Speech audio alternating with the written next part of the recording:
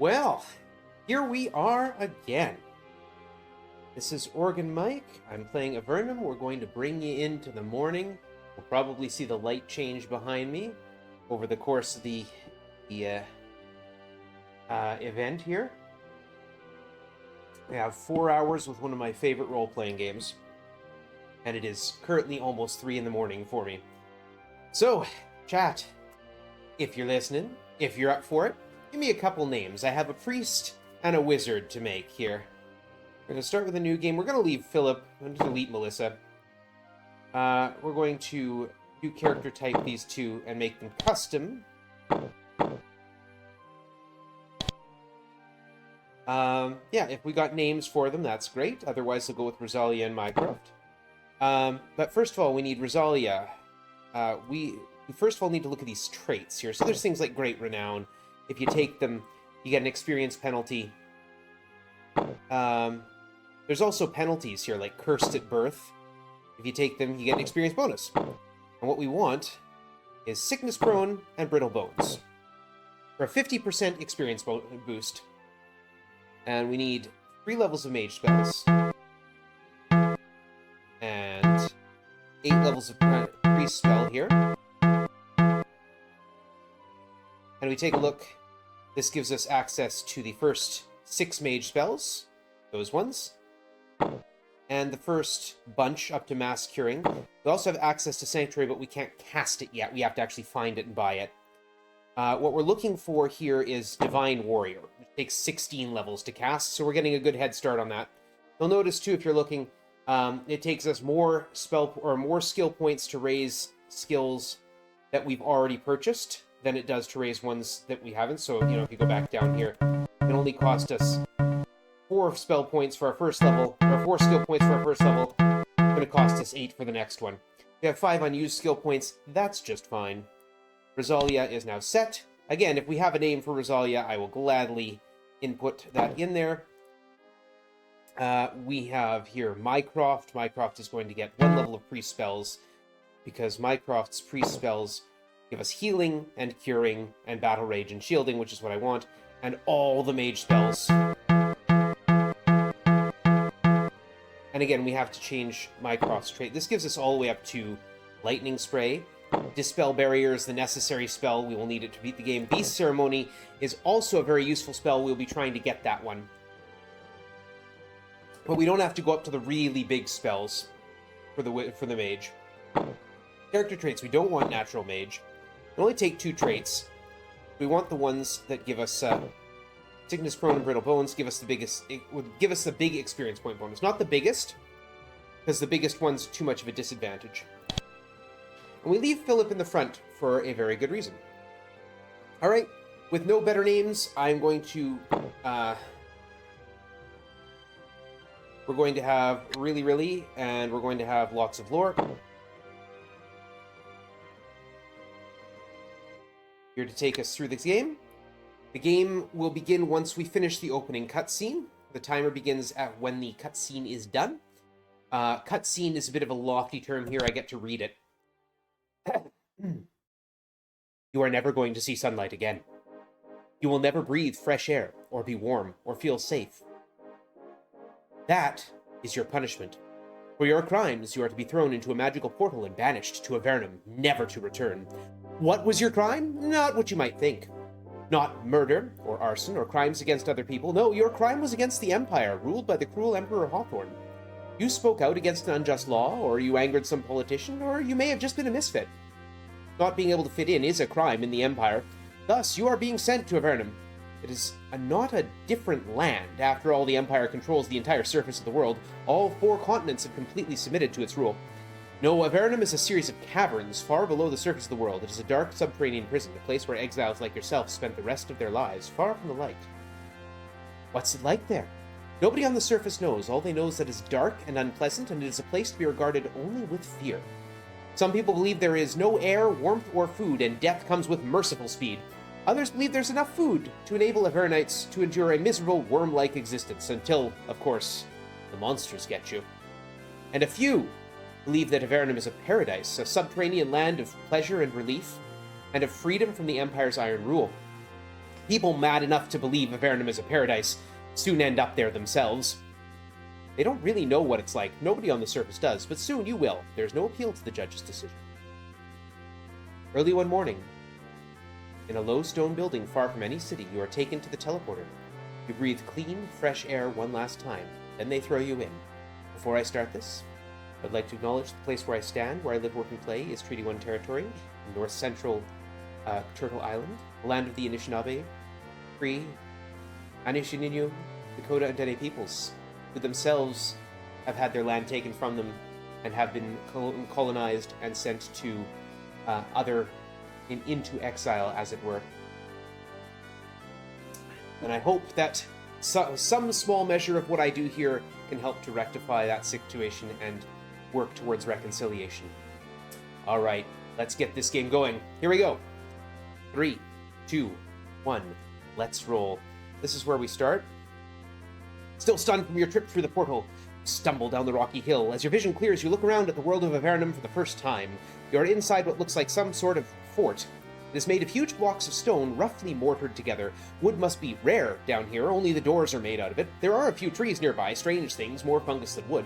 It's not as cold as you thought it would be. In fact, it's very warm and moist, and the smell of sulfur hangs heavily in the air. There must be volcanic vents down here. Even though you're far, far underground, you can still see fairly well. The stone roof above you is covered with a thick layer of glowing fungus, which bathes everything in a sickly greenish light. Thanks to the light, you can get a clear idea of your surroundings. In particular, you can see the small pale man waiting at the base of the hill. He seems to be here to greet you. I'm sure he is, but we're not going to talk to him. He's boring.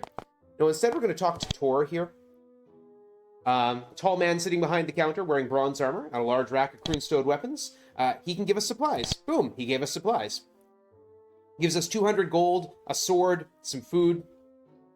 We are going to pass the sword down. We're going to pass the healing potion and the food. All this stuff can just stay here on Philip. Philip is not going to stay with us very long. We're just going to do a little bit of organizing. There we go. Look at that. All right.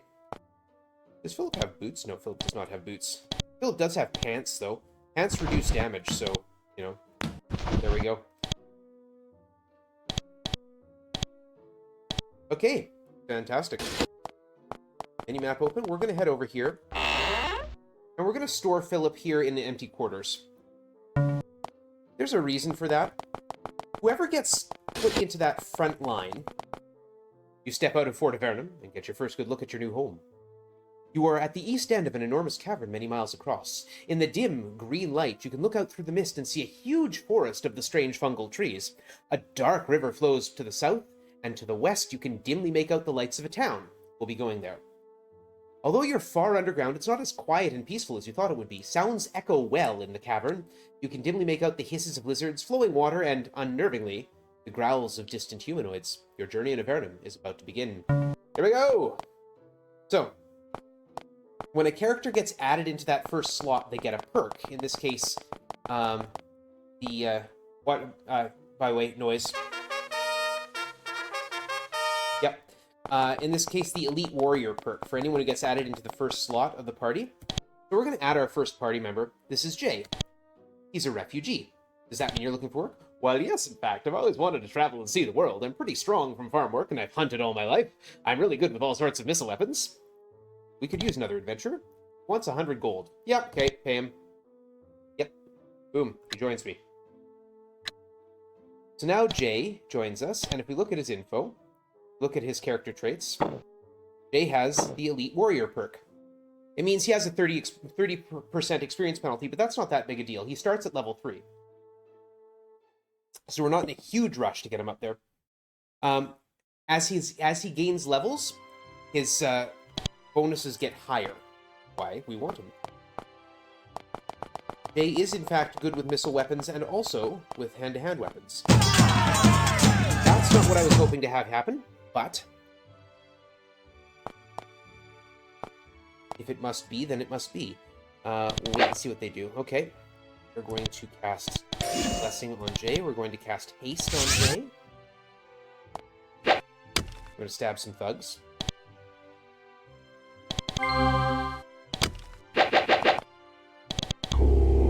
That's our healing spell. There we go, do a little bit of killing.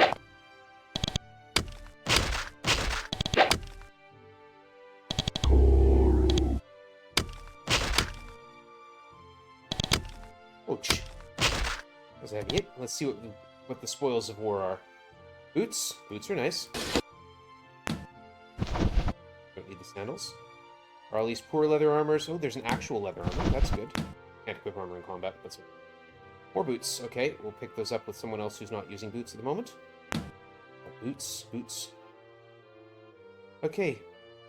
That's actually not a bad haul for a first random encounter.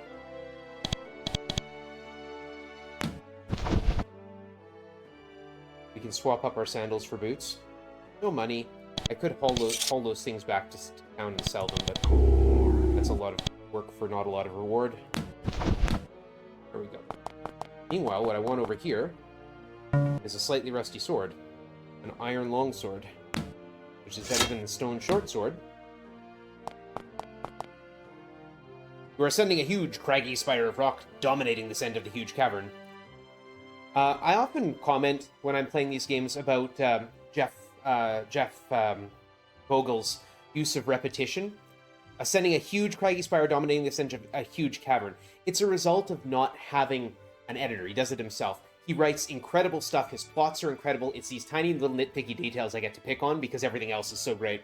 An old road made of thick cobblestones lead up the side. At the top of the hill, you see a fortress with a commanding view of the enormous cavern to the west. The fort is in ruins, though you can still see smoke from the fires inside drifting up into the air. This is a bandit lair. We got bandits in here. Abandoned fortress, a small outpost place here to keep watch. Now that you look around, the fort isn't abandoned. Ooh.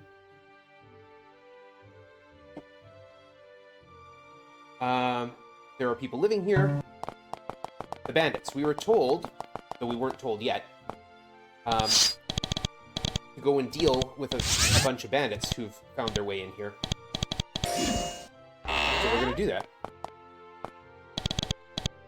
So what I'm doing is buffing Jay, and then throwing him in at the end of the turn by waiting.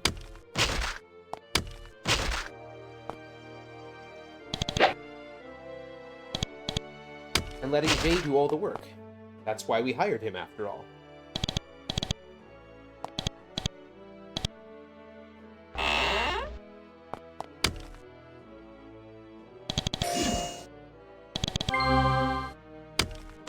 Go.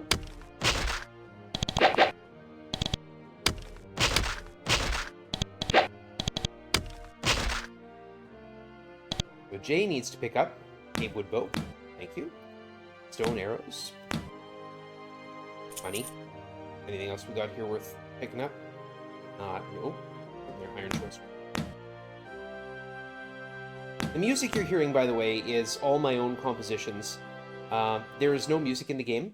Jeff Vogel doesn't like music in his games, so didn't put any in.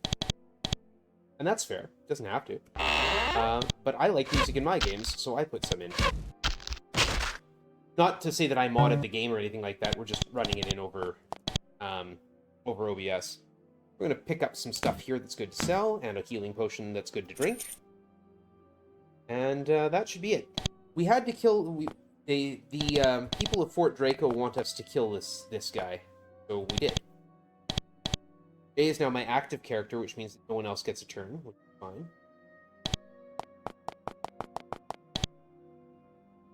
Large shields for selling. End combat. And walk out. That's one quest done. We're going to save our game.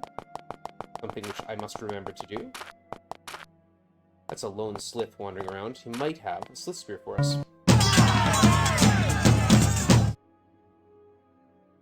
Okay. Where are you? There you are.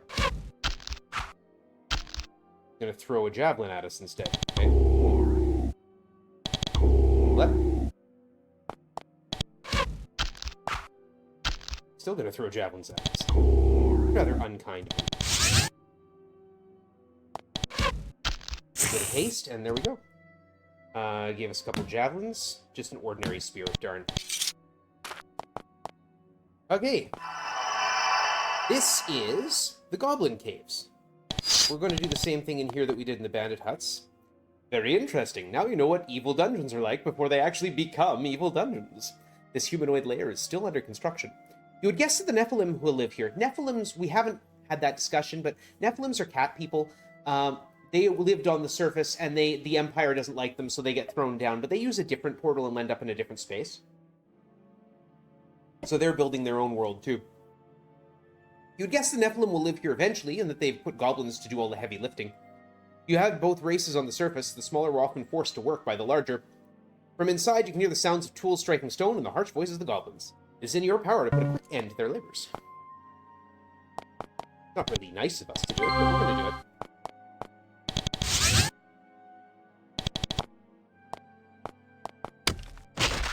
The target here is the leader of the Nephilim, a Nephar warrior.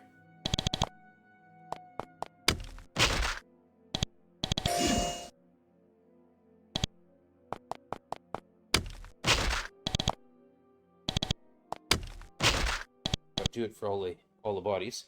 It's an actual leather helmet, so you can wear that. There we go. 7.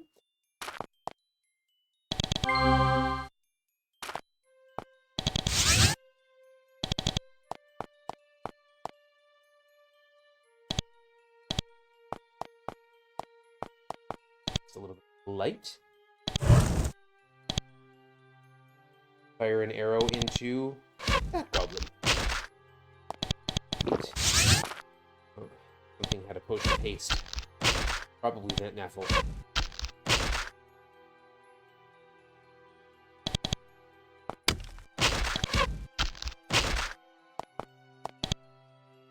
So there's a bunch of tools lying around here, some rocks. You can use the rocks as weapons. Or boots. We don't need to pick boots. Nothing here. There's some of Jay's arrows. You don't always lose things you shoot or throw. Sometimes you can pick them up after.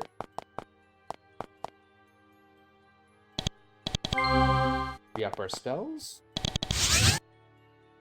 And go through these doors.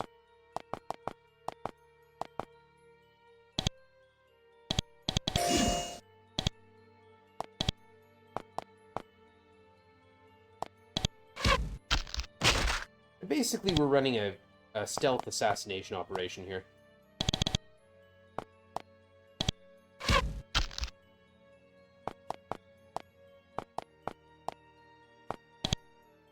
Oh, we're out of ammunition. Level up. That noise means that really got a level. I would only really... Don't tell me Lots of Lore doesn't have the character traits. Okay.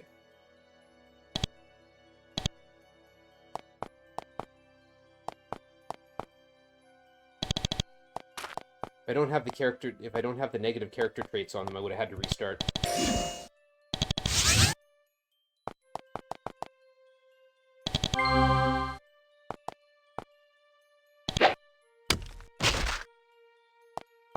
There's Lots of Lore now being at level 2.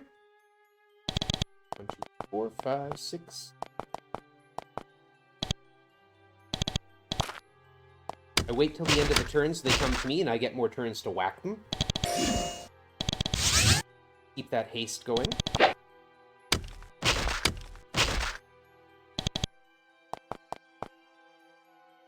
we'll wait till next turn.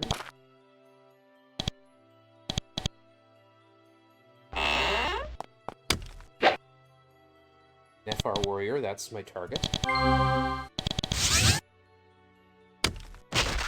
You have slain the leader of the Nephilim in the caves. While these irritating humanoids may one day try to return here, the loss of their leader will be a huge setback in the creation of a base.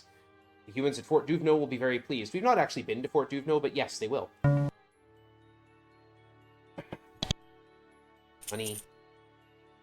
Iron small shield, yes, thank you. Ordinary boots, iron longsword. Using.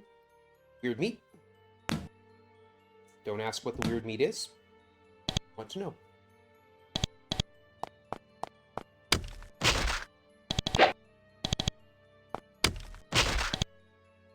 Pick up the money. Iron small shield, yes, thank you. We'll use it. Buckler. Grabbing stuff to sell.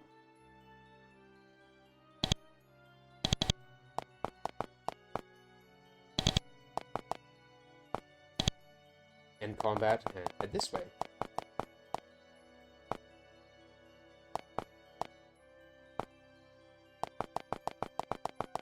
Need to free a particular soldier who is here in jail. So we're going to cast an unlock spell. What are you doing here? I was part of the group that raided these caves. This guy's name is Hinthic. We thought they didn't know we were coming, but they must have seen us, because they nailed us when we entered the main cave. I don't know what happened to the others. Who nailed you? Goblins, Nephilim, even a shaman. How many were in your group? There were about 20 of us. A bunch have died in the ambush, others hid in the tunnels. Place is riddled with hidden passages. 2 of us were captured. Consider yourself freed. Gives us a point of reputation. Our reputation started at 10. It's now 11. It's an important value. The whole reason I freed him was to get that point of reputation.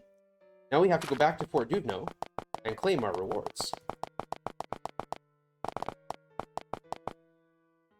It was just beyond this little forest here. This is Captain Johnson. He's horribly racist. Which isn't such a problem in this one, because we're directly at war with both the Slicericae, the lizard people, and the Nephilim, the cat people. But in the next game, when you're allied with those people, it's a problem. What can you tell me about the bandits? I'd like a chance to fight some bandits. We did it! We killed the brigand commander! He gives us money, and some experience, and some reputation. Nephilim problem. I'd like to help. I killed the commander of the Goblin Fort. There you go. Money, and reputation, and experience.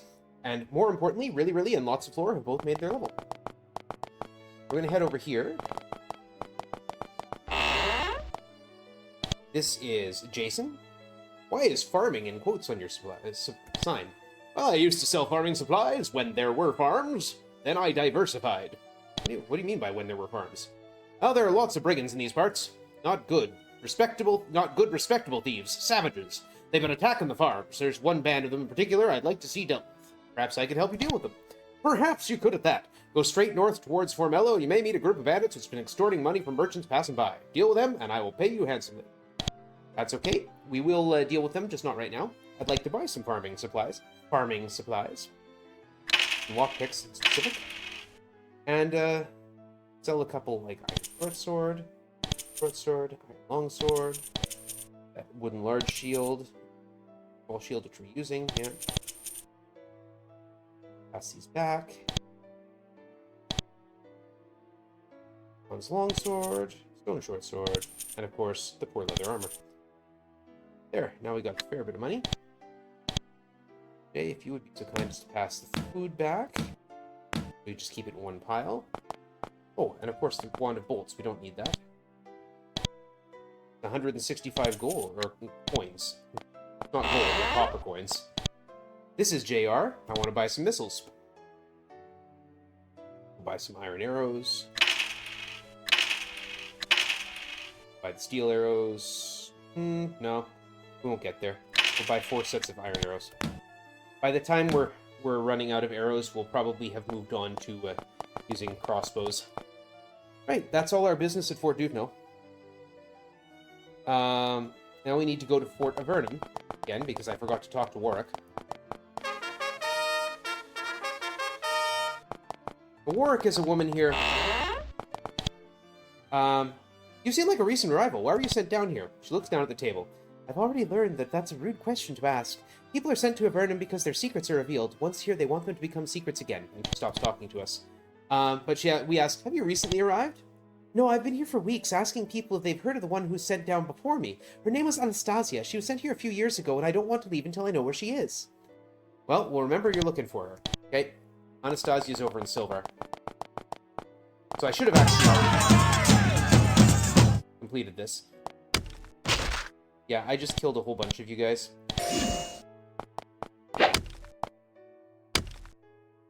This game has an interesting problem when it comes to random encounters, and that we get sorted out randomly. I'm going to throw a little lightning.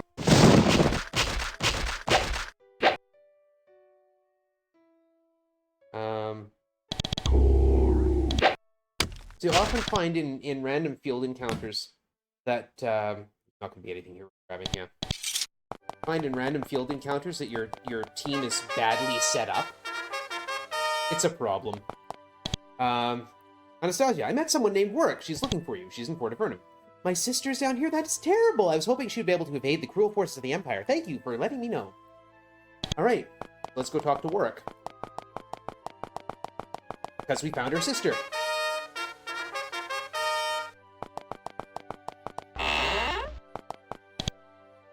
We found Anastasia for you. She's staying in Silvar. Really? Oh, thank you. She stands and embraces you. My sister and I were foolish enough to question the Empire slaying all the Nephilim in our province. We are sent down here one after the other.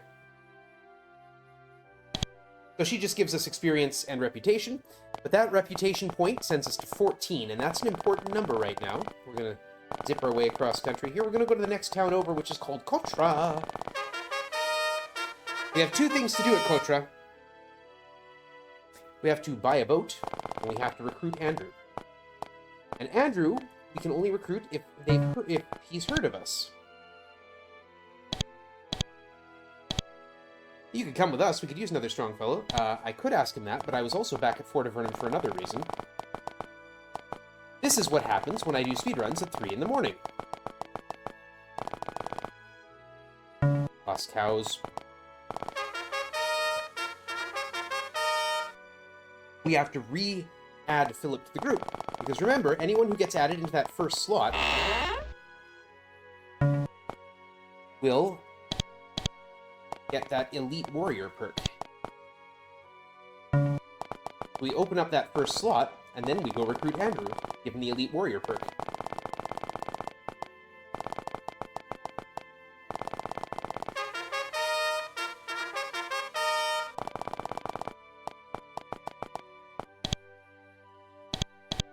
Doesn't like working for a dwarf. You can come with us. Yeah, join me.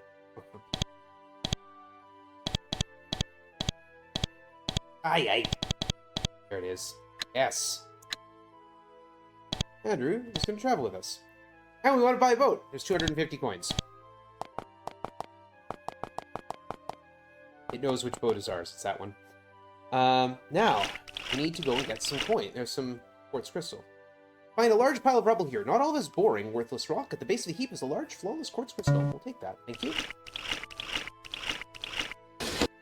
Now we're on the central lake.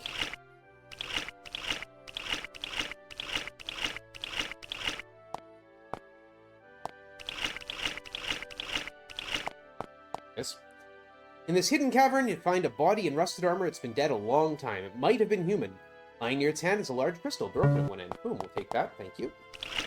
Maybe it was human. You'll never know now. We're going to head into the Slith Fort. Drop immediately into combat. I mean, no targets visible. There's one right there.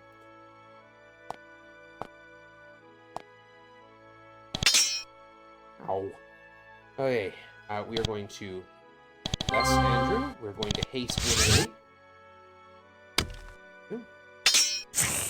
One down. The reason I hasted really, is so I can bless both the characters. And then... Oh.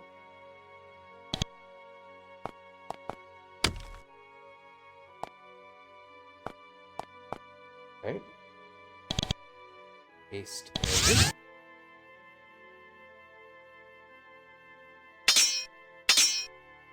You.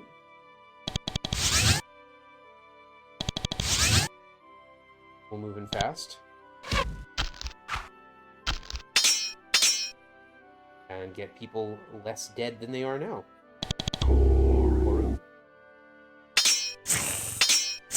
Yep. Slith Warrior just out of sight there. Get some light. Thank you. Wait. There he is, standing out on the docks.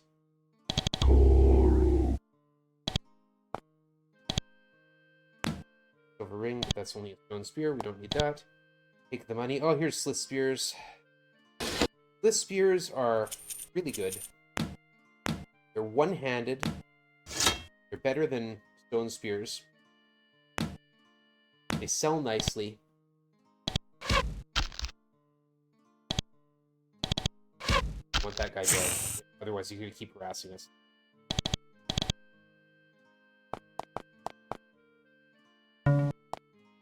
Okay.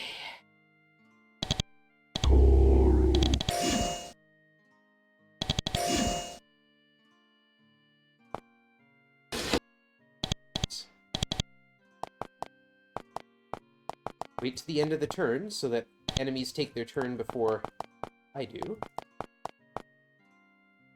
Except now we've got enemies to shoot at. We're gonna shoot at them.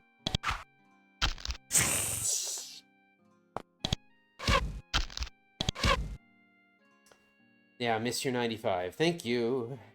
Hate when they miss 95s. Here they come. That was someone using a scroll or a wand.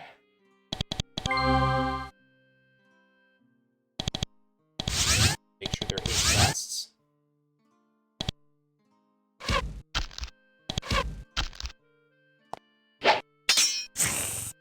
Lots of lore is now up a level. Wait.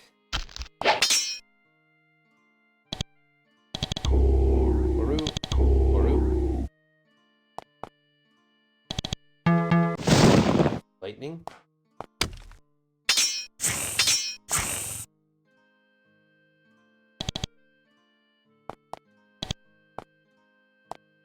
I want to keep the party relatively close together. I can't end combat unless the party is close enough to one another. We're going to end combat there, because we've got to do some searching in a moment. Okay, we got some Slith Spears to pick up. Scroll of Bind Foe, that's nice. Iron Arrow, back up, thank you. The Spear, pick it up. Iron Javelins are going to go to Andrew for now. Andrew is later on going to get some bow skill as well, because crossbows are going to be my weapon of choice.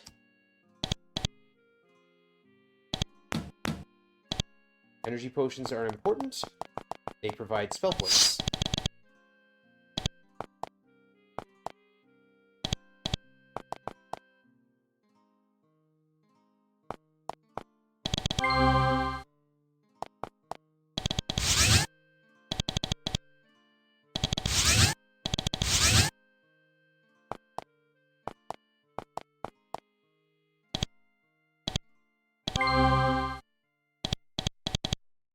Go.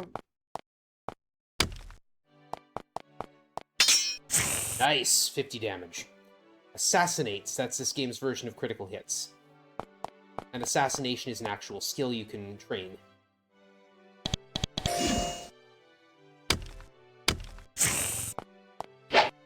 Oof.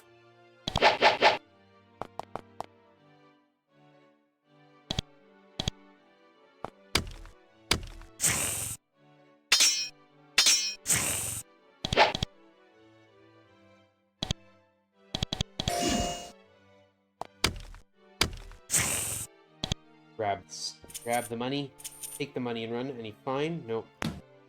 Fine Slith Spear would be nicer. I mean, obviously by definition, nicer than just an ordinary one.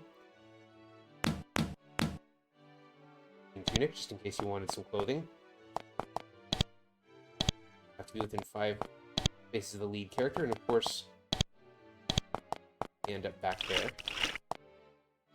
This is what we're looking for. Another quartz crystal. We'll take that.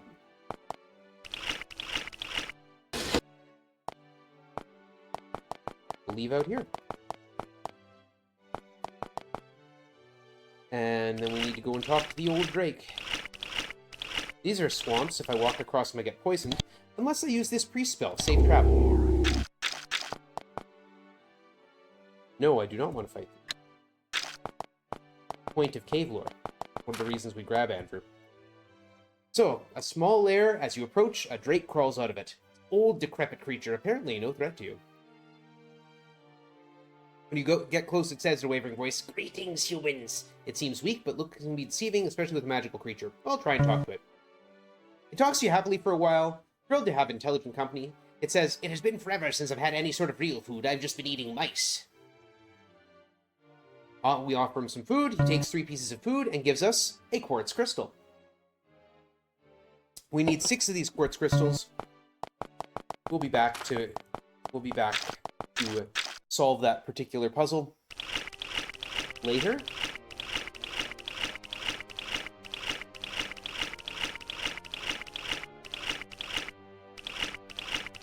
Don't need to deal with it now. Need to head over here instead.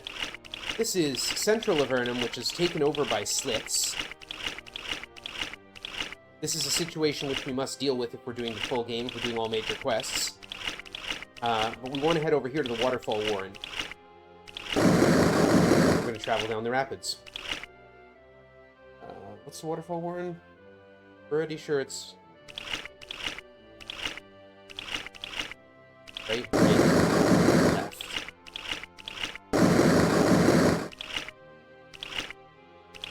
And every so often, see where it says no supplies lost. I don't know why I pointed at the screen. Where it says no supplies lost there. Every so often when you go down a waterfall, you'll lose food. Actually, more often than not, you'll lose food. It's when no supplies are lost that you don't lose food. Really is going to once more cast Safe Travel. The tunnel opens up on a section of river long ago cut off from the tumult of the rapids outside. The water here has long been still and stagnant, and a foul smell pervades the place. You have to fight to keep from gagging. In front of you, you see several human skeletons surrounded by mostly rotted wreckage of small boats. A large group of people met an unpleasant fate in these caverns. So naturally, what are we going to do but explore them? These small remote caverns or caves are filled with a variety of remarkably realistic statues. They are in all variations on a common theme, a man or woman in the armor of a soldier of the surface world bearing an expression of extreme surprise. Why would anyone put a bunch of statues out here? Strange. Well, we're not going to worry about that. We're just going to ignore any potential problem. Those are giant lizards. We can ignore them. I'm going to walk through over here. The cave has been the scene of intense destruction. A tunnel leads out of the cavern to the east. Apparently someone set off a trap down here. The flames from the resulting explosion poured into this room. Most of the supplies and the bodies have rotted or rusted away. A few items do remain, though, a final testimony to the quality of the armor workmanship of the Empire Army. The most interesting thing, though, to your greedy adventurer's eyes, is the glint of light in the southeast corner of the cave. There's something shiny back there. In fact, there's a lot of shiny things here. I'm going to search the bodies. A body in Avernum is a container. Chainmail. Plate mail. Iron javelins.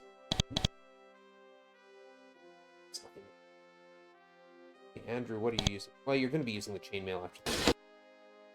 I just will use it. And we'll grab the Orb of Thralny. The Orb of Thralny allows us to fly. Renowned for its ability to grant the gift of flight. When used outdoors, you'll be able to fly a short distance. This is necessary. Need to give the lockpicks to the proper person. Indeed, Orb. Andrew gets the lockpicks, because Andrew can pick locks. We don't want to go through there, but we do want to grab these. Knowledge Brew. And the elixir. I'm going to drink the Knowledge Brew. Really feels much smarter. That just gave her 5 skill points. We'll need those. Once more, really is going to cast Safe Travel. We're going to get back on our boat. We're going to avoid all fights here. We don't want... I mean, fighting from a boat is a pain. You don't actually fight, you just get hit. And we definitely don't want to run afoul of any basilisks, because that's how you die very quickly. And that's all we need from here. We need to go north of Fort Dranlin now.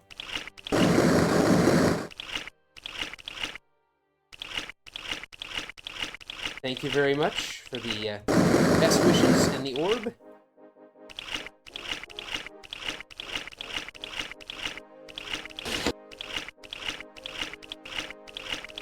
Actually, we'll see how good the good luck is when we get to the giant fight. Giant fight's a big stopping point for me. So we're back here.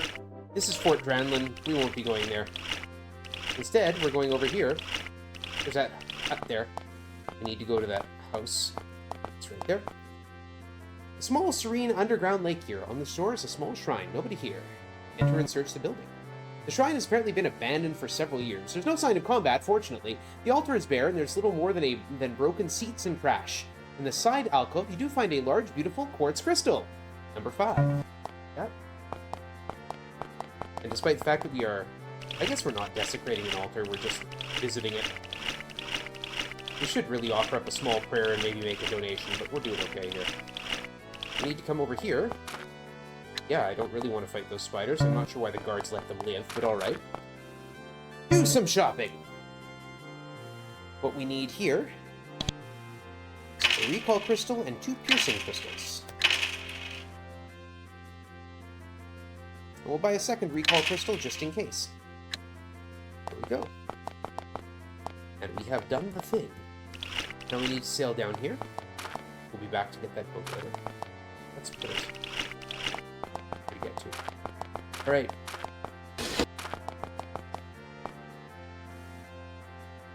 We need to go to the Motrax maze. Wrong way. I mean, this is lots of lore, right? I'm just showing you where all the stuff is. We're in northeastern Avernum. We go up here, we're going to meet a bunch of soldiers who are fighting some spiders. We'll go get them. Alright, so here are 6 giant spiders and 3 Aranea. Aranea are spellcasting spiders, and they're really annoying. I need to find them. They look the same. M. E. Good. And I. Right. Back here. Good. They cast haste. They cast fire. The regular spiders just throw webs, which is also obnoxious. There's lots of obnoxiousness that just happens. That's, yeah. We'll cast haste. Aranea casts Call Beast and summons a zombie. I'm not especially worried about that particular problem.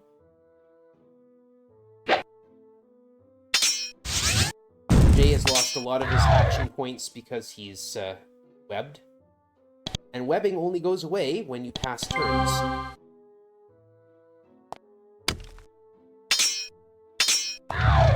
Go. But what we really want to do is get haste up to a level where we can cast it on multiple targets at once. Like that. Like the slow we were dinged with. Fortunately, the soldiers are doing the bulk of the work here.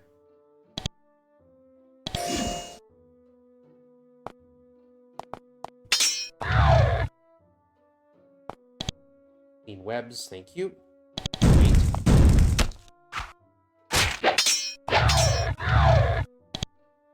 We're going to use my first mass healing. Heal the soldiers.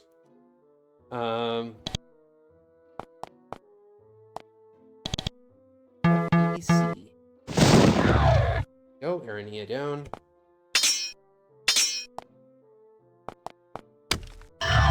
Yay, level up. Hopefully one of these Aranea leaves fangs for me.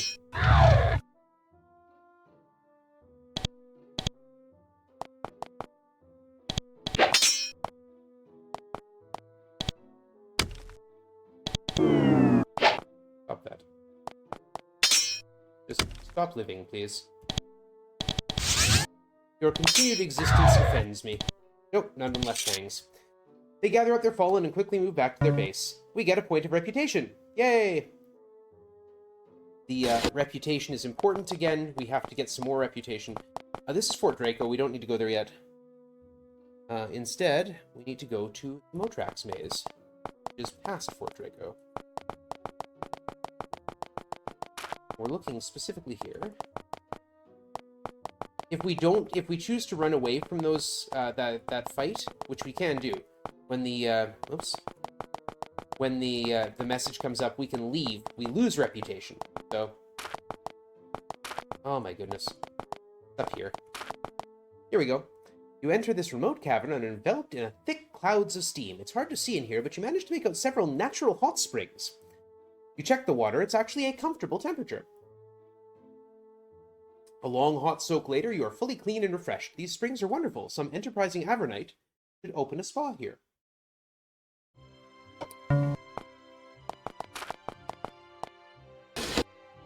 What's fun is we are going to tell someone about that spot.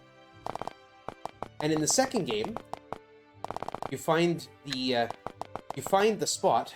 Here's some Avernum soldiers patrolling the caverns for dangerous intruders. They nod at you brusquely and move by. They aren't the least bit interested in talking with you. Okay, cool. You find the spot that had begun being prepared. All right. You enter the proud city of Formello, the trading hub of all of northeastern Avernum. Even the constant warfare with Nephilim can't entirely dim the buzz of activity going on all around you. These pens are used to store the merchants' lizards of burden. Their caravans are pulled by giant declawed, defanged reptiles. They're dumber than horses and nastier and slower. But Avernum has lots of lizards and no horses. Avernum ingenuity. There's nothing like it. We need to go up here. Need to talk to this guy. Talk to this guy. Townsend. Oh, Bernie. I want to identify some stuff. Tell me what these things are. Iron chain mail, bronze plate mail, thank you. I don't think I've got anything else that's not identified except elixir, and I don't need to know what it is. I do know what it is. It's fine. I'm gonna go next door here. I'm gonna head over to this. We're going to put the iron chain mail on Andrew. And we're going to hand the candle back. Lockpick, stay in your possession. We're going to sell some stuff. Bronze plate mail sells really well because I don't want to, and I don't want to use it. Oh, don't need. This gives us an idea of what we're getting. The price the Orb of Thralny sells for is 5,000, or is worth, is 5,000 gold. So we're getting roughly 48% of the purchase price of the sales. I want to talk to this woman here, Mother Claudette. Can you help us learn priest spells? Oh, you're wandering healers, wanderers of the faith. I've been so busy running the church and helping the mayor, it would be wonderful if others had the skills to help in the struggle. If you want, you could buy some spells for modest donation. What would you be doing right now if it were not for the wars and the evil and such? I would be doing research. Not on magic, on the history of priests in Avernum. It fascinates me. I wish that I could continue looking for information on the first priest down here. Perhaps we can help you. That would be wonderful. Before the war with the Nephilim started, I was going to go north and speak with the dragon Motrax. I'd heard that he had a scroll describing one of the first priests here. Go there and recover it, and I would be appreciative. We have a quest. We'll be doing that later. I need to go train now. Training is what we do once we get a level up. We go in here. We train. And specifically here, we need to train. Of course, we need to train our mage spells up to level 11, where we need our mage spells. And then we're going to start training priest spells and intelligence for lots of lore. Intelligence specifically gives us more spell points. Every level of mage spells, priest spells, or intelligence gives us 4 more spell points. And that's pretty much all that really, and lots of lore are going to do. Is train up their base level, their basic skill. Really is just going to store points to get priest spells up as high as she can.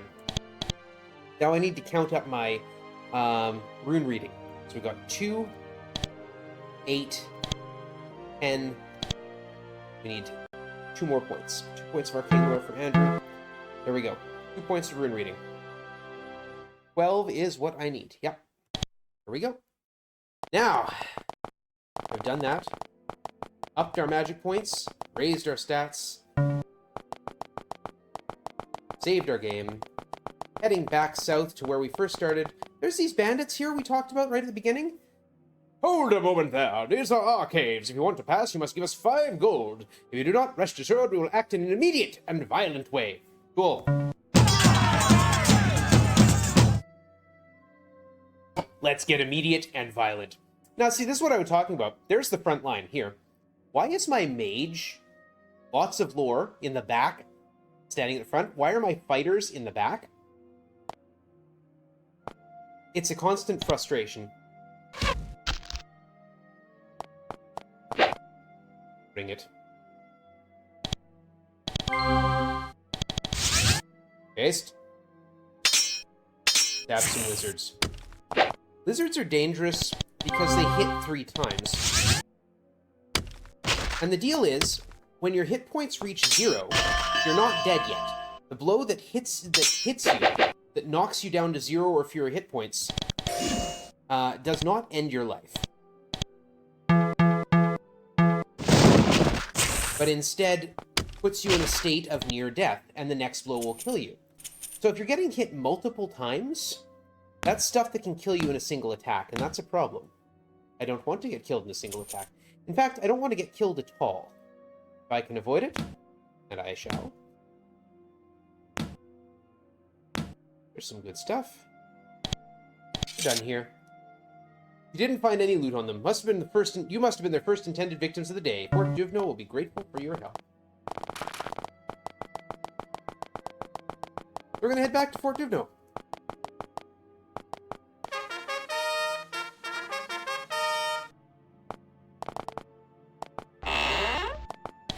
Hey, we took care of those bandits. They won't be troubling you anymore. Ah, yes, I've already heard of your glorious triumph. He hands you a golden bracelet. This is not magical. Magic is rare down here. You'll get a good price for it. Speaking of good prices, slightly worse than what we get for Mellow, but we got a bunch of stuff to sell here.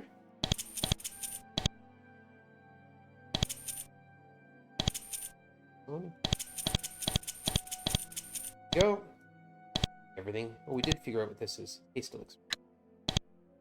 Alright. Need to go up front. How many arrows you got left? 31. Cool. What's your bow skill? Is it swapping over right away?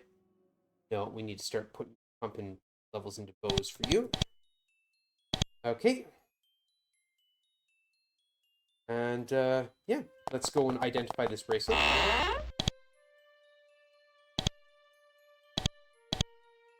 Can you figure out what these items are? Yes. Boom. It's just a gold bracelet. But we can't sell it if it's not identified. So, we'll sell it back to the person who gave it to us for 147 coins. Alright. Now we need to head down back to Silvar. A lot of the beginning of this game is just sort of going in a big loop, which is kind of fun.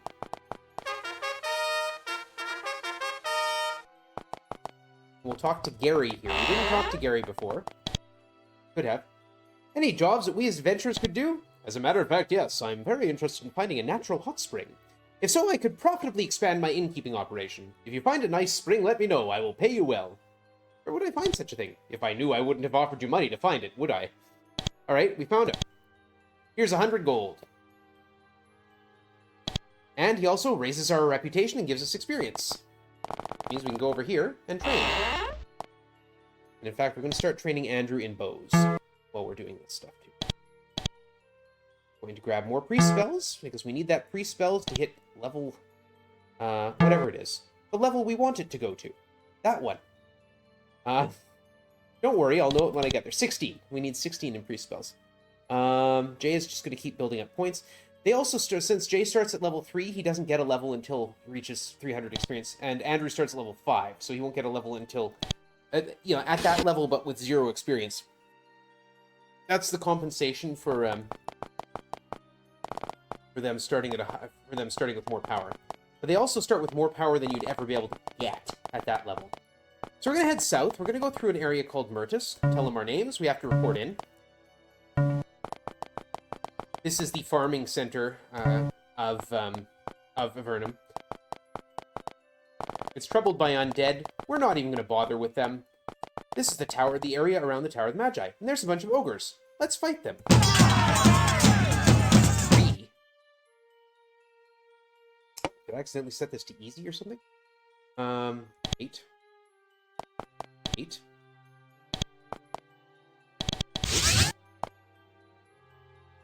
Dab.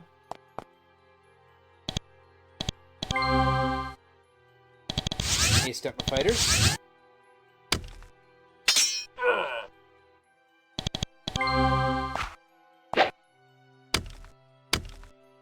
Why we haste him. 2 attacks is better than 1. Mathematically speaking. And those great swords sell really well. Why we're fighting these guys. Those are stone javelins, they're not really worth much.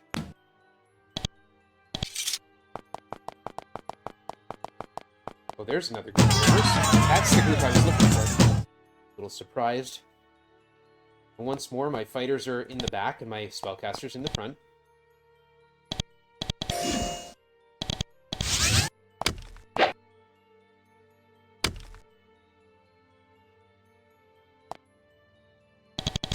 Haste him.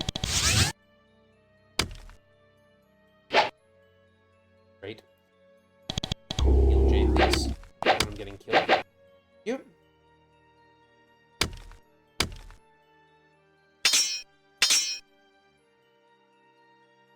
We're going to take and cast some lightning. Yep.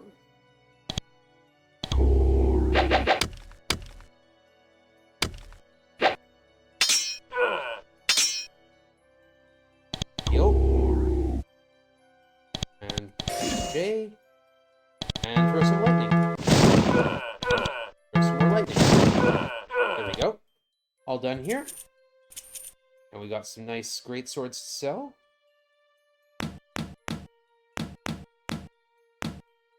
An Iron Lord shield. Good. Great, and this is where we're headed, the Tower of Magi. You enter the Tower of Magi. This is the center of magical learning in Avernum, and thus incredibly important. The power here makes the difference between life and death for everyone down here. Yet, something is not right here. The place is imposing, sure, yet there's also something strange here, something wrong. It's just a little bit too cold, and a little bit too shadowy. And you constantly feel like you're being watched. And considering how much magical power rests here, that's doubtless more than just paranoia. What we need here is to read a book. Book on various sorts of summonings and bindings. Quite hard to read, however, as many pages have been torn out and most of the rest have been defaced by spilled ink. On the last page, you notice someone has written the words, Adje Hakai, Madness. Strange, you take note of the name. We'll need that name in a moment.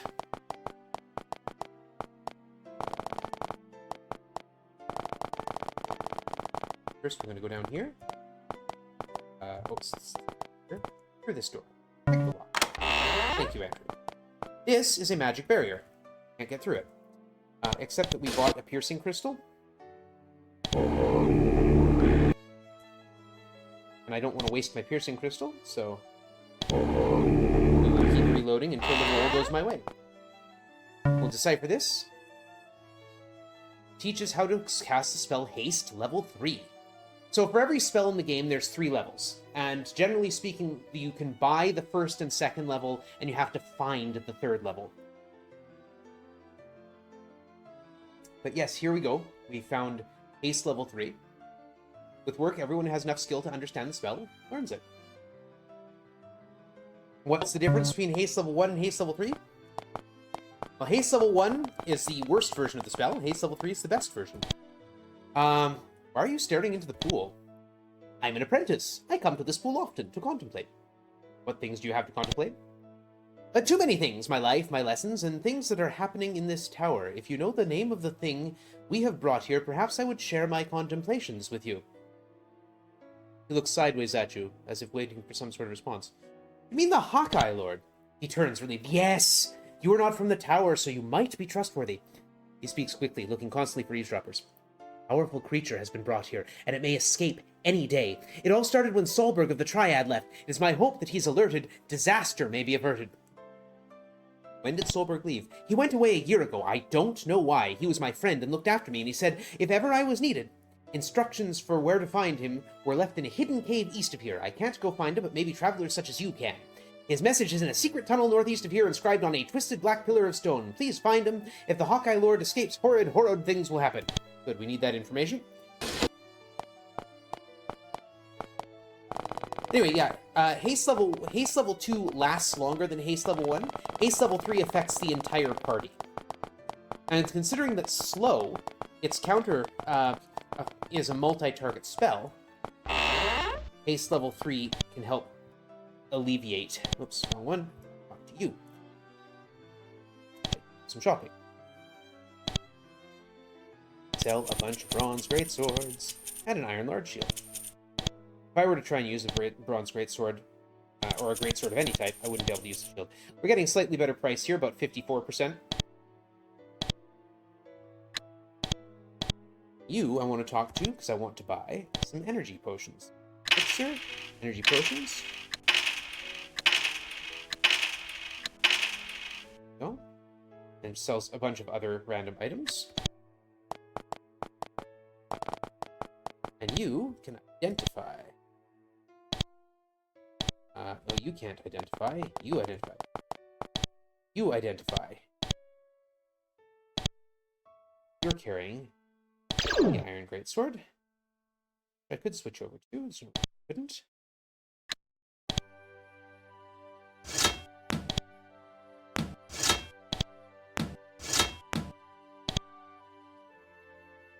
A reason not to do the most damage possible. Boom. Healing potions should go forward.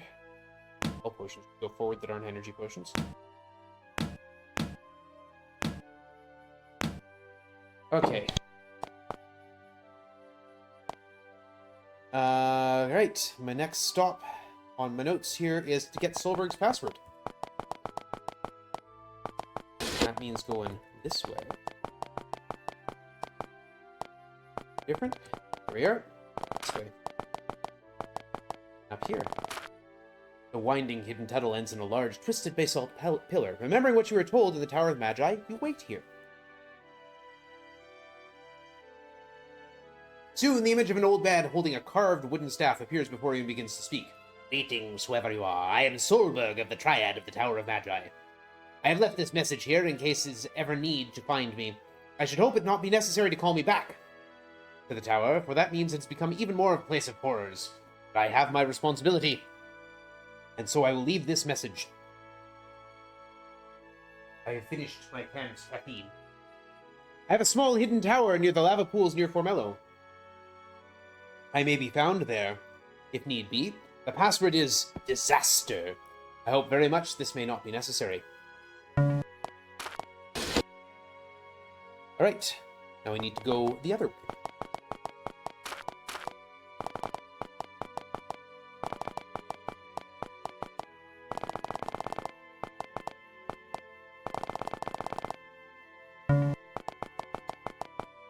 Now there's this nice big space here, which we're going to go skittering right through. And then there's the town of Almaria, but we're not going to go to the city of Almaria just yet. We'll be back later. But right now we're going to use that Orbitralny we picked up and fly over the water. 1, 2, 4, 5. If we fly into the water, we drown. We're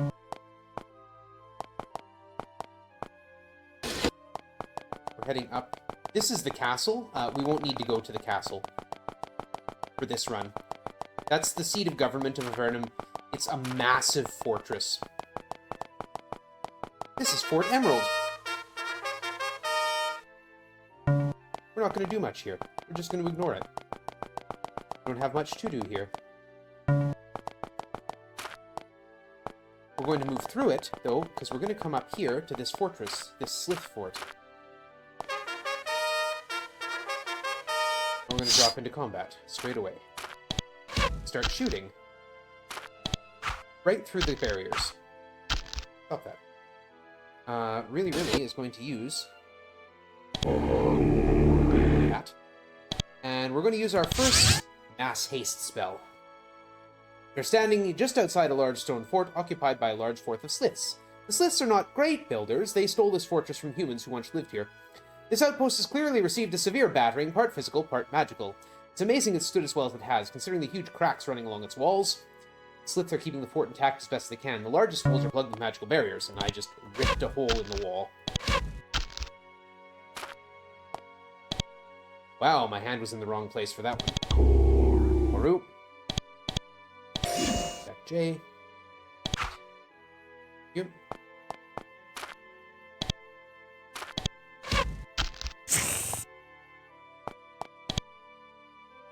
Pick up javelins. Is that a fine Slith spear? Nope. Here. Anyway. Enemies are going to be coming at me. That's fine.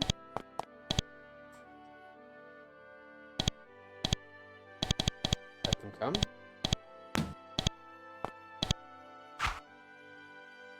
Great. Up.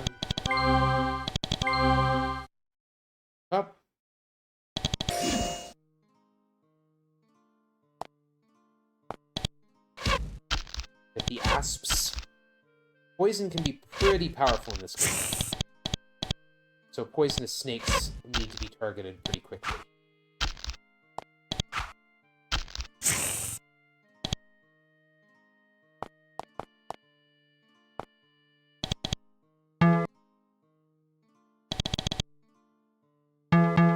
Okay, where's B? There you are. Lightning. Sometimes it just helps to throw a little lightning around.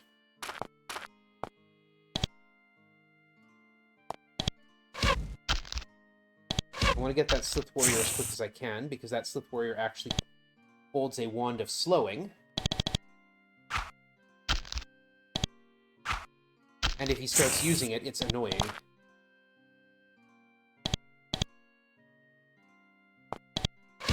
The asps.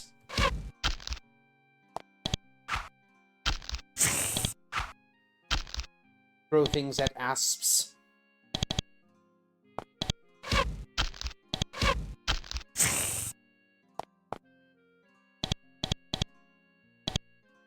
Our goal here is take out the... how many we got? 11. Take out the leader of this fort. People at Fort Emerald are really looking forward to us doing that.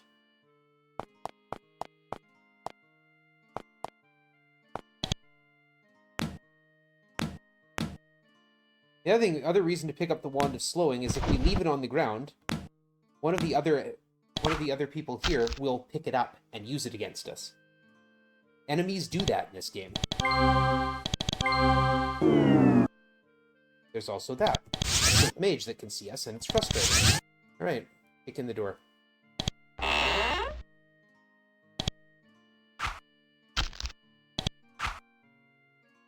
Great, thank you. Missing that 95% chance will help a lot.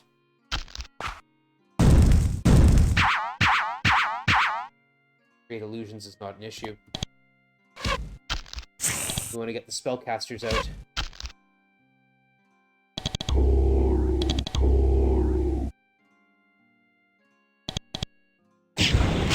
That's why illusions aren't a problem. Illusions, creating illusions can summon a lot of things to the fight, but they have one hit point. They aren't exactly a threat. And in a situation like this, actually, they're prone to getting in the way of the Slith Chief.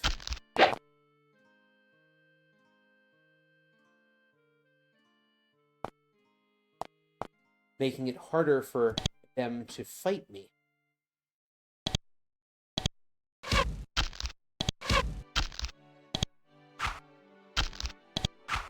Just gonna keep shooting at that Slith Chief before he shows up and starts beating on me like that.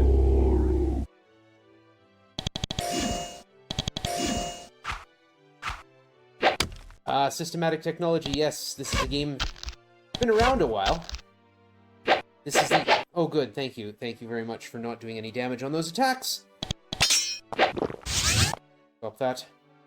I'm playing the 2000 version, but it was remastered in 2015? Question mark? Lightning.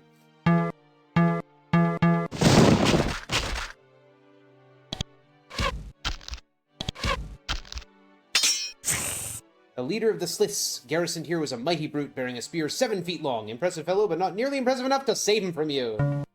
But yeah, I'm playing the original version. Because it's more fun. Actually, because I haven't actually played the more updated version. This is the version I know.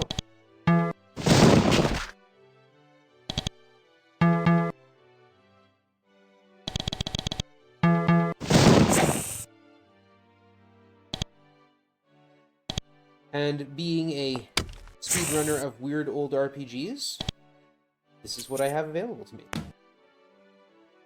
Hans helmet, sure, put it on.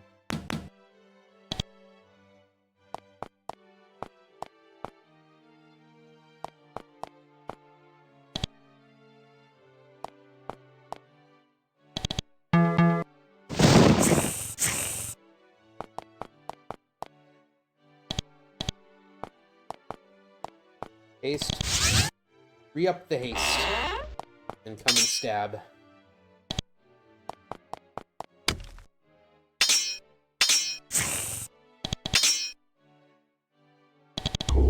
Boru. Do the stabbing. Thank you. Do more stabbing. Excellent. Now he's got a fine Slith Spear. He's doing a lot more damage. Poison Potion. Great. Small stone box in the corner. A variety of maps. Most of them make little sense to you, but you can determine there's a huge and important Slith castle on an island almost due east of here. We will not be going there. Because that's where the Slith chieftain... That's his name. SSS-THSSS. Is stationed. He is an important part of the first major quest. We are not doing the first major quest. There isn't anything else interesting in the papers, so you leave them behind. You can, however, take the pouch of gems you find underneath the scrolls. That's 750 coins worth of gems. Well worth robbing.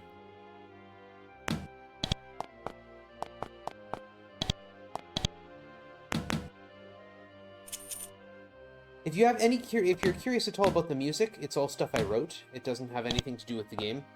There's no music in the game, which is why I, put music in it.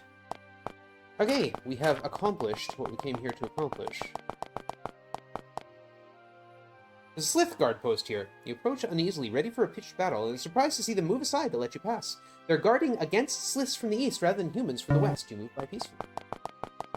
This is Gnas, the town of. We need to talk to a man named Sky for a reward. We're adventurers. We have slain the enemy chief as you wished. Gives me stuff. Silver coins. That's it. And we get a ring. It's a ring of health. We're going to sell it. But we can sell a bunch of stuff here, too. But the price is not good. We're not going to. Instead, we're going to go nearby. Town of Blosk. City of Blosk. I should make the distinction. There are 6 cities, and they're the major centers of Avernum.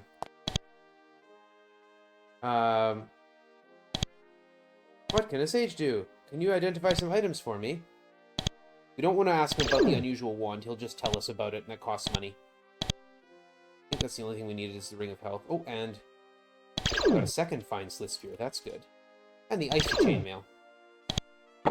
Icy Chainmail will go to Jay. And we're going to sell a bunch of stuff.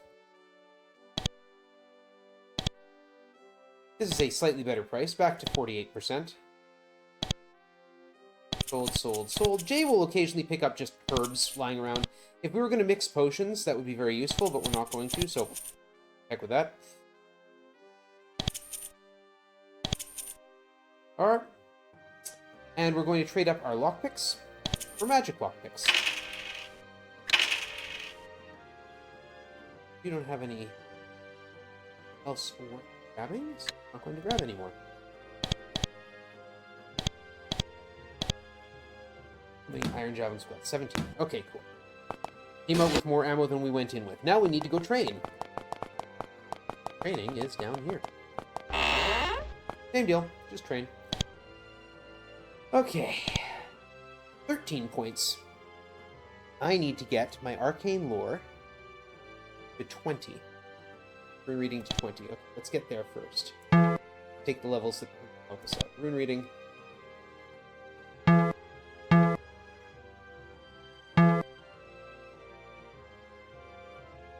So 4, 11, 13, 15. We've got 15 points of rune reading. 16, 17, 18, 19. Fantastic. Andrew, or Jay, if you would be so kind as to pick up some strength while we're here, that would be great. We should have 20. 2, 8, 15. Yeah, we're 1 point short. There we go. Problem solved.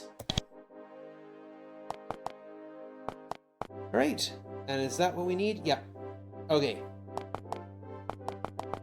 Now we're going to head over here to the city of Darman.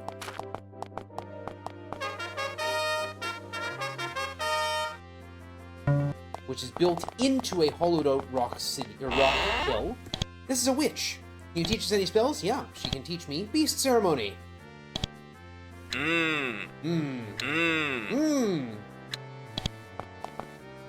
Beast Ceremony gives me haste, defense, and blessing all at once, but it only works if there's no enemies in sight. This is another rich farming area. This is a big trading post area. We're heading down here to a place called Fort Remote. And as you may have guessed by the name, Fort Remote is in the middle of nowhere. We'll be through here again later. We're going to pause over here, and we're going to go into this little spot and rest. Get my magic points back.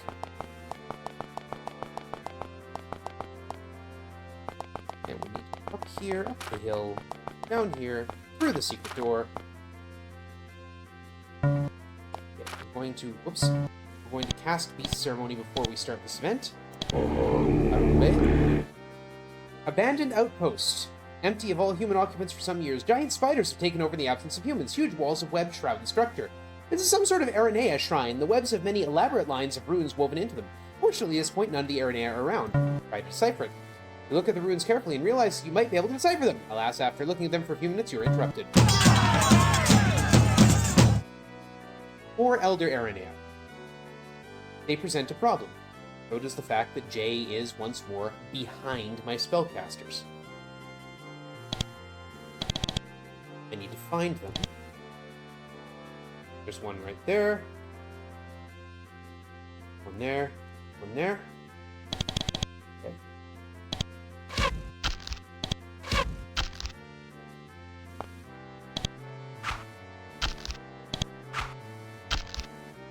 Good. Wait to see what they do. Slowed us. So we're going to heal.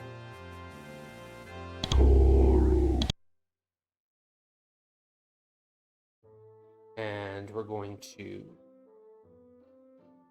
Might is not powerful enough to be worth using. We're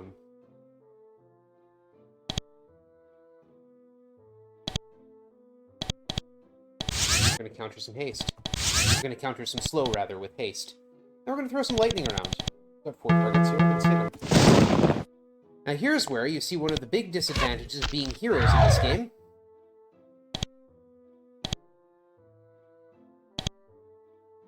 We have limited range. The enemy does not. If the enemy has sightline to us, they can hit us.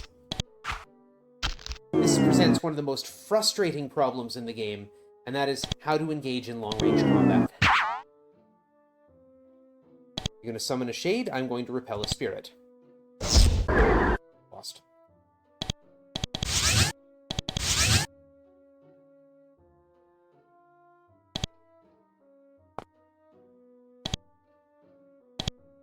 Yeah.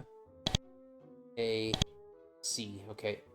C is wounded. We're going to shoot C then. Don't miss. Oh. Thank you. Okay, we're down to 1. Haste up. Wait. What they do? No, we're not down to 1. We're down to 2. Now, if you look, there's nothing to target except 1 asp there. And it presents a frustration because they can shoot us from that range, but we can't shoot back. Really... I'm going to duck out this way. And just wait. N. N. M.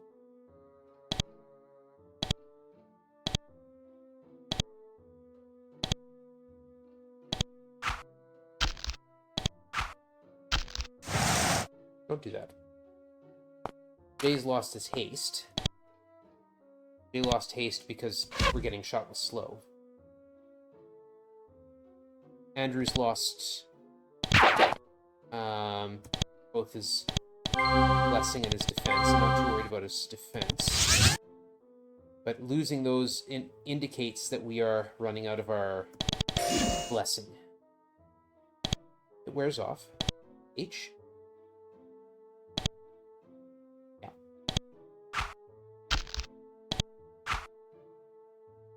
Please, stop missing. Pretty good shots. Out of arrows. That is a secondary problem. Heal up, please. Moru.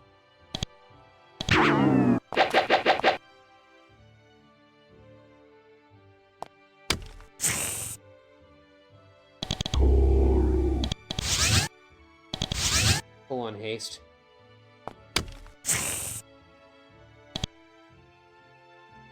Now, it looks like they're trying to run away. That could very well be what they're doing. I am absolutely okay with that. Except they're going to keep annoying us.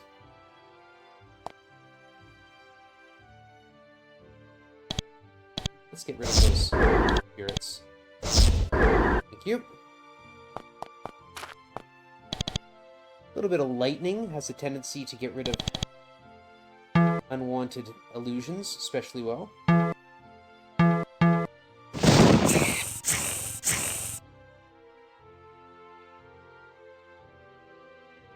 There is one more Aranea floating around. There he is. Okay? No, that's a bat. Spider, spider, spider. Looks like I got the Aranea. Okay. Fire. Eye. Wait. Don't do that. Don't heal. Oh, finally they're throwing out webs.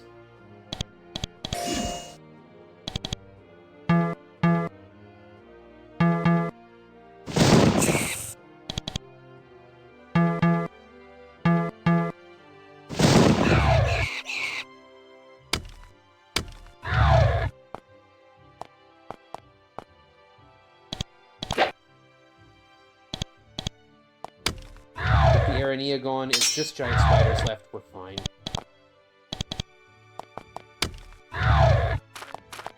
Much like with Ultima 4, if they reach the edge of the map, they're gonna run away. I don't see any reason to give up free experience. End the fight. Let's try this again. Decipher it. You read the runes! You study carefully, you now know the spell Dispel Barrier. It's one of the most closely guarded secrets in Avernum. So it's... you have to either do a quest for it, which is how I used to do it, which of course is slower than just finding that spot.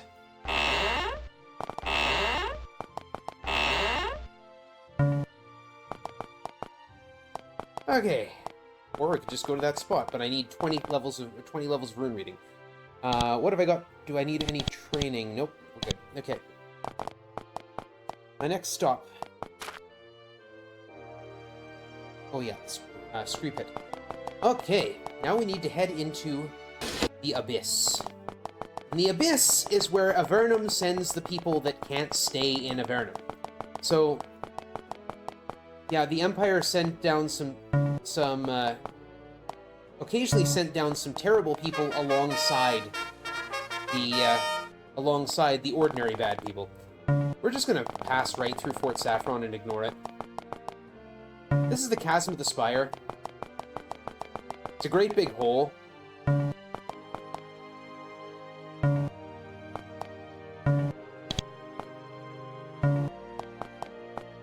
We could go through Fort Spire, but it's actually faster if I just fly around it. Like that.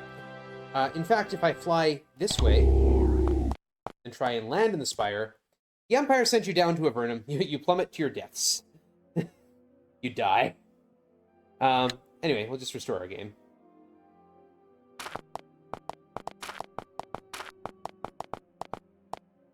And here we find a flask. This specifically is a invulnerability potion. Very handy. It does make you as invulnerable as the name suggests. And we're going to head into the Scree Pits. Specifically, the Dark Cavern here. The Gremlin Cave. Drop into combat. Wait. Throw peace ceremony. Low, misty tunnel is full of the sounds of maniacal laughter and the smell of decaying flesh. The constant cackling makes your skin crawl and prevents you from concentrating on anything. Let there be light. So what we have here are gremlins. Gremlins have this shimmering ray that they fire, which causes confusion. Okay, it didn't work. That's fine. The way confusion works is that on odd-numbered turns, the character acts normally. And on even-numbered turns, the character behaves like an enemy.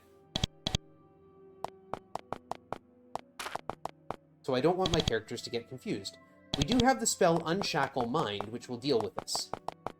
Also, I want to make sure that anyone in range of the gremlins uses their turn and does not wait. Because if they wait and then get confused, they might use their turn against me. Both are confused, that's fine. Really can unshackle a couple minds. Problem solved. We lost our haste.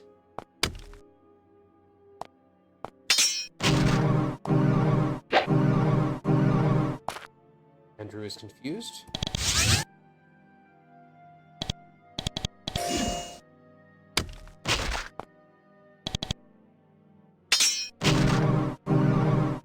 Oh, Andrew didn't get hasted there because he was acting as an enemy at the time. So the haste spell didn't affect him.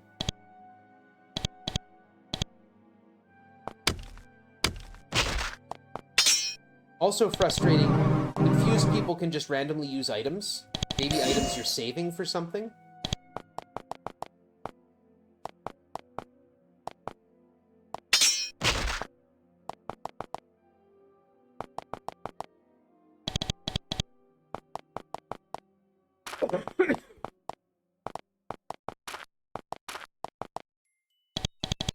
They can also hilariously just use items that have no effect. Like, if someone's carrying the Orb of Thralny, they might just use it and do nothing.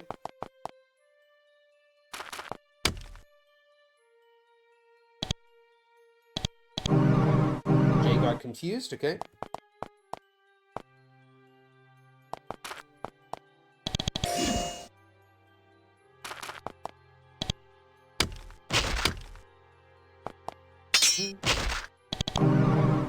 Andrew is confused. Jay is confused, okay.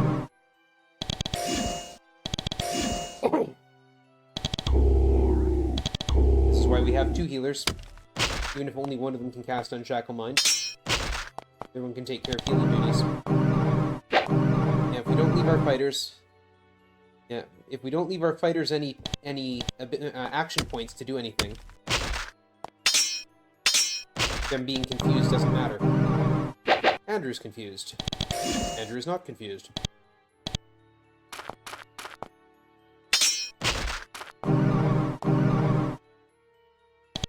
If all the penalty, the negative that's sluggish, would do is put you last in combat, I would take that for my healer, because that would actually be generally an advantage. There we go. They're all dead.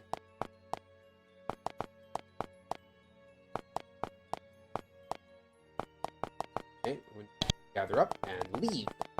I want to leave so that I can recover my magic points. Whether this works or not, yeah, don't have any food. Okay, so we need to stand here. I should route in just grabbing some food at some point. Like, I take a lot of... You lose your food when you're out in the waterfalls. So I lost all my food. Okay. With the gremlins sufficiently killed, we'll make our way back through here.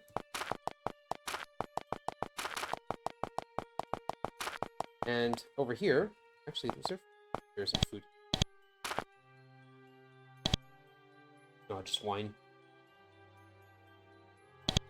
Fortunately, wine doesn't actually accomplish, keep or not, accomplish anything. Okay. Find a portal, a magical door made of pure energy. They're safe, usually.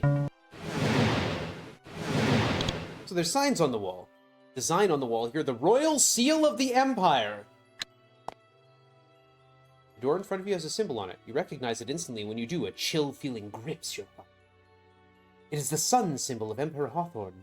It is the symbol of the Empire, here in Avernum. As you look at it, a short, sharp alarm sounds for a few moments. You hear shouts of alarm beyond the door. Like I said, repetition of the same words. And not obey. That's gonna be interesting. Normally I have arrows. Let's roll. Kick in the door, Andrew. First target, the witch. She's a witch. She's also dead. You're next. Lightning. Okay, good. We got the soldier there has a rod of illusions that I'm going to grab from a distance. Oh, steel spear, nice.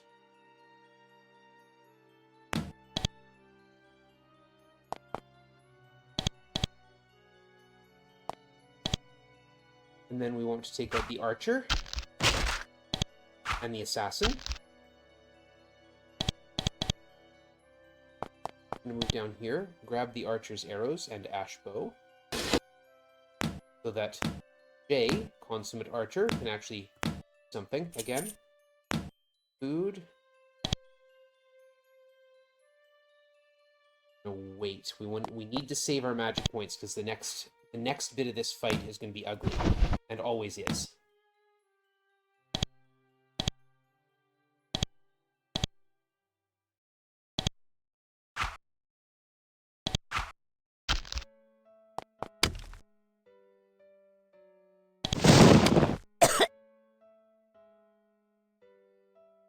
Captain's got a lightning wand. He doesn't normally.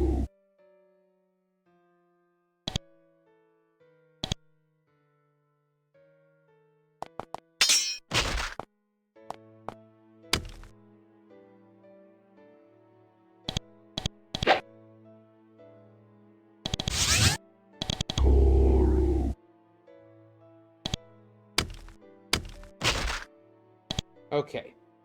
Pick up the stuff we need. Sometimes there's some variations in what people are carrying. Like Wand of Lightning doesn't normally have that. Iron Javelin, let's put that back in there.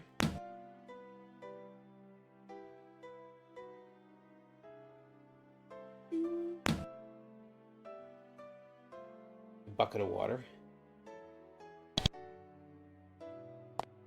In combat for a moment. It will just be for a moment. I promise, it's just for a moment that we're going to end combat. Okay. Enough.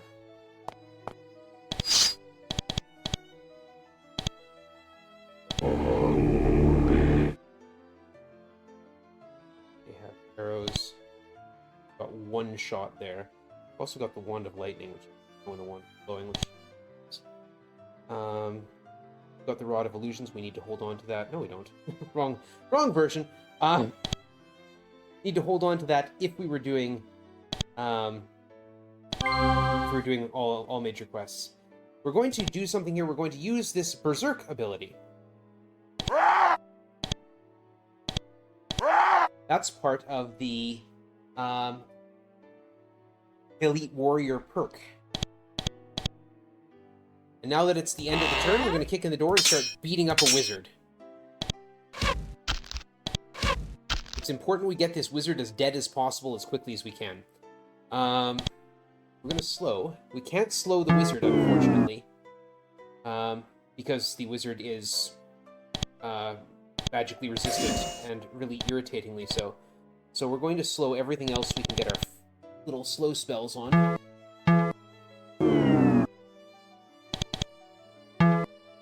So where haste gives us a couple extra action points per turn, go down. Yes, good. Haste gives us a couple extra action points per turn.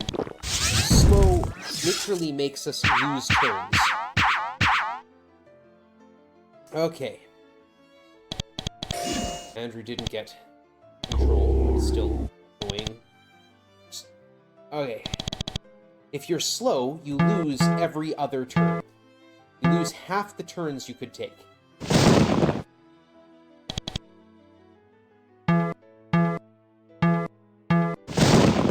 The High Priest in there is still a major threat. That one there.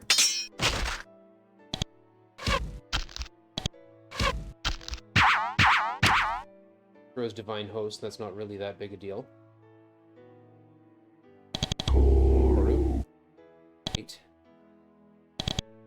What I'm more worried about him doing is healing and throwing Divine Fire. Divine Fire hurts a lot. It's a high-level spell.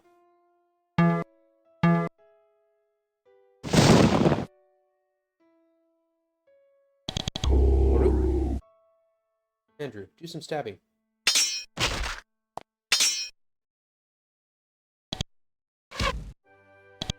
Don't miss your 95s, guys. Thank you. Yes, please, please, High Priest, do attack. That's hilarious. Wait. Lightning. A, I, A, E. E, A. An A. That's an A. J, an A. Did control foes, terrified and enfeebled. That's okay. We have Unshackle Mind.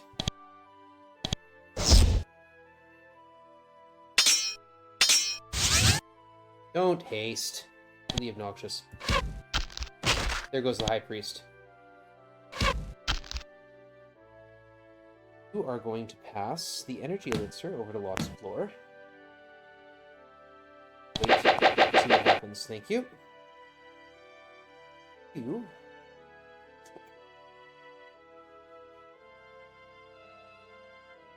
Oh, wait. Okay, good. Yep. H, A, E.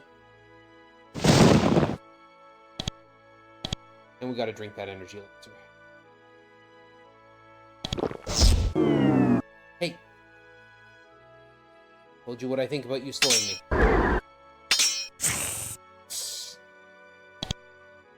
Oh, we're out of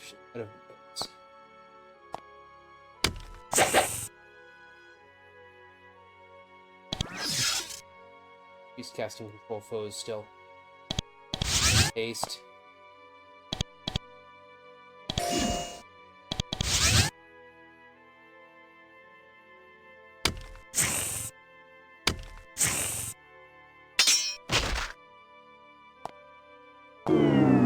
Hey, stop it.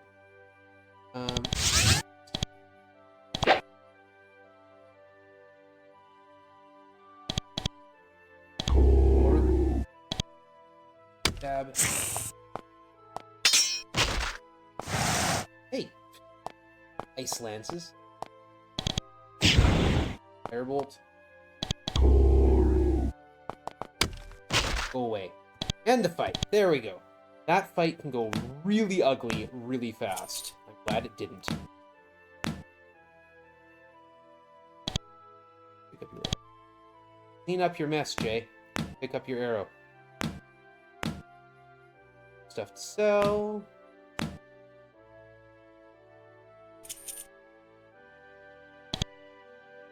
Aether helmets. Short sword.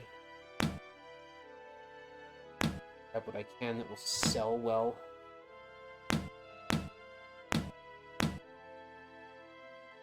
Cloak. Fine leather armor.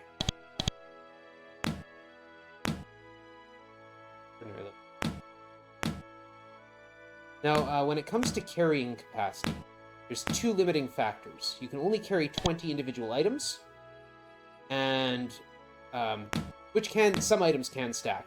You only carry 20 individual items, and there's a weight limit. You can see they're carrying 106 of 110 pounds. Each character has their own weight limit. Frustratingly. Drop into combat. Wait till the end of the round.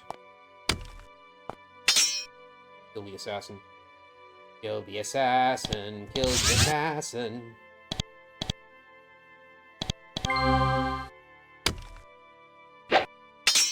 Thank you. Identified chainmail.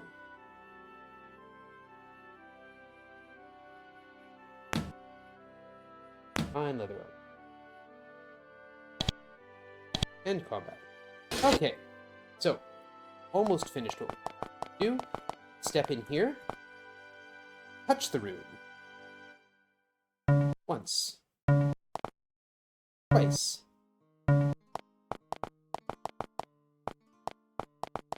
Head down here. Use a candle, please. Who's carrying the candles here? Use a candle. There we go. We're going to search, pick up some stuff.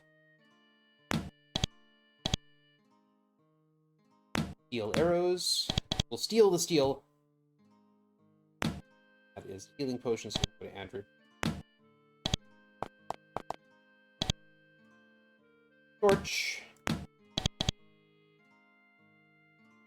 Blessed spear. Spells nicely. Money. And a first aid kit, which we do not need. The first aid skill is unfortunately more or less useless. Horrible fire, which sells. Yeah, we can't. Yep.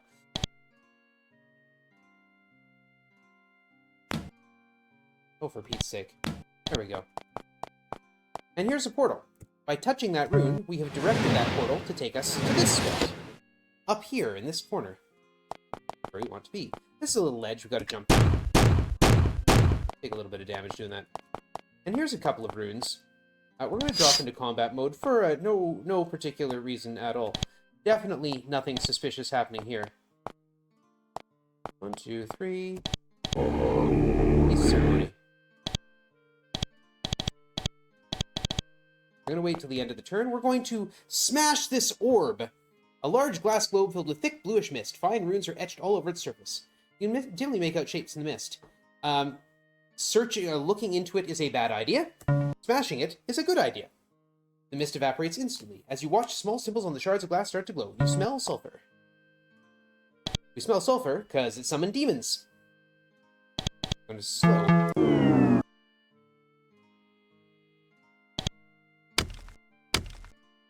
Wail on them.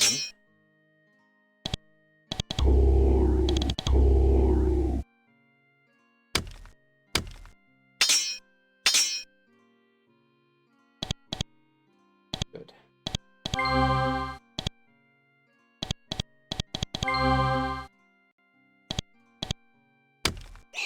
Oh, one down. That's why we don't like demons. That, and they cast a lot of nasty spells. But they're susceptible to slow, so we slow them down, and then they lose their turns. There we go. We have done what we came here to do, and that is smash that orb. This portal takes us back here. And we can walk over this away. Walk over this. We can walk over this away. Check this footlocker out. Get a couple of potions. And jump down this very large cliff. Go. And we're done in here. So that is the Scree Pit. We need to go to the town of Spire now. This huge cave is dominated by a number of awesome stone spires. They are gray pillars shaped like the dripping wax from candles, stretching from cave floor to the ceiling many feet above. This is the Abyss. Avernum sends all the criminals and violent exiles that can't fit within the peaceful cooperative society. Where Avernum sends here all the criminals and violent exiles that can't fit in the peaceful cooperative society to the south. The Abyss has clearly been given the least desirable of all the caverns of Avernum. Though it is a beautiful place, it's a rocky one. Mushrooms don't grow well here, and it is colder than to the south. It is an inhospitable place, and a potentially very dangerous one. There's our warning. This is the town of Spire. We need to come here, we need to sell a bunch of junk. Spire is a wretched hive of scum and villainy. I'm going to sell these items.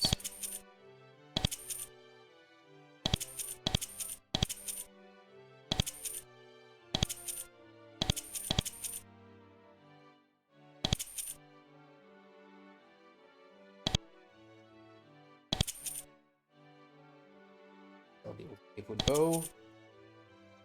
We're not getting a very good rate here, if you're wondering. It's actually quite bad. 36%, basically 37% on what we ought to get. Illusions I don't need to keep for this version. Here. Footstools, but not my great guess. Yes. Oh, my food. Okay. We have a bit of money. That's fine. This man's name is Scab. We're adventurers looking for valuable loot. His head swings around. Really? He looks you over. His sedate demeanor has disappeared. You know, there's a person living here named Mina. I think I know about Mina. I would have if I'd talked to other people on my way here. She's the mayor, runs this place like her own personal hell. Thieves that don't work for her, die. Don't like that. Well, she's got this magic silver circlet. Don't think it does anything, or at least that she knows how to use it, but it is an artifact. That means it must be valuable. Anyway, some of us tried to steal it, but we failed. She found out. Doesn't know I was in on it, but the others were killed. They died slow. 2 of us lived. One's far away now. Anyway, just to get her back, to get that troll, I want to see someone steal it. Sure, I'll steal the circlet. Can you help me? First, I want to see if you're good enough. Go fight in the arena. You win, I'll tell you how to get the circlet. Cool. This is the arena.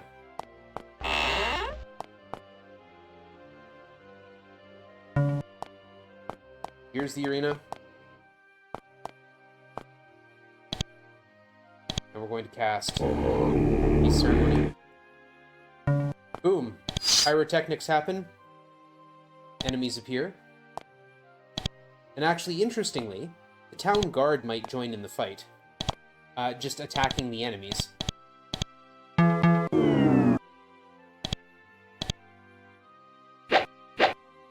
Good, thank you.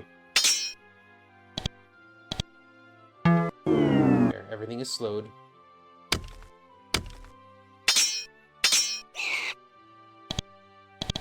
Make sure I don't target Scab. If you try, it says, this creature isn't hostile. Do you want to do this anyway? If you do, other friendly people might turn against you. Yeah, that would also, like, be soft-locking the game.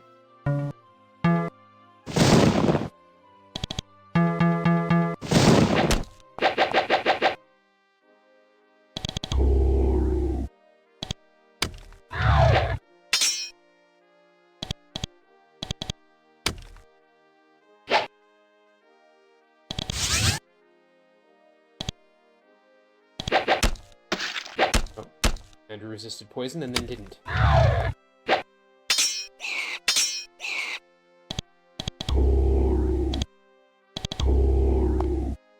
Good, we got through it. They give us money. Get 100 gold for beating the arena. If we go and talk to Scab, he says, well, you know, that was okay. It was fine, I guess. You should do it again, though.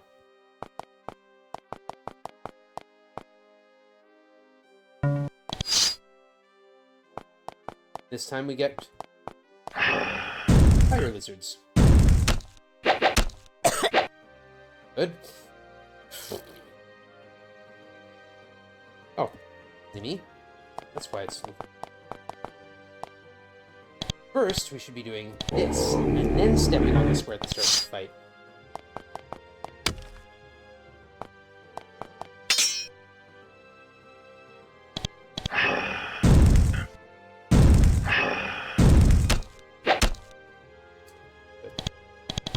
That's good.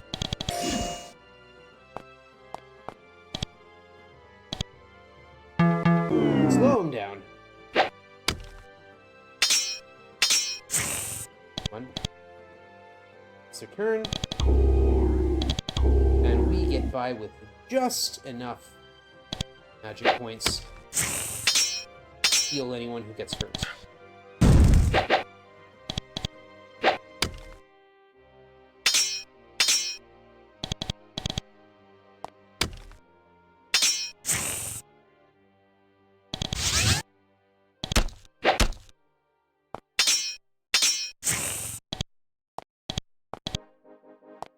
Come on. Oh, that's right. It's up there. Alright. And then they give us 200 gold. There is a harder fight we can do, but we don't need to. You've seen us fight, right? You know we're tough. Help us get that circlet. Okay, I'm impressed. I'll tell you 2 things that might help. One of my friends has got a key to the box Mina keeps in the circlet. It's hidden in a small secret cave west of the town. That friend's dead now. Another friend named Asp, he knows how to disarm the traps. He fled to Cocktail. Tell him I sent you, he'll help you. I think.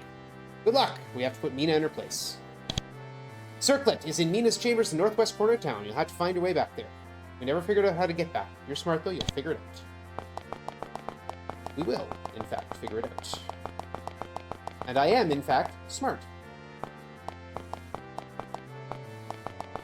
Though some might question the wisdom of speedrunning games like this. Drink some of the water.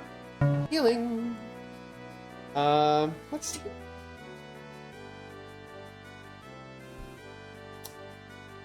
Normally I'd go and get the silver key now, but I'm looking at very low magic points, so I think we'll just move along to Varga and do the Varga things. So Varga is different. Spire is where all the thieves and murderers and other wretches collected. Talk to Bela, open the gates for me, thank you. Varga, instead, is where the rebels, the people who were unhappy with the political state of things, collected. They want to fight the Empire. The people of Avernum aren't too keen on that right now. I mean, they're good at defending themselves, but they're not too wild on the idea of going directly up against the Empire. They consider it a bit of a suicide mission, and it kind of is.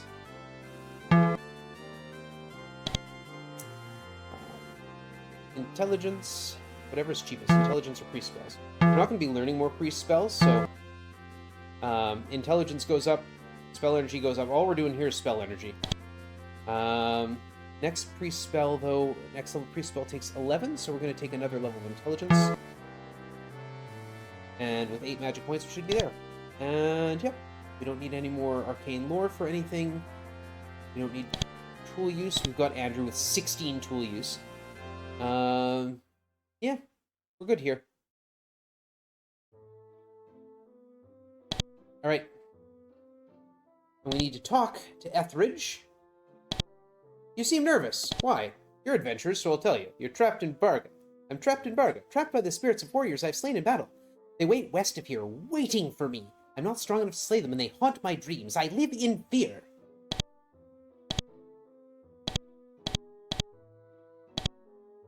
Alright. And we're going to come around here.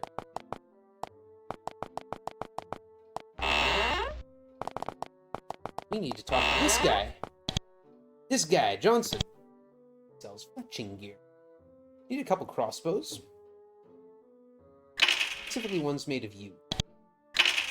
Not you personally, like the actual material.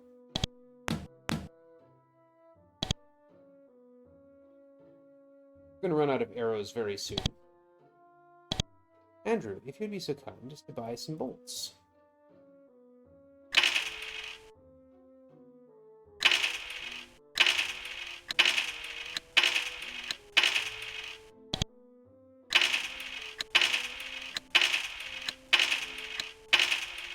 There we are. They each have 60 bolts. We're good. You can identify things. Blessed Spear. This is chainmail, which we can sell. We just haven't got anyone to sell it to here. Oh. Armor ring. Nice. Wear it. Alright. Now we're going to go help Etheridge out.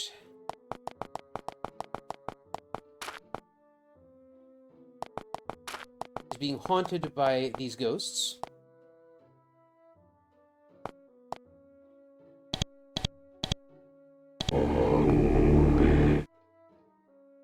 You find the ghosts Etheridge told you about. There's quite a variety of them. Nephilim, Sliths, humans, all the spirits display grievous wounds, and all of them look very angry. Look more annoyed than anything when you get close to them. You aren't the person they want to fight. Still, they won't shy away from killing you if you continue to pester them. And once more... Okay. Let's start shooting. Just open up by shooting.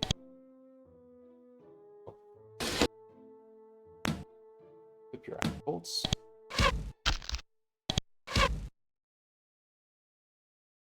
Wait.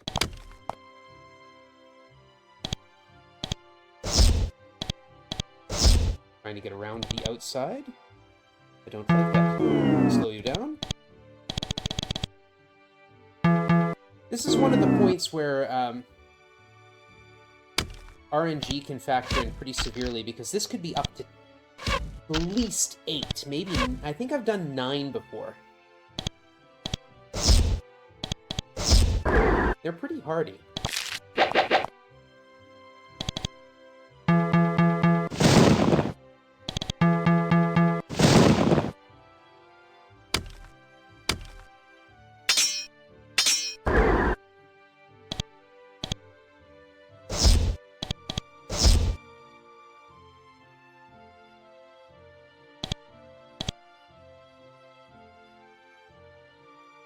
Those steel arrows.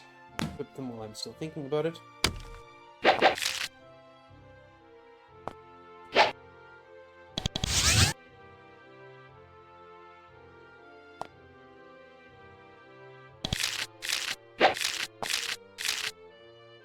Ow, ow, ow, ow, ow.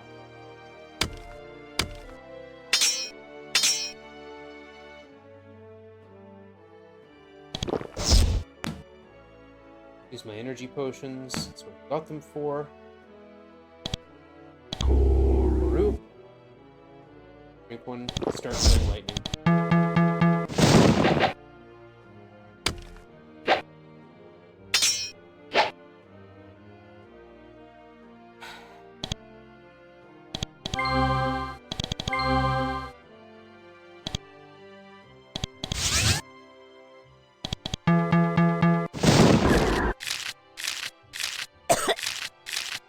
Woof! There's a dead one. Horu. Horu. Wait.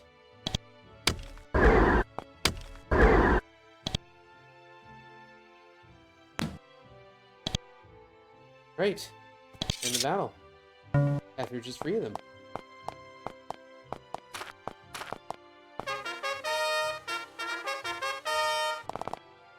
Talk to Bela. Open the gates, please. Thank you. Go talk to Etheridge. Alright, there we go. We killed the Shades.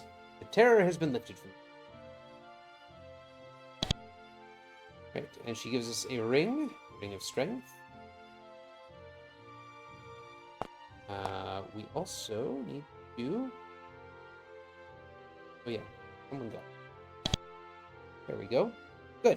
Priest spells level 16. We are able to pick up Divine Warrior. Let's get some more magic points here.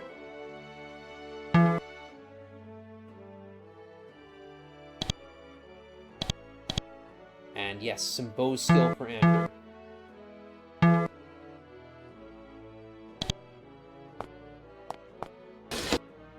Them crossbows do a lot of damage.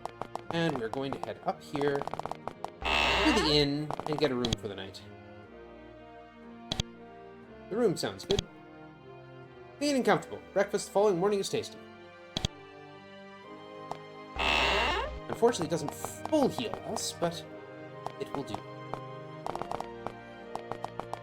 There's also 90 gold on a dead body. Down here, this is where they keep the dead bodies. If you touch any of the other bodies, you might end up being diseased. So we don't do that. We just touch the one body that's got the money. Tiny secret passage. Out of town. Here is a major stopping point. Those giants cause problems. A large force of giants have been camped here, blocking all travel in and out of the city of Barga. They don't look the least bit scared of you. To get past here, you'll have to fight them.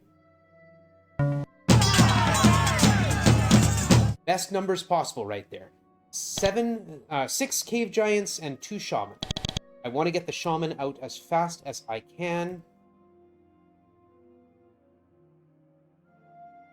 Ooh. Okay, A is 1. F is the...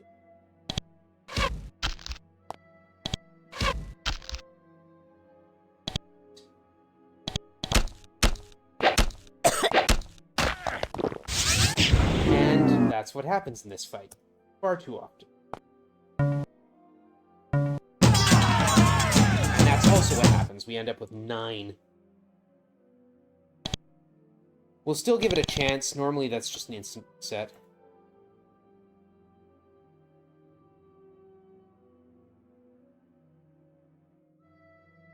But with one shaman on the line...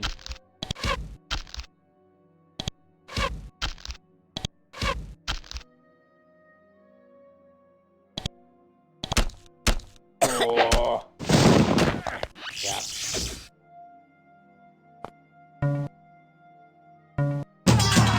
10k giants. This is a major slowdown point.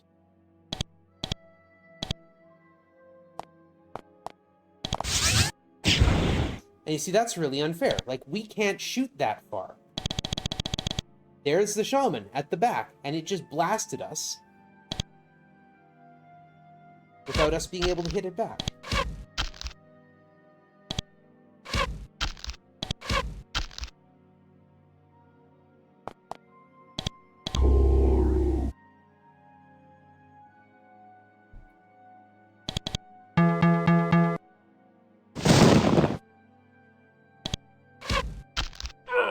One down.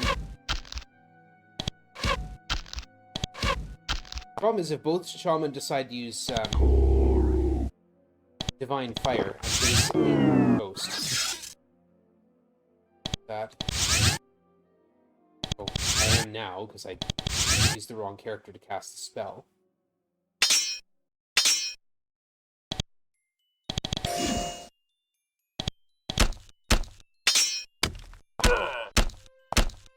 So what happened there is, yeah, one tried to move away.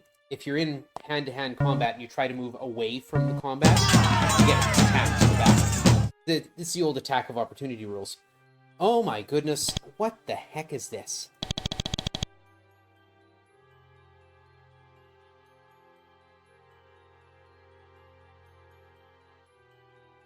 The shaman are back there. Somewhere. In H? Yeah.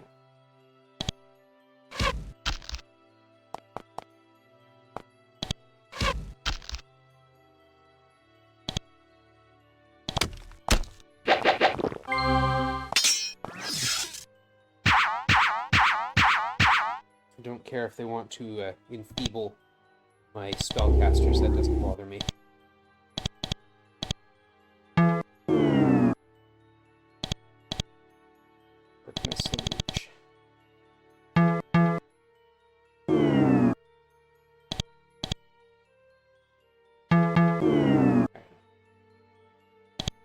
And despite the fact we have enemies on the line, we're going to keep shooting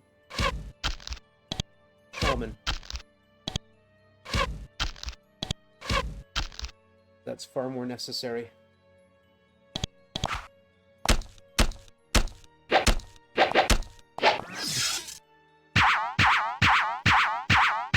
What are you doing in my face?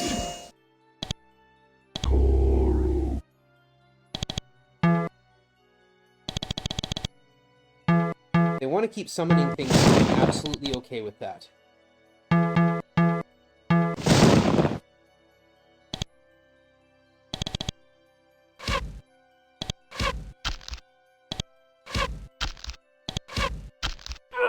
There's one down. It's tough to wait when there's a... It's tough to wait when there's a giant literally in my face.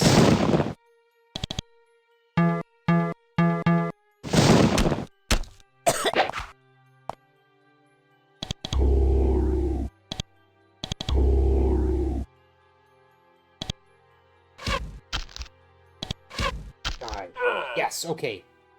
This is nowhere near ended. But at least we're in a reasonably good place at this point. So. Good.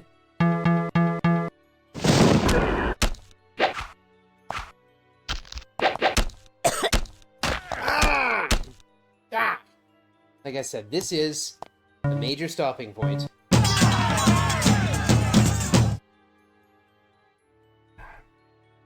Not with that formation, we're not.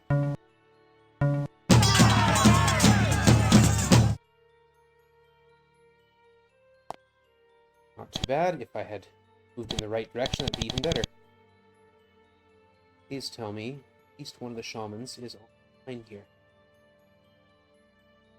Of course not. I screwed up.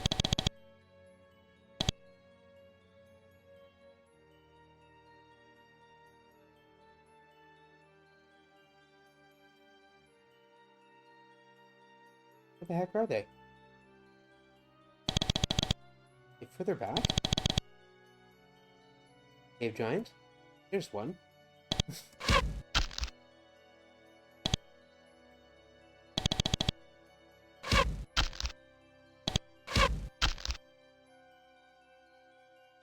Wait.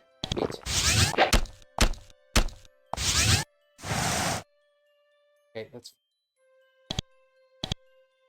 Nope. Mage spell F. Maybe F and G. Step up. One's the back. It's way too much of a risk to try and go around the outside. Fortunately.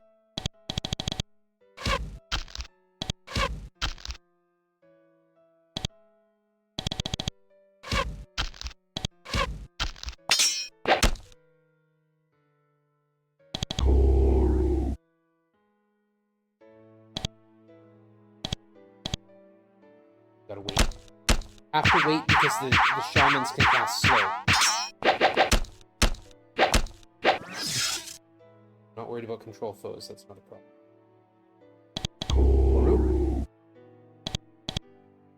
Because the shamans can cast slow.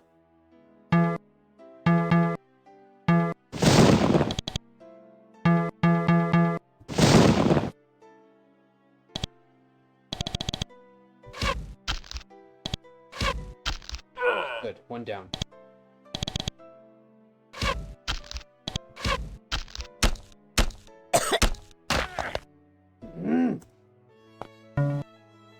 That wasn't the best. 9 is a problem. Not with my mage in the front row. 10! That's as bad as it gets. Both mages in the front row and 10 giants, that's not happening.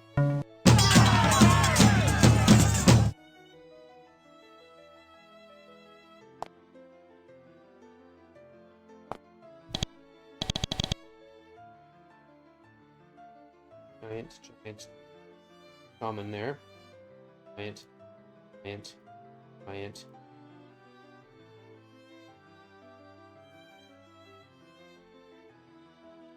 there. Okay, both shamans on the front. Be interesting.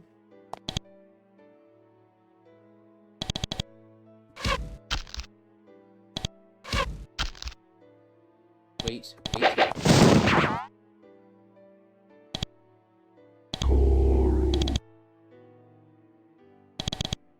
Is shaman, okay, and the other one is F. There.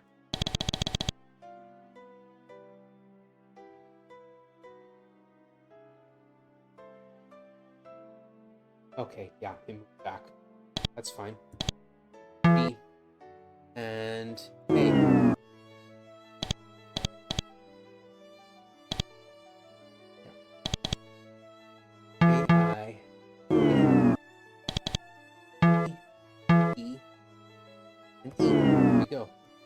Slow.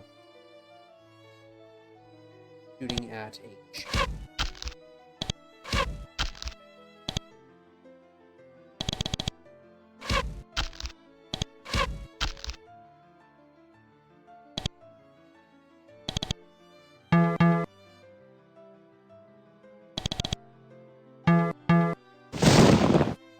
Can.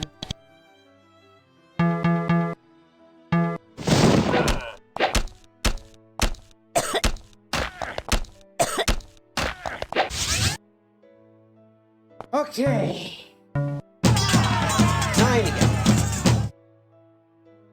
Okay, this is an interesting looking formation. They're all bunched up a little close. That's good.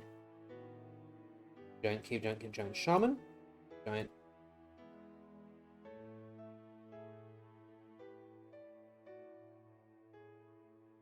Okay, giant shaman at B and J. Hey, look, cool, we got a raid. Whilst I play my old role-playing games. Stuck at the giant fight.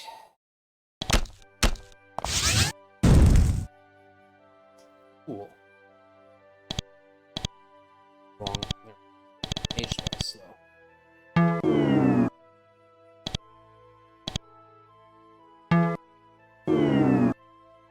Okay, both shaman are slowed.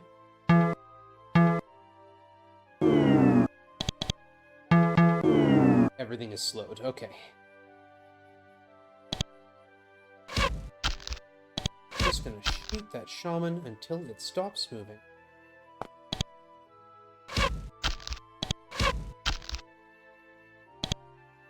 Beast.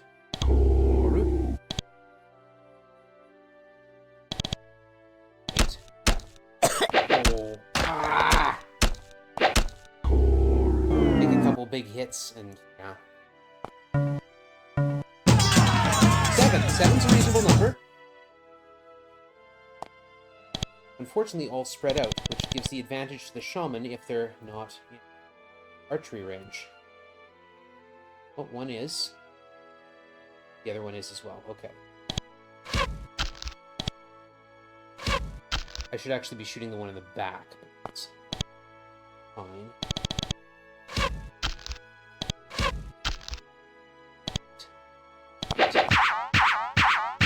Oh, yes, please, please, summon aid. I love it when enemies summon things between me and them. Oh, wrong spell. Oh.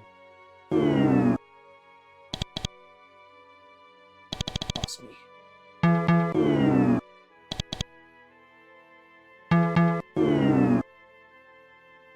Slowed.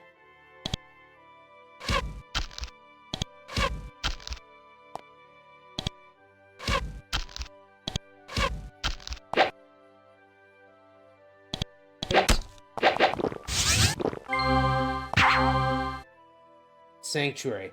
Ooh, Sanctuary's annoying. Sanctuary means that you can't... it takes a saving throw, essentially, to target that enemy.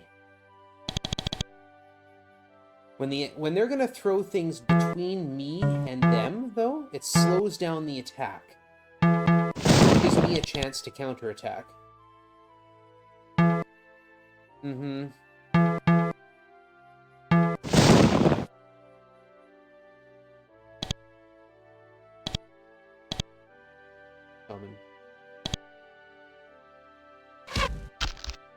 Fortunately, Sanctuary is a problem. Go away. Wait.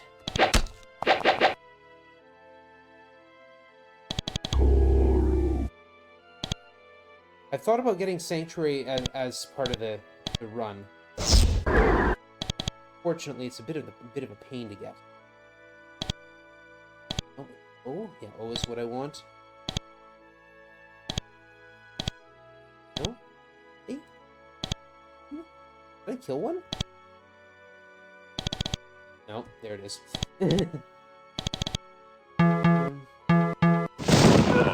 There goes one.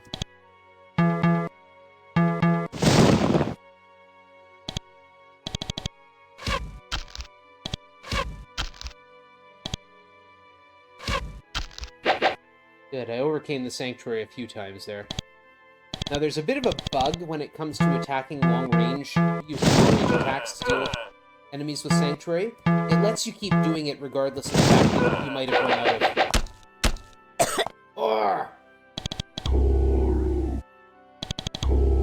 Regardless of the fact that you might have run out of action points.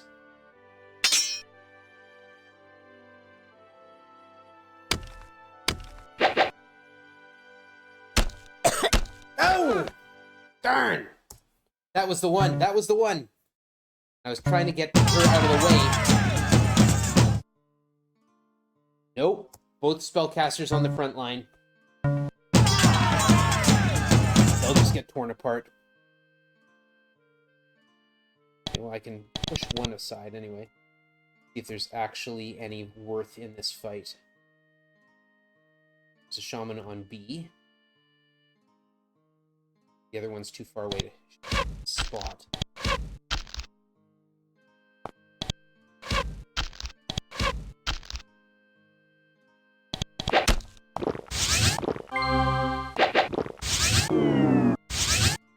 And that's why we wait. You. Slow.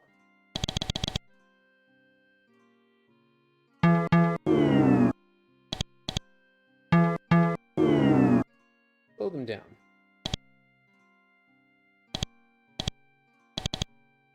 It's the one back.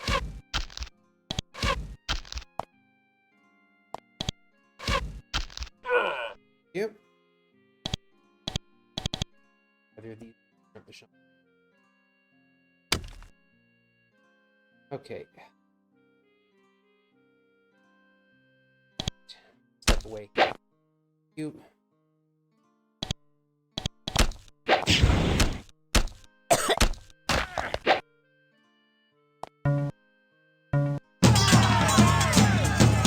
Not going to do 10. Especially not with that formation. 9 is within the realm of possibility if we get a good formation.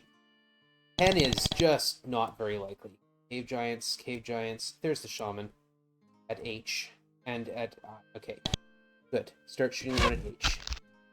Step forward a bit.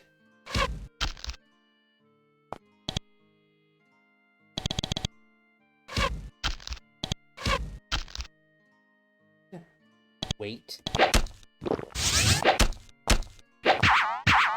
Yes, yeah. Unfortunately, not going to be in the right spot.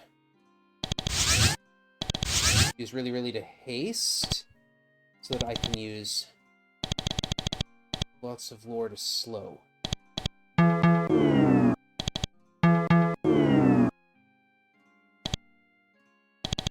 Fortunately, Shaman were out of reach. Wait. No, please, keep summoning things that will get in the way of... Doesn't matter.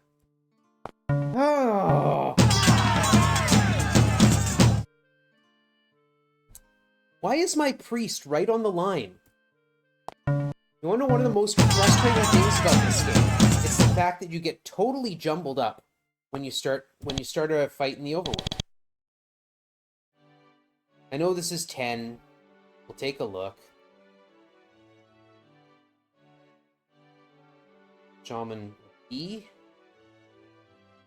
And at H. Fire the one at H.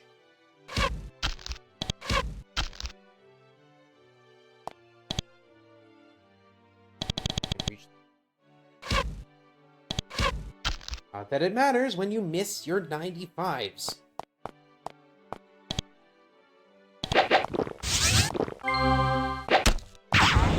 Oof.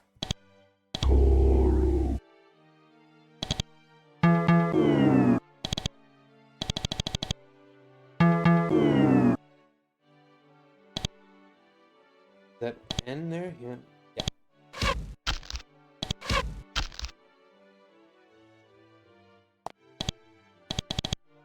Good. 6 shots.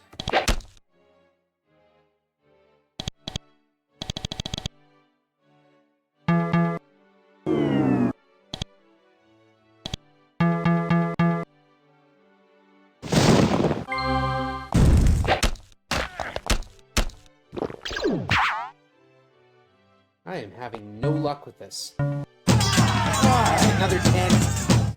No. Let's get...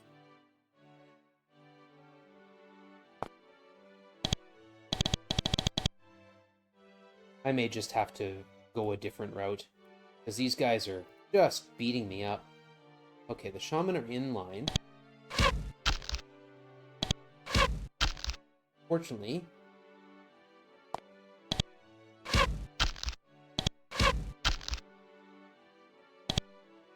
my spellcasters. Okay, yeah. Ooh. Good, yes. A frontline shaman casting a summon spell. Kuru.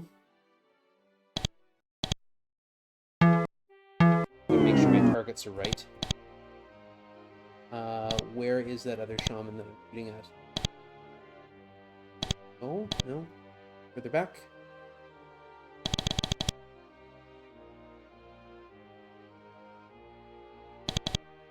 N.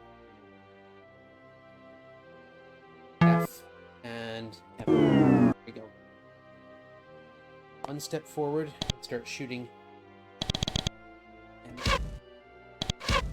missing 95s doesn't help anyone. Theoretically miss 1 out of every 4 of those, or 40, or 1 out of every 20 of those, I suppose.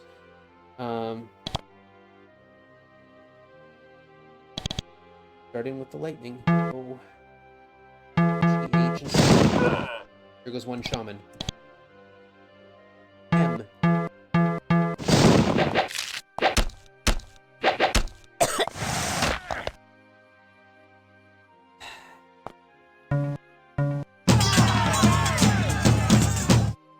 We're going to give this one more real try, and if it doesn't work, we'll take an alternate path. DNA. Okay, actually, they're very close. Let's do this instead of shooting at them. Let's get right up in their faces, and it won't prevent them from casting spells, but... because unfortunately, that's not how this game works, but...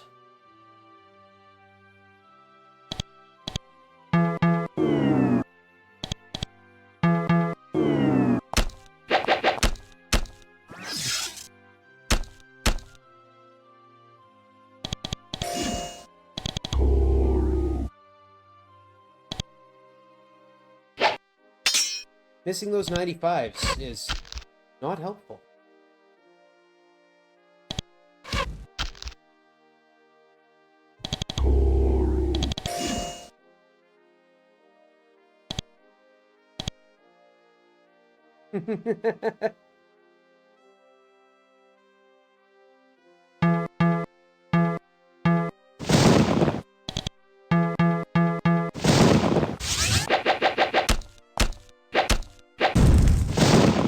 Oof. Andrew, do you have that potion of invulnerability? Drink it.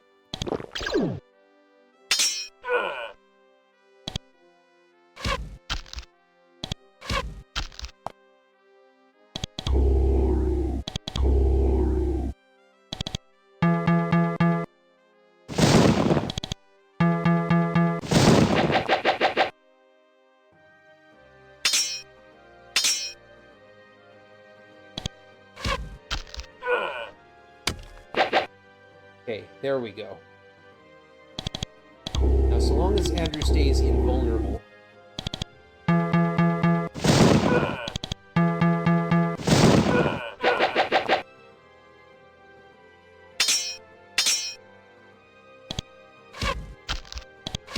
got in the right position for this one. There we go. The game knew it was my last shot at it, so... we'll cut them a break.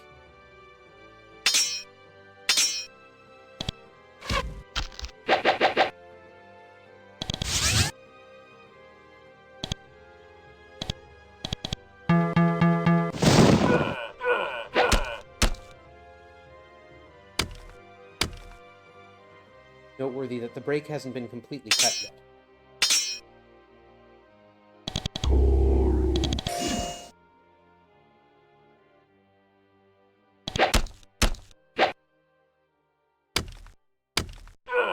Yep.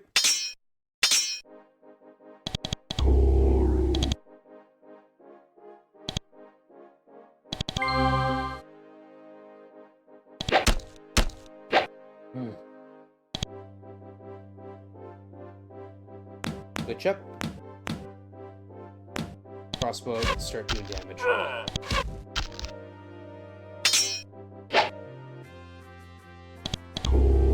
Oh, goodness. I'm glad we got...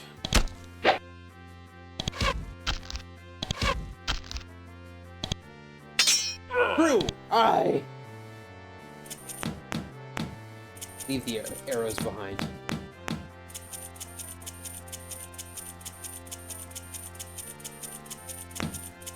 Take all the money and the silver bars and the bolts. We'll leave the arrows. Oi! I obviously have to reassess that part of the run. The problem is, the first time I was testing the run, and when I checked it and did all my planning and whatnot, it looked really good, and it treated me very nicely. And then since then, anytime I've tried to do a run, especially a marathon run, it's ended really badly there. Okay. Now we need to go through the giant lands. My favorite. As we read the sign, it says, "Humans, keep away. We will eat you all up. This mean you, the Gints." I love the Gints. They're fantastic. My favorite prog rock band, the Gints. Wrong way. Tyrog. And of course, there's the same thing here. "Cave of Gints. We will eat you if we do not like you. So stay away. The Gints!" That's a Gint City. If you want to take on a Gint City, you can. But really what we need to do here is come here and use the Orbitrali. 1, 2, 3, 4, 5. Cross the little river. And head over here to Grax Peninsula.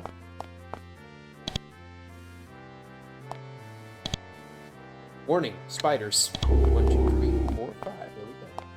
And there's my boat! Look at that. Now we've got 5 pieces of the quartz crystals, if you'll remember from way back at the beginning of the game. We're gonna go get piece number 6, which is the 6th one we need.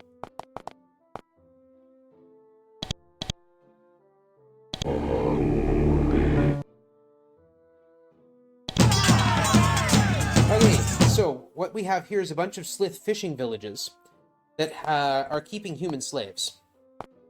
We don't like this idea, so we show up to remove them.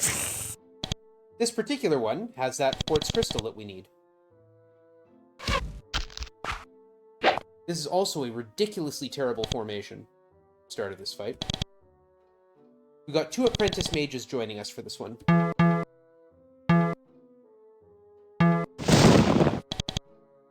We want to get rid of the poison fungus. We got rid of the Slith priest.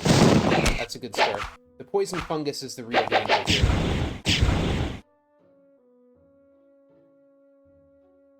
Yeah, just defend. Points right now.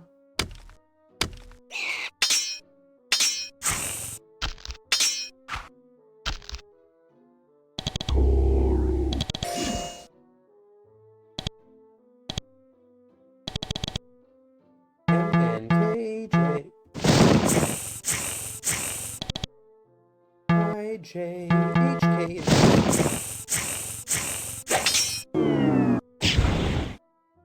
The apprentice mages are really helpful.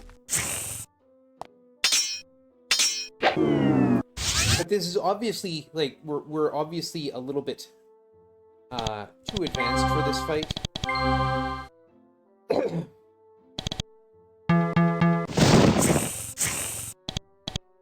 Oops.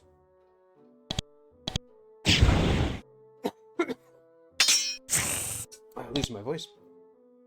I'm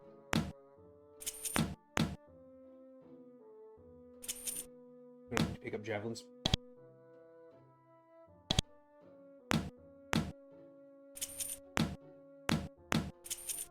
The spears, on the other hand, sell nicely. We'll pick some of those up.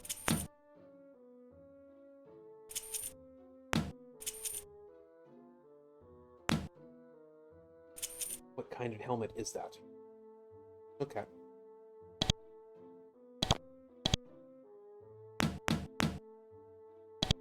End fight. The humans slip away into the passages, you give them directions to Fort Dranlin. And you find a piece of broken crystal. And that's it. That's all we need to do here. We could free the other humans, but that takes time. We don't want to take time. Then what we want to do is come here. Head across. Ignore the patrol. Go down this way. This is Kotra again. So here we will find... The sight before you takes your breath away. This large hidden cave is filled with large, flawless quartz crystals covering the floor and walls. They catch the light and reflect it back in a blinding rainbow. The crystals hum and vibrate gently. The sound and motion is almost, but not quite soothing. It's not hard to figure out what the problem is. Near the cave entrance, vandals have broken off a bunch of the crystals. Let's repair the damage. You carefully put the 6 crystals back into their places as you watch the cracks repair themselves, and the broken crystals become one with the cavern. You start to feel much stronger. After reaching a powerful crescendo, the energy dies down, setting at a level that is merely pleasant. In the initial burst, the crystals had a beneficial effect. So what that did, aside from the 10 points of experience, is gave everyone 3 points of strength. So we can all carry more stuff now. Which is cool, because we're going to come up here.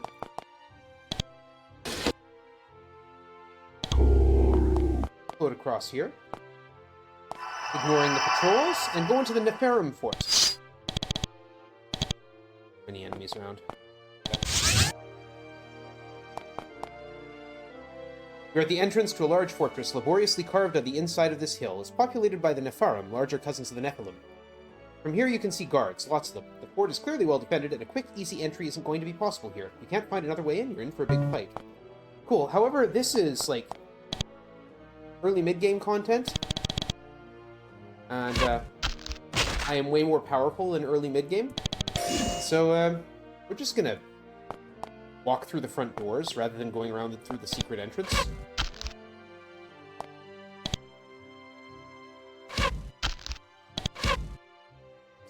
Good, good. Thank you for missing that. That's fantastic.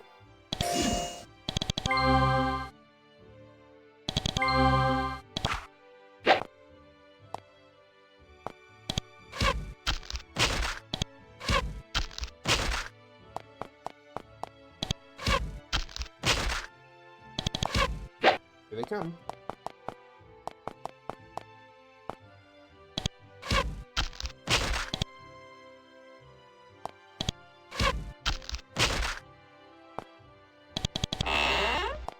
And they're coming out the doors. Fortunately, I can still shoot them. Doesn't matter where they come from, they get shot just easily. Nothing really worth grabbing at this point. It's still worth a check.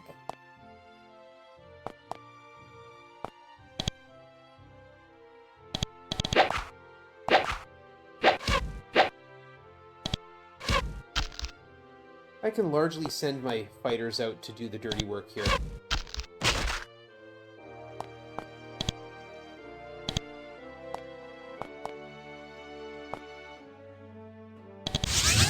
Make sure they stay hasted.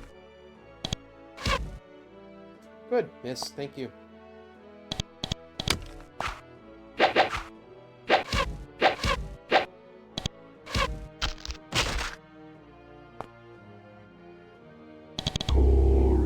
Oru.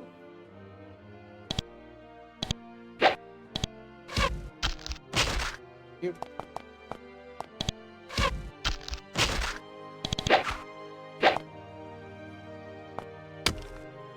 At this point, I can be a little bit arrogant about my plans. I said I'm not in any sort of real danger. They're actually running away.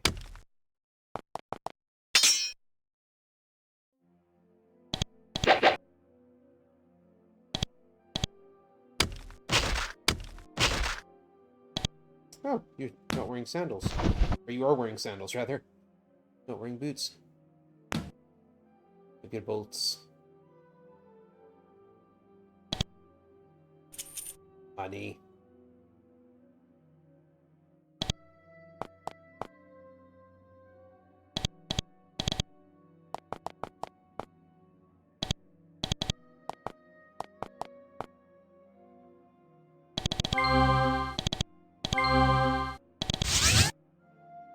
sounds. Tasted and blessed.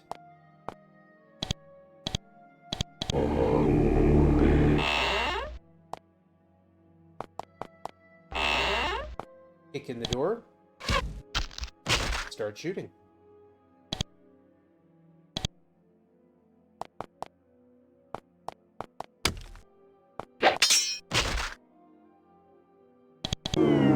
Hey.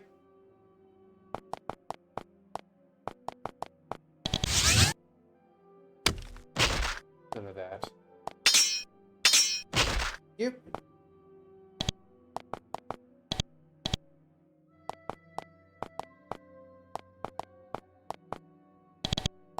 Considering what I just did to those giants, the Nepharim don't really stand much of a chance.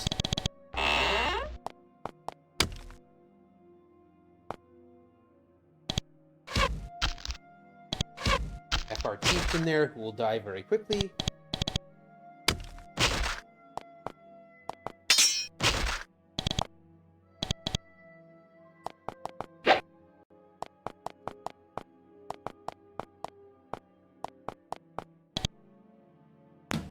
Take the torque. Money. Oh, we will take the candle. Drake skin boots, there we go. Nice boots. We get the Drake skin boots.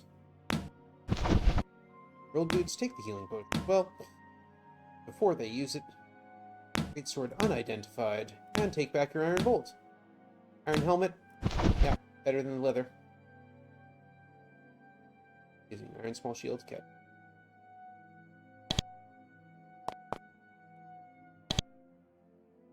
Pick the lock. We'll come back here. Just a moment. We'll come through the dark.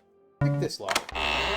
And there's a wheel here that opens this portcullis right here. And the reason that's important is because we can come here, pick this lock, and talk to the soldiers who are captive here. When they find out the portcullis is open, yeah, they left. Should have, anyway. It didn't seem like the right message, but whatever. Talk to this one here. What are you doing here? The prisoners? You know I rescued them, don't you? Nobody tells me anything. And thanks to you, I'll be sure to let people know how much you've helped. And then he's gonna leave. And now we just leave. But, you see, the reputation's still going up. Want that reputation up. Have some Fletcher's rings. Sell nicely. Some herbs, because they sell nicely. Anything to get from here? No. Good. And out we go. We've accomplished all that we need to do here. And once more, we'll use the Orbithralny to fly out. 1, 2, 3, 4, 5. There. Head back south to Katra.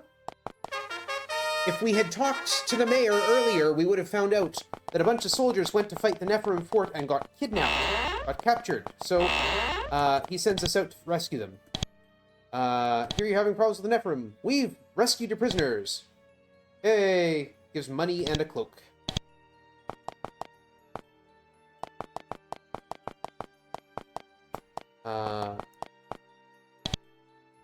Please do not walk on plants. Oh, thank you.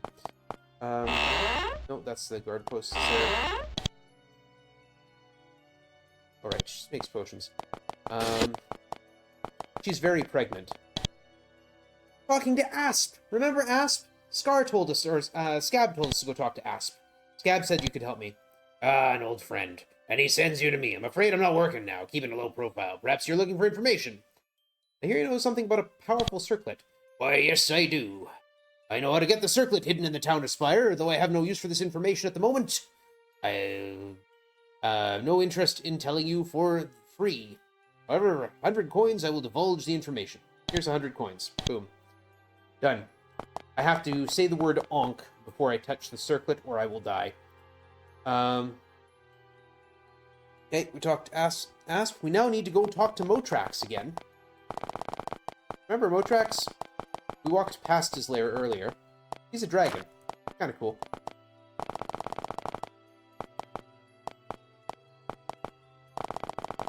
I'm gonna head this way, though. We need to go to Fort Draco. Later. This is Formello again. We're gonna go past Formello. Don't need to go in it right now. We'll get there. We'll get there. We need to tell Claudette that Motrax doesn't have the scroll she's looking for.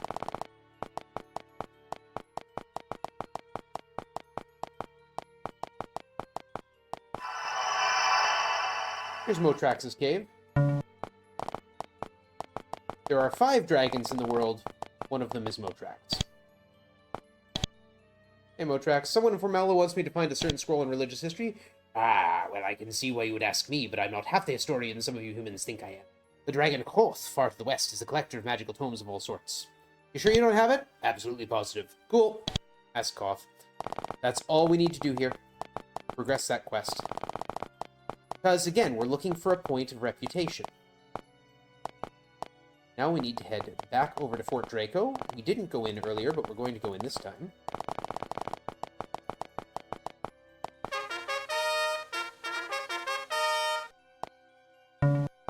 Fort Draco is the forge, the iron smelting place for the entirety of Avernum. Want to sell stuff here? No, dear God, no. 36%. No, that's we can do much better than that. Hey, fee. You'll price for any things. I want to drop one. I want to keep one for later.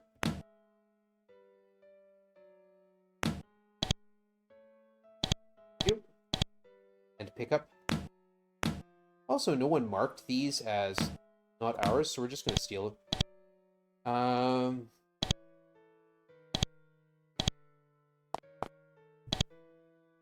Brandon's boats. We need to talk to Brandon. We want to buy a boat. Boom. Row the boat under the bridge, gently down the stream. Round the rocks and round the poison. Avernum is a horrible hellscape.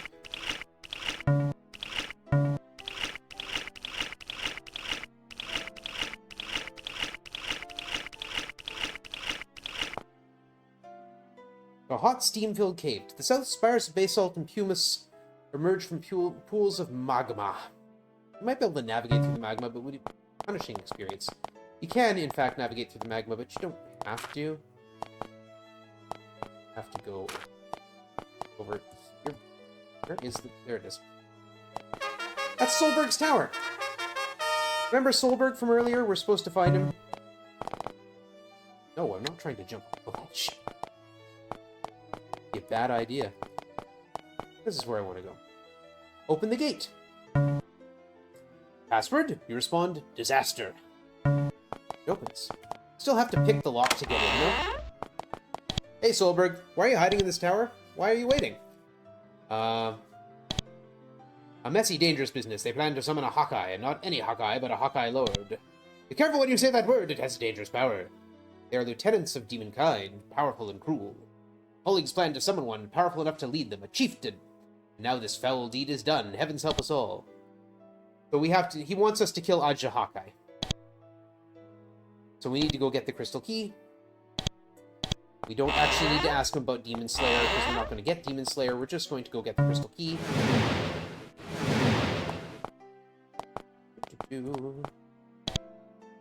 Take the crystal key.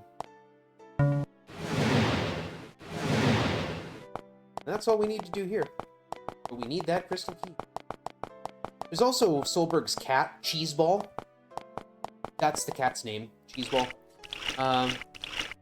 Amusing for conversation.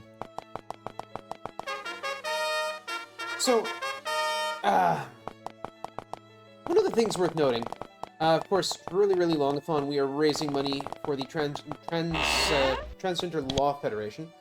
There, we were able to speak to Motrax. We haven't been able to reach the Dragon Quoth. Gives me a ruby, and my reputation is now 20, and that's what I need. And of course, one of the things that could get you sent to Avernum is being queer. You find that out when you talk to some of the people in the world. that their reason for being down here is that they were different. There's a couple, you can find out a couple, that's a lesbian couple who were thrown down simply for being that. So, it's a very apt, an appropriate,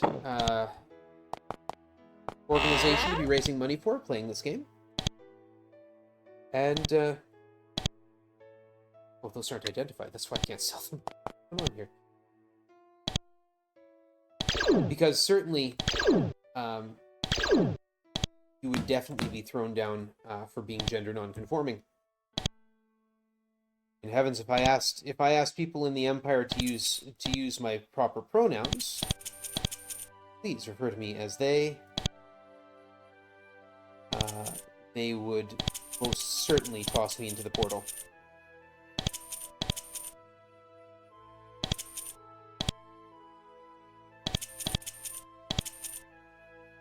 The great sword is better than what now.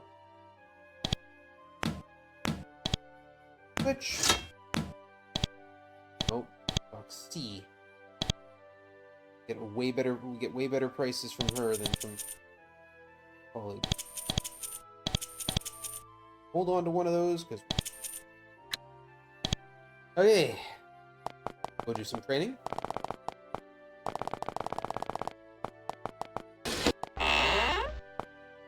Ren.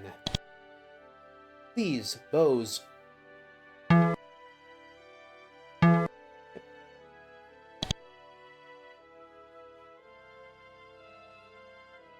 Strongness, endurance, no, this one wouldn't. Assassination.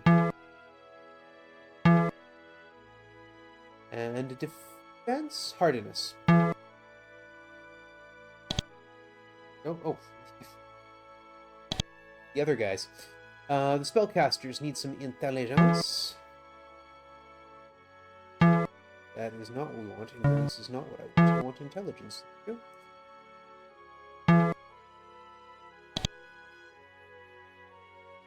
Want anything that will raise magic points, so priest spells or intelligence. Okay, another level of priest. No, okay, fine, it's all good, it's all fine. I want them to have as many magic points as we possibly can. Am I done at Formello? I am done at Formello. Oh, not quite done at Formello. Back up here. You. Want to buy some potions. Energy potions, specifically.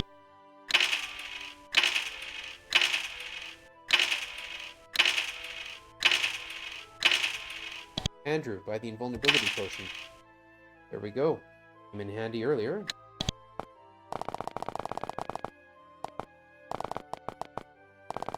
Now we make our way out of Formello. And we won't be back here. Once more, we're looping back to the beginning. Don't need to fight them, I don't want to fight them if I don't have to fight them. Waste of time to fight things around here anyway.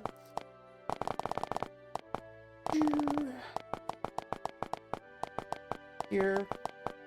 Past Silvar. We don't need to go to Silvar. We need to go to the Tower of Magi. It means going back around Myrtus.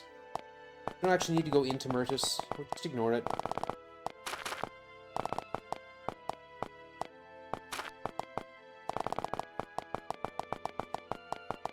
I have to remember I haven't got the silver key yet. Okay. Go talk to Townsend. How much money have I got? Should be enough. I need to go talk to Townsend, the priest. Or Throndell, the priest. You teach us the big ones. Says, I might. I sense great things in you. I would like to help, but I need help in return. There's an item I wish to forge one day. To do that, I need an anvil. A huge anvil. If you can tell me the location of the largest anvil in Avernum, I will teach you. It's in Butel's Forge in Fort Draco. Thank you, I appreciate your help. When your reputation shows you're wise enough to handle the powers, that is, when my reputation is 20 points, which it is exactly now, we can purchase Divine Warrior.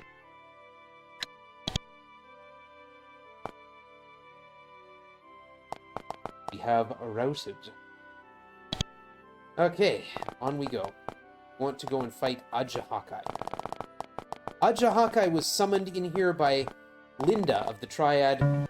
Linda is very unhappy that we try to stop her.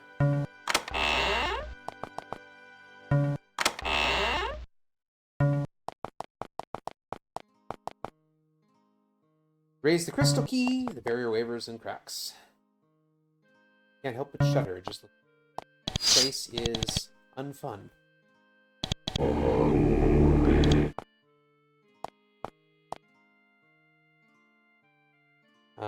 Priest spell. Divine Warrior. On Andrew.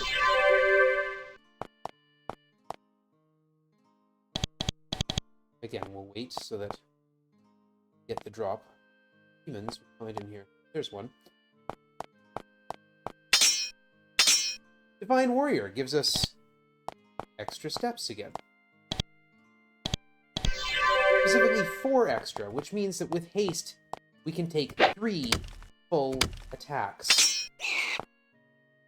Secret door. We can't light up this darkness, unfortunately. You try, it just goes bad.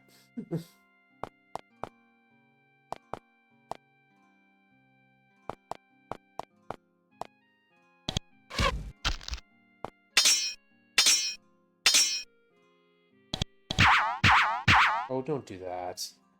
I love it when casters do summon aid in a place where I want them to. I'm not too happy when they do it in other places.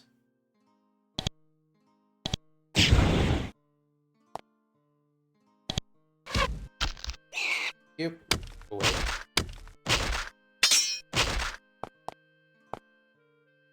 Here's the other one. Too slow.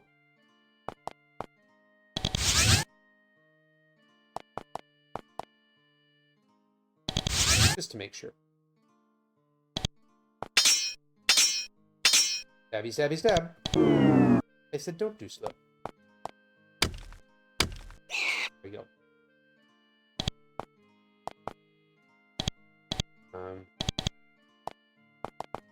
Here, yeah.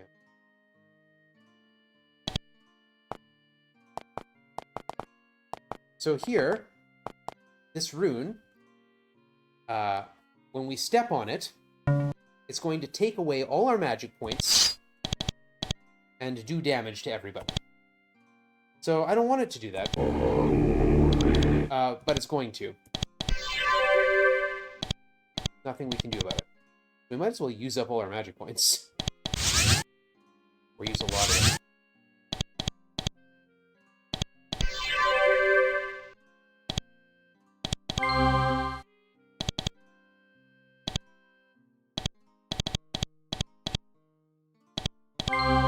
Before we go in to take on Ajahakai. Here we go. Buff up. And send him in. Feel your magical energy drain from you, then flames shoot up from the floor.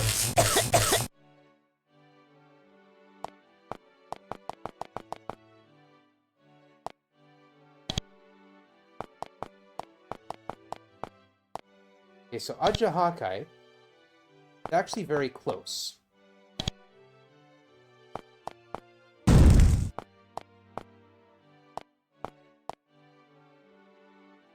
Going to drink some energy potion. Thank you. Going to cast a heal. Ajahakai is actually right behind this wall right here. Like literally on the next step over.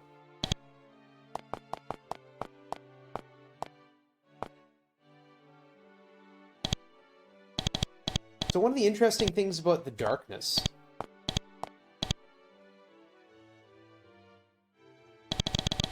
we have line of sight to Ajahakai, like a direct line.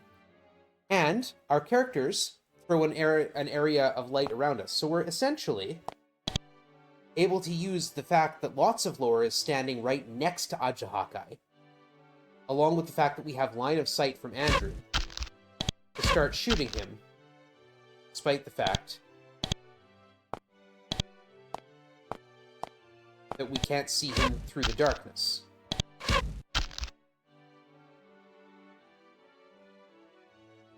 So, yeah, we're cheating.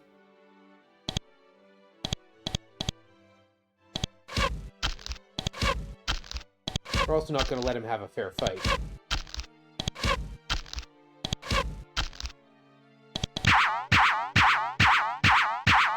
Sure, summon a bunch of skeletons. See how well that goes for you.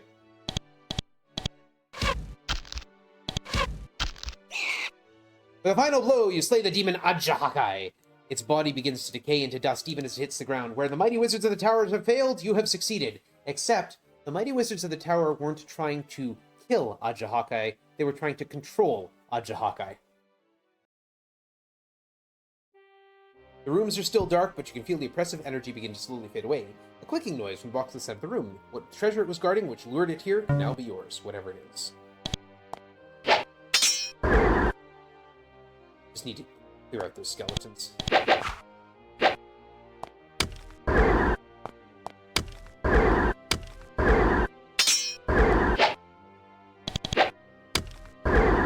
And now, despite the fact that we aren't close to one another, there's walls between us, we can still end combat. Unfortunately, we ended on the wrong side of this, so we're still going to get burned. And whenever anyone gets to the point of death, we have to heal.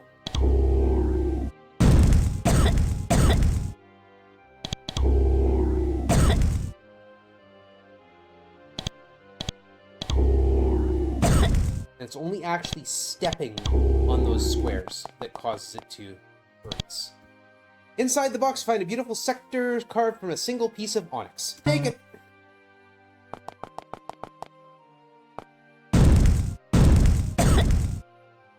Handle the deadly artifact. I'm sure it will be fine.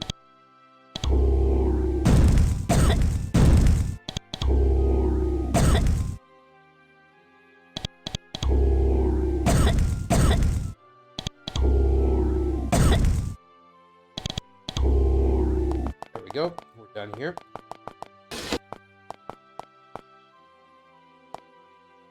Always a bit of a pain trying to remember how to get back out of here.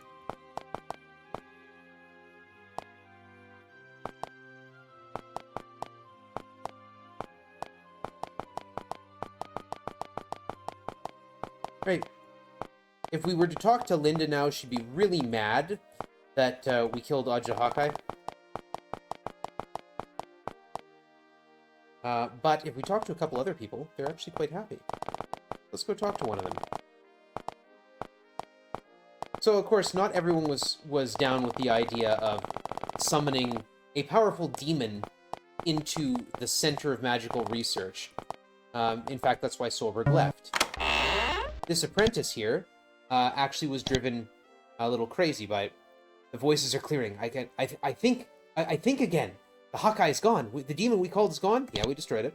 Thank goodness. It was Linda. She made me and some others help her summon the thing. We thought we could control it. We could hold it, but we couldn't control it. We were fools. Yeah. So he was then locked up, and then he leaves and gives us some reputation. Still need reputation. Kellner, he hands me a note. You read it. I have resumed my vow of silence now that my apprenticeship can continue safely. I thank you for your help. You've done a great deed to you. So yeah, apprentices in the Tower of Magi don't talk. They're just silent.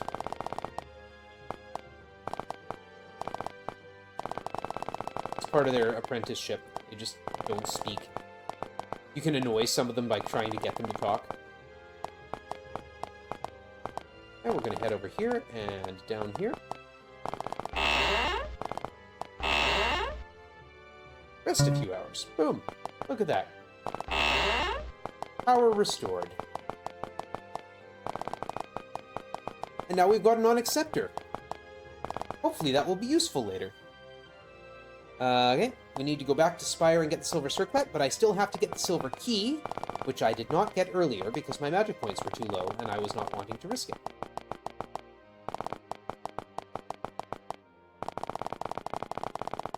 This time we are going to go into Almaria. Almaria has a toll bridge. We walk up to it and they say, Oh, hey!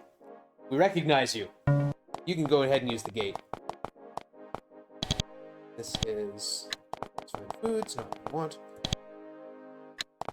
We want to talk to Dexter. I'd like to buy some supplies. Dexter is like an actual crook. And he will do evil things. He'll ask you to do evil things. 38, okay.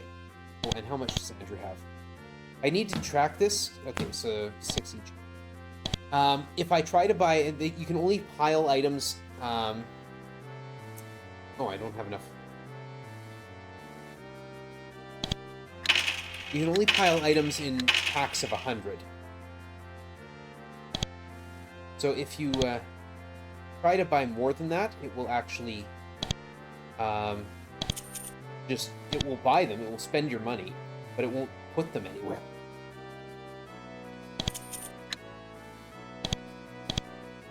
They'll just vanish.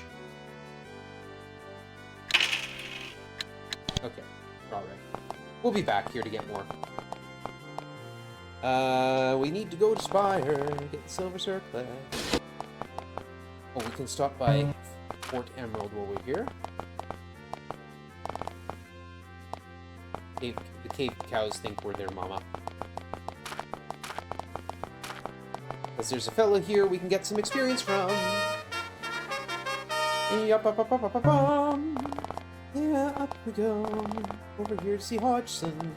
Hodgson needs an area of hang, which is why I kept one instead of selling them all. Boom. There we go. Nice free experience. Don't need to go through the portcullis again. Don't need to go back to Gnas. We just need to head this way. And head to... We're going to Spire. Oh, what am I doing? I go through Fort Emerald. It's faster. Yeah. We're human. We're human, it's fine.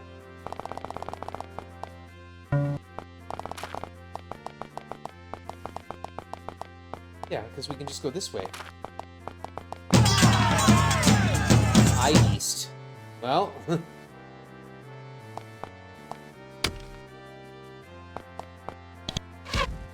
that's generally bad news. You know, things like that.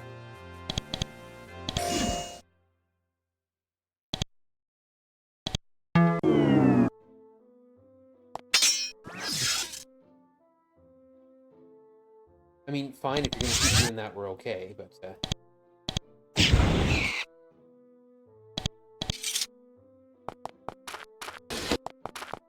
Eye-beasts are usually a problem. Especially if they show up in groups. Okay, we need to go get the silver key before we can get the silver circlet. Little J, thank you. That is not what I want. That's a patch of... And we'll go here.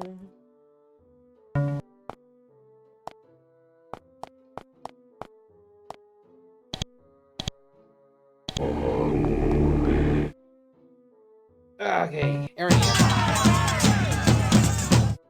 Here we are. Look at that, my fighters at the back.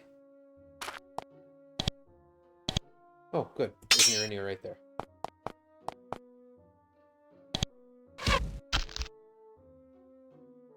Wait.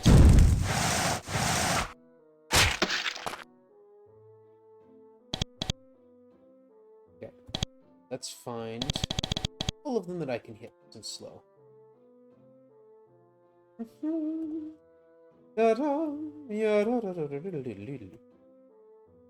Okay, good. H, F, A, I, and C. Lightning.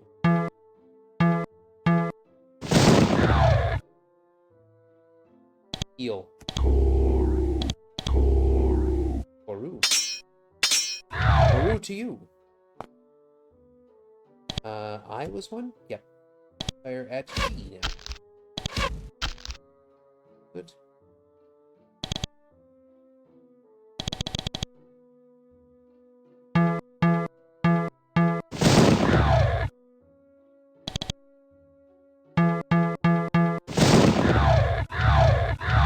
Good. No taste. Don't do haste. Makes me have to slow you. Hey.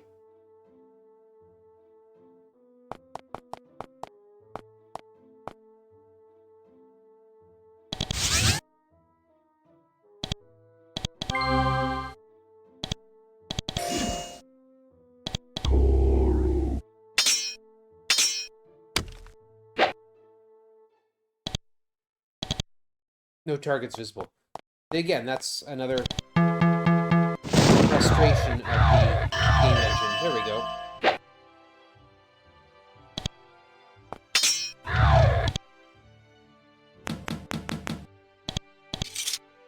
And back here, we find the silver key, which we will need momentarily.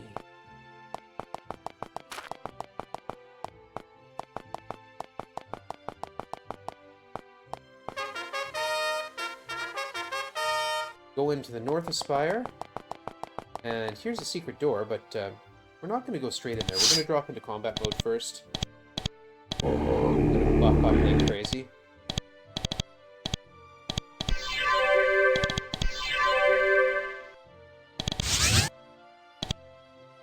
Because there's a few enemies in here.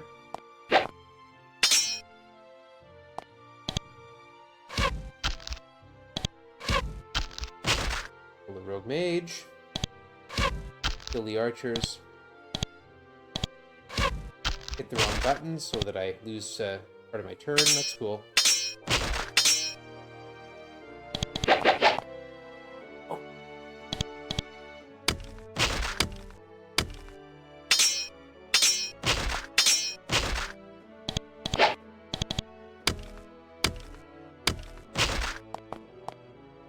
Pick the lock. He keeps cave slimes back here. It's gross, I guess.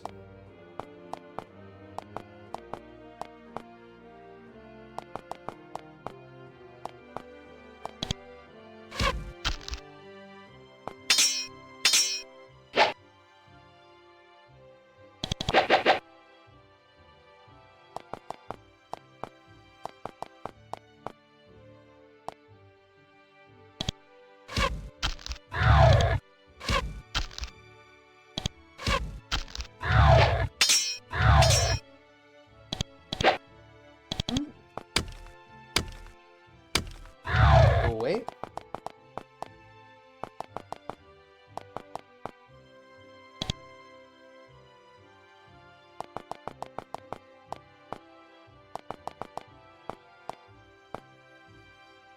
Up there.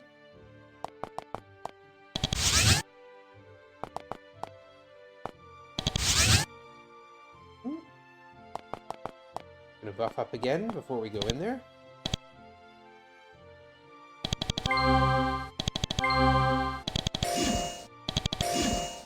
Here.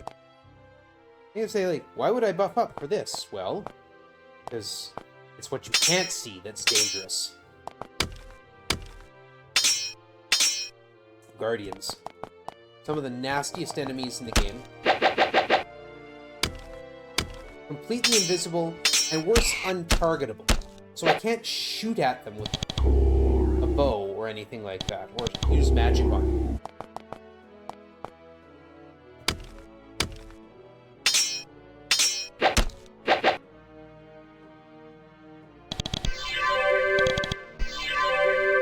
Turns. Heal him up. Keep him healthy.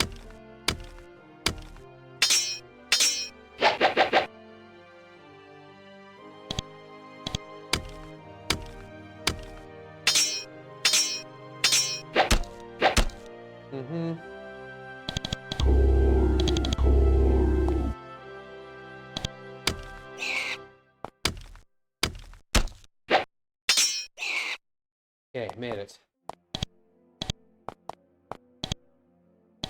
And we can just take her wine. But also, take her small steel box firmly bolted in the floor. It has a small padlock, and every available surface is engraved with small runes. Open the incredibly dangerous-looking box. Use the tiny key to unlock the box. Inside, sitting on a small pillow, is a delicate, finely wrought silver circlet. You start to get nervous. The runes on the box are probably some sort of magical trap. Take the valuable and dangerously trapped silver circlet. You say the word Ankh. Nothing happens. You pick up the circlet, expecting to be baked at any moment. Bad things fail to happen. You now at last have the silver circlet.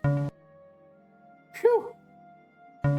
So, when I complain about Jeff Vogel's use of repetition in writing, that is a loving complaint.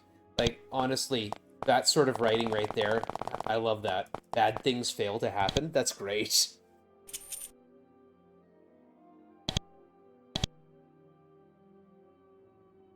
Silver. And if we go back and we tell Mina that we're the ones who stole her circlet, she will, in fact, call down the guards on us, and the town becomes permanently hostile. Silver nuggets. Bolts, thank you. Favorite crossbow. Unidentified plate mail. Or chain. So.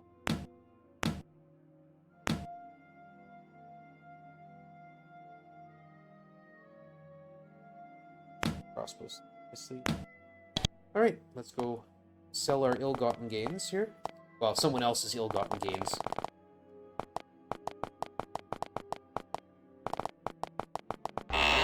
We get really poor rates here, but it's better than carrying stuff out of here.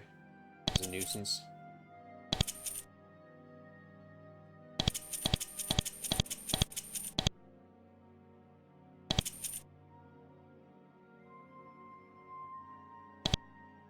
Good, yeah. Oh, crystal. Keep. Okay, good. None. Inspire. In fact, if I tell him, we took the circlet. I know. That put Mina in her place. Now I'd better get out of here before she realized I helped you steal it. Good job. You fit in well here. He slips away. The conversation ends, and he's gone. Right. Now we don't talk to Mina. We just leave. We could. But the goal here now is we need to go find Erica Redmark. Erica Redmark was one of the original wizards sent down here. And she is extremely powerful. She made the trees. She helped fashion the plants and the glowing fungus. And she wants revenge against the Empire. We don't. It's fine. Strangely, someone has built a hut out here in this remote, hostile land. Well, let's check it out. You step forward, then you begin to smell the vapors coming from the cauldron. Your head starts to spin, you stop moving. The witch says, "That's far enough, my puppets. I need a favor." She holds up a bunch of purplish mold. "I need 6 more bunch of this stuff to finish the special brew I'm making. If you can provide it, I will grant you a boon." Okay, you can do that. We're not going there. That's Skaragath. That's part of the first major quest line. We're only doing the second major quest line, which is get out of Avernum. Find an exit to Avernum. The other 2 major quest lines are defeat the demon Grahoth and assassinate the Emperor. Ask ourselves some safe passage here.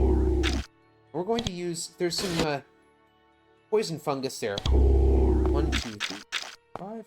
That would do us some damage, so I'm just going to fly past it rather than fighting it.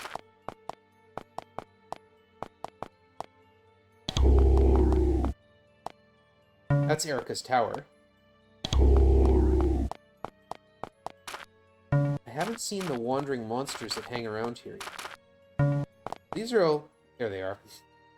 I said something. That was a mistake. Let's pay it. And they will tag me again and ask for more money. We go back here. You approach, the fumes overwhelm you. The witch steps forward, relieves you of the moss, returns to her cauldron, and throws him in. A burst of smoke emerges and envelops her. When it clears, you see a tall, middle-aged woman of frightening severity and beauty. She looks you over and slowly says, "Hello, travelers. I am Erica, Master Incantatrix of Avernum. Your travels have brought you here at last. I can aid you in what you seek, whatever it may be. My tower is near here to the west. The entry doors will open for you. One of them. Anyway, this will get you past some of the more unpleasant traps." And they're gone.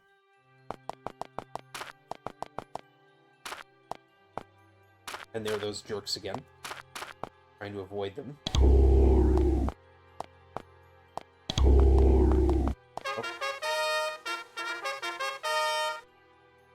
Hey. Now, it's blocked by magic barriers, so we use the Dispel Barrier spell that we picked up earlier. There's a place over here to rest if we need to. There's some soup that will hurt us. This gate opens because we did her quest. Otherwise, we'd have to, as she said, deal with some nasty traps. As it is, we have to deal with her nasty fungus. So, you know, it ain't great, but...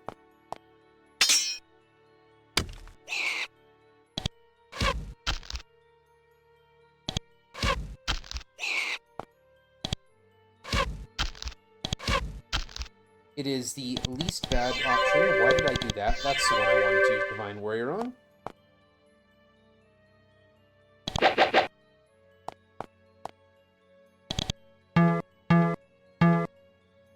I would still have to do this bit regardless of whether or not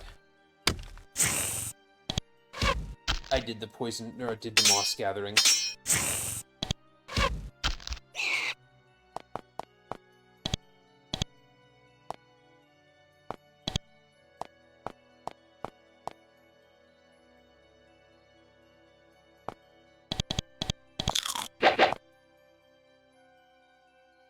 Lizards.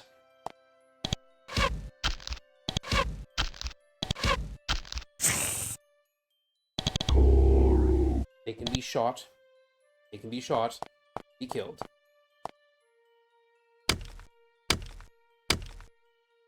Or stabbed, you know. Stab them too.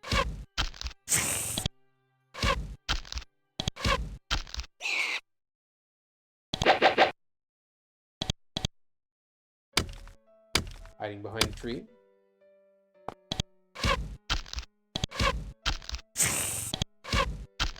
I guess shooting them is really just stabbing them from far away. It's the same thing. Pick up your bolts.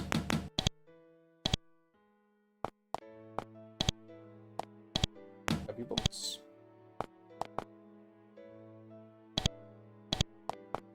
J back here. We need to end combat because we need to go through here. I'm going to close that door behind us. We're going to rotate around this wheel. Or turning it. Turn the wheel. Here's something in the north. It's a gate opening or closing. By doing that, we start the next fight with our characters in a position that's a little more advantageous for us.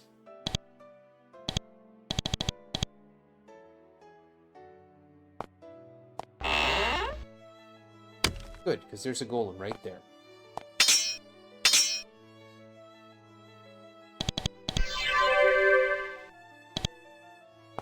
The golems are immune to most magic. Like, you can't damage them by magic, but you can still slow them down.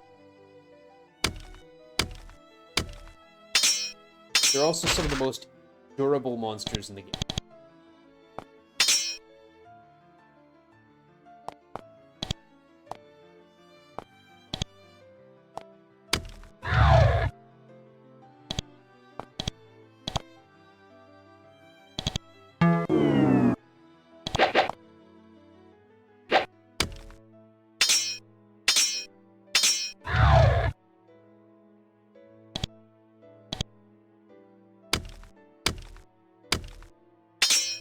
We'll be seeing a lot more of them from now on to the end.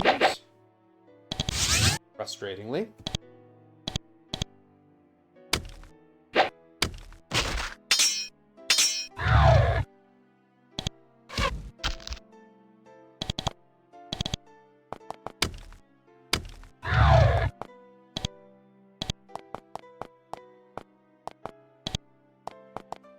Through here. There's a portcullis that would have been closed if we hadn't turned that wheel. And here's Erica Redmark herself. Wish to find a route to the surface world. Can you help us? Perhaps I can. You'll need to contact a group which might be helpful for you. They're called the Scimitar. What do you know about them? They are a group of brave fighters resisting the forces above. They're weak as most mundanes, but they do their best. Find the passage below Barga. The password to their defenses is Fedrus. Come back. Is there an easier way back into your tower? Now that you've passed my defenses, you don't need to do it again. There's a spare key in the east gate in the library. She doesn't actually open the door to the library, but okay. Get the key. And that's it. That's what we need to do from Erica. We need to get the password to go to join Scimitar. You've done that. Oh, we just beetle out of here. We'll be back. We have to go to Barga. Ignore the brigands that defend Spire.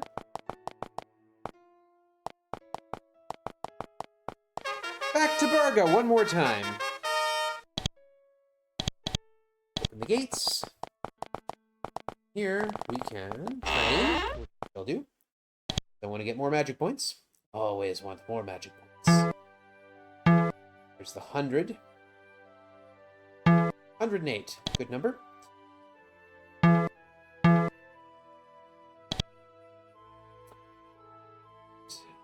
Strength. Fastness. Good. Andrew. Bow skill, please. And... oh, weapons. Yep, we are somewhat popular. Head around here. We're gonna buy ourselves some more bolts.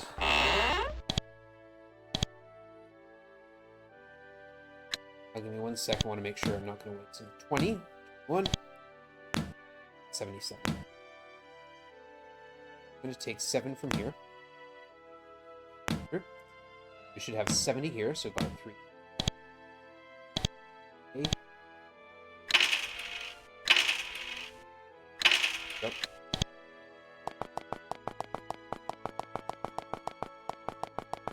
All right.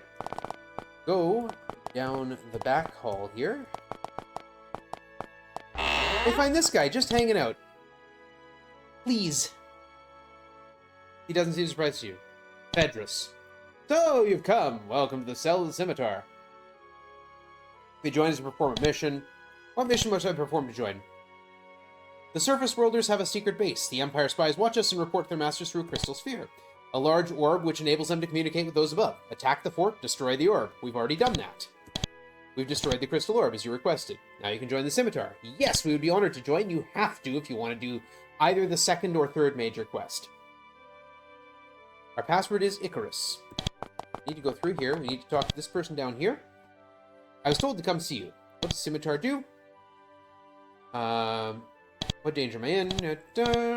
Yeah, told to come see you. Oh, yeah. There's always a problem. There's an exit back to the outside world. What's the information you need? Our greatest ally is the Archmage Erica. She told us the location of the exit and about the password. What's the location of the exit? In the tunnels west of Fort Remote. Told you we'd be back there. Near the northern end. We do know the dragon named Sulfrost lives around there. Almost undoubtedly, he knows something about it. Sulfrost is apparently gender fluid, continually changing pronouns. He and she. Can you tell me the password? No, I don't know it. Erica says there's a 4-part password necessary to get through to the exit. She's known that for some time, and has been using her magic to try and find out who knows it or who might know it. Try to find her. You have to I've already talked to Erica to get here, right? I'm sure that she will help you. You take note of this. Whenever you see this phrase in this game, you take note of this. It's an indication the game has set a flag for something else to happen. Tell me about Erica. Okay, cool. That's all for now. Our reputation has increased. Andrew got a level. That's good. Head up here. Since Andrew got a level... oh no, I don't have any money. That's fine.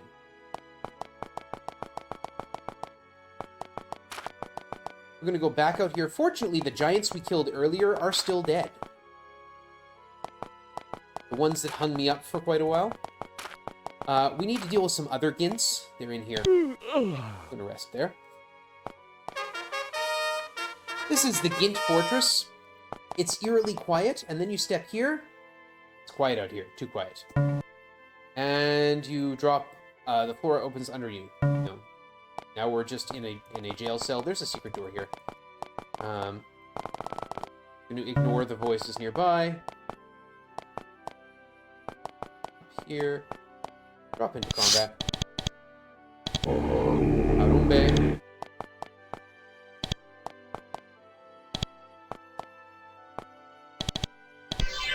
Andrew, if you would be so kind as to become my divine warrior, that would be great. 4, 5, 6. Kill an ogre. Hey, you should also be a divine warrior. I think that would be awesome. Thank you. 3, 4, 5, 6. Oh, thank you.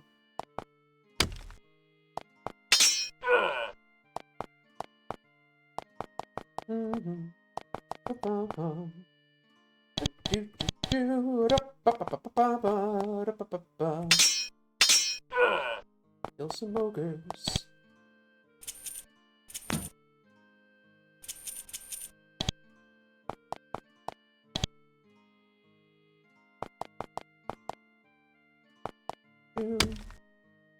Stabbing ogres. Grabbing great swords.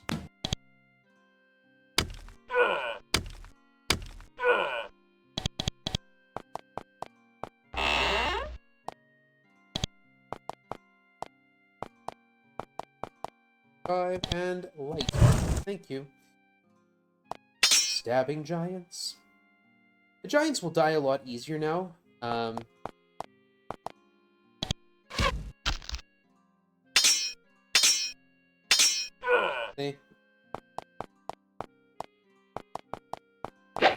Well, part of it is they're not coming all at us all at once.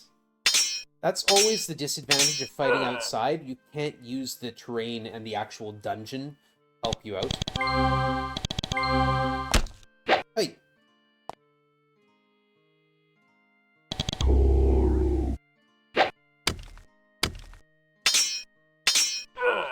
Yep.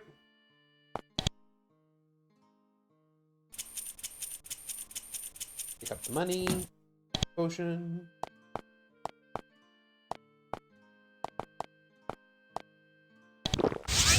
Hey.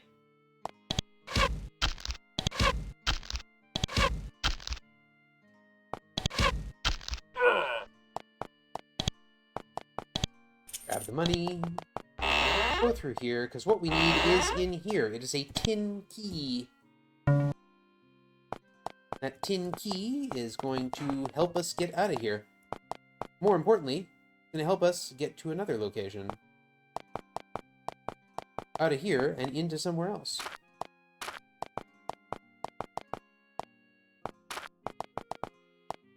There's a lizard, but we don't need to worry about that. Arumbe. And now we have the main hall of the Gints.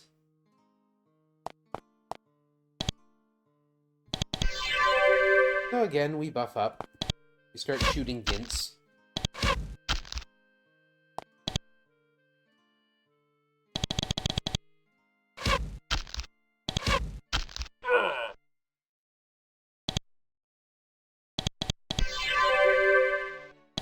Wait.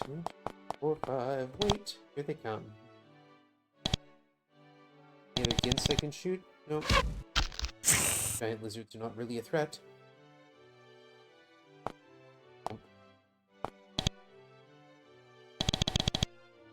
There's the Gint chieftain.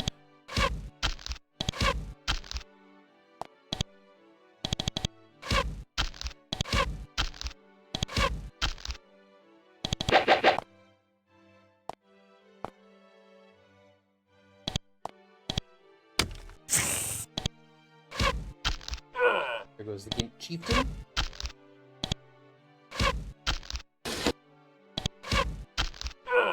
Here, wait. Up, fire at the the shaman.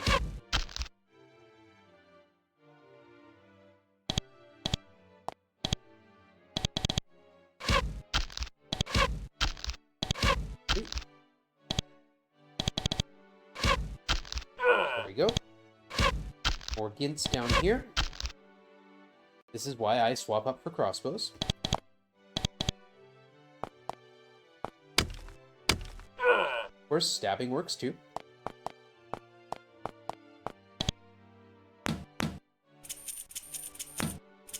We'll take the Gint Wine.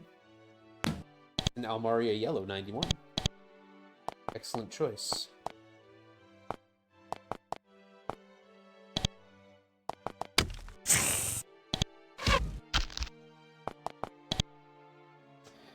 And all this stuff.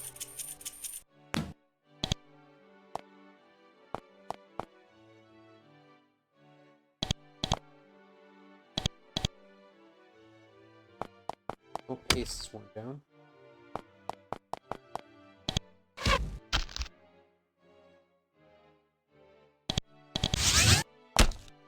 Wait. Just because I no longer have magical protection against getting hit doesn't mean you can hit me. It's impolite.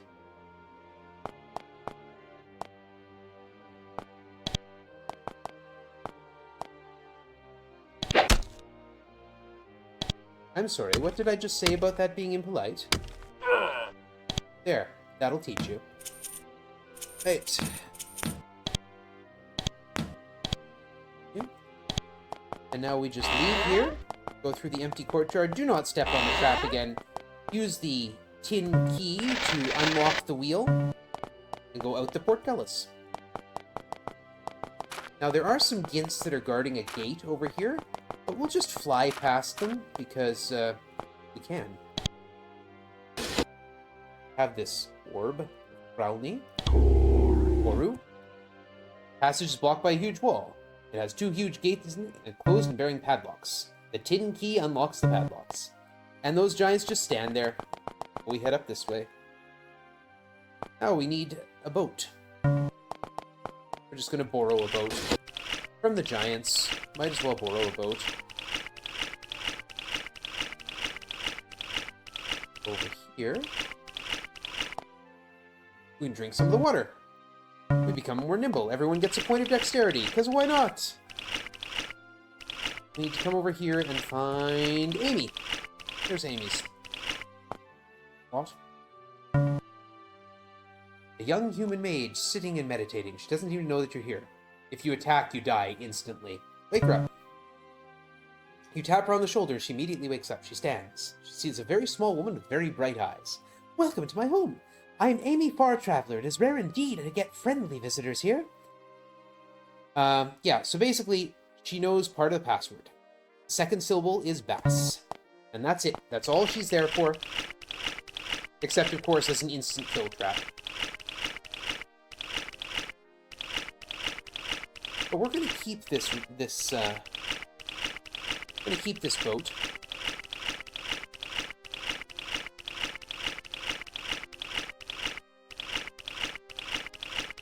Because this river connects us to Erica's place.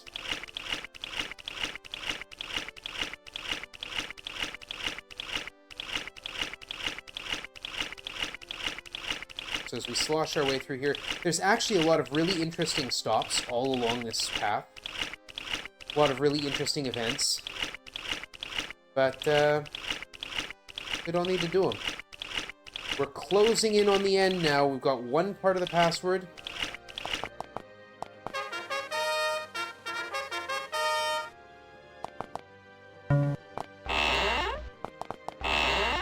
Hey, Erica. Tell me the password. Takes, yeah. It's Kai. 4th syllable. The 2 greatest sages in Avernum are Amy and Patrick. And the dragon Colt and Atheron are the wisest. And it is Atheron who will tell us. So first, we have to go back to where Atheron is. We'll use the recall crystal, which will take us back to Port Avernum. How's the pace compared to the estimate? I don't actually know.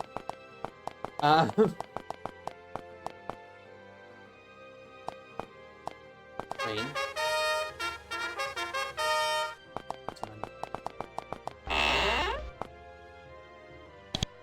I'm not keeping time myself, so I don't actually know what my pace is compared to the estimate. But probably not exceptional. I haven't been pushing a whole lot. And I had a really rough time getting past the giant patrol outside Barga. Would not give me a good run. This will be my last training, so we'll just get our magic points up as high as we can get them. Head out this way. We're not going to go to Myrtis this time. We haven't gone to Myrtis at all, so, I mean, that makes sense. We'll instead go into the Honeycomb. Which is a bunch of maze-like tunnels.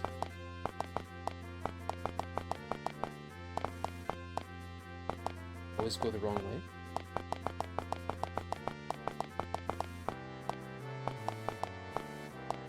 Thank you.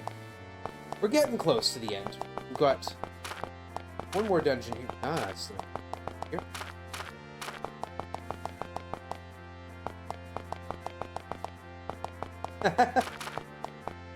Are you next up, Alexa?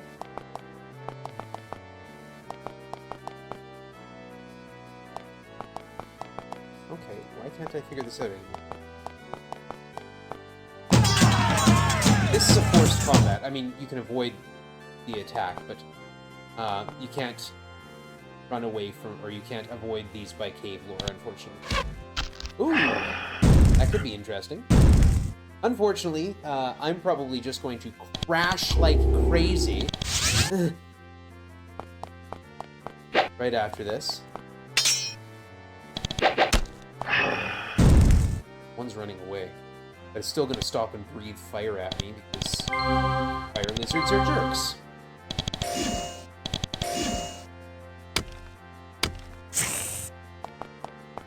Yeah, it's 6:30 here right now. Which is part of the reason that I'm not able to remember my way around. There we go. There's a magic invisible wall pushing me back. Fortunately, there's a crack in the wall because our good cave lore. We go into Atheron's Lair. Atheron's Lair is the second last dungeon after the Atheron doesn't want visitors. So naturally, we're going to visit.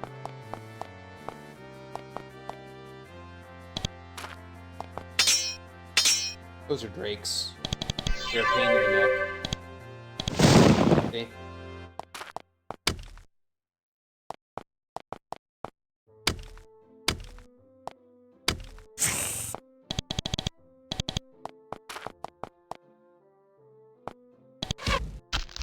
I'll shoot him.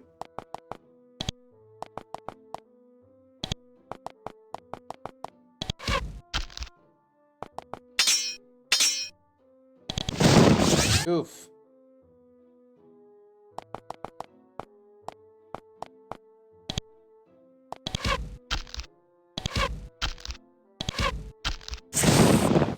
Hey.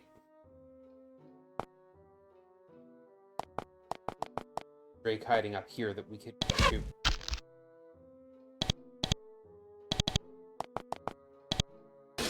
Anyway, no target visible.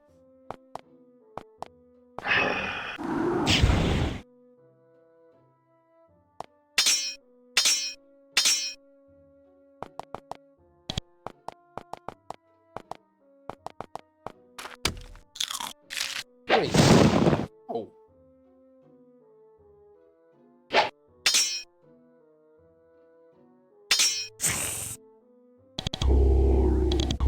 Healing spells.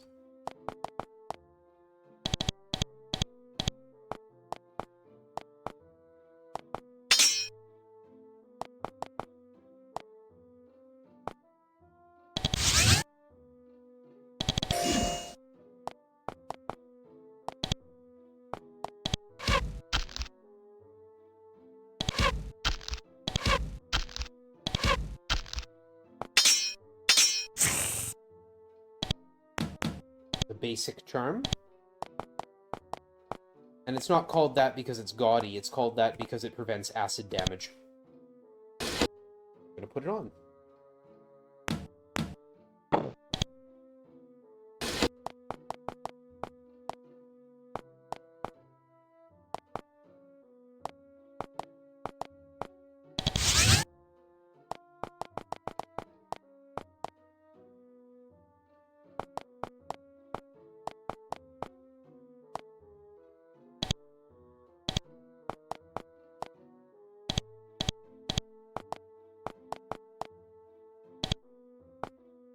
Set up here, because the next set of enemies is up ahead, and they're a nuisance.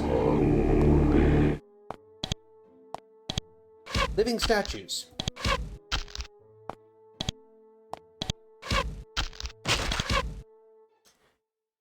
They have a tendency to summon a lot of things. And do that once in a while.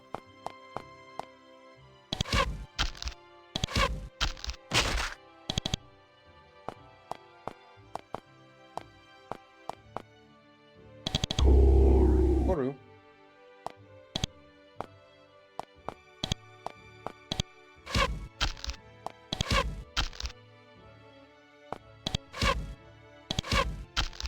Great, you missed a statue. Twice! Oh my goodness. That's a lot of shots to miss. A lot of 95s to miss, guys. Thank you.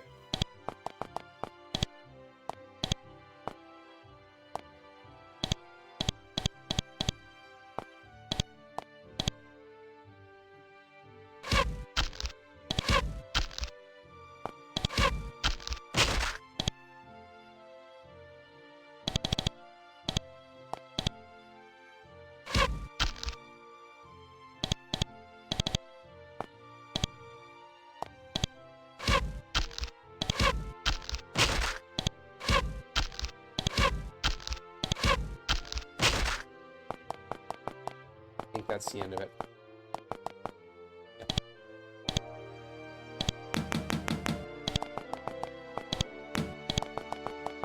And then up here, we'll find Atheron. 50-foot-long dragon.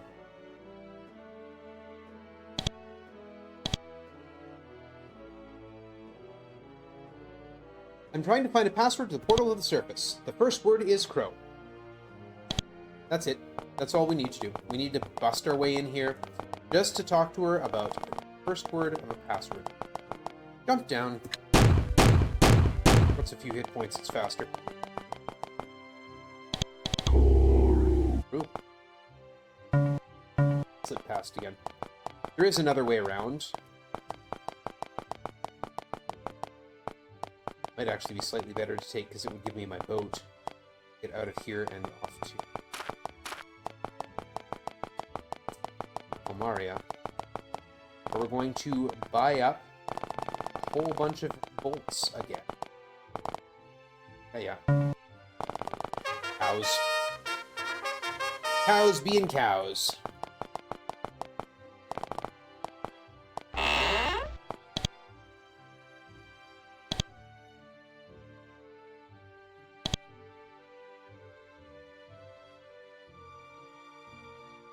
I suppose it is? No?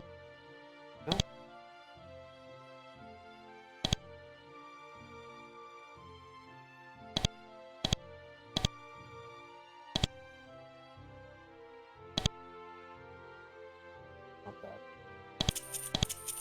Bronze great swords. Buy some energy potions.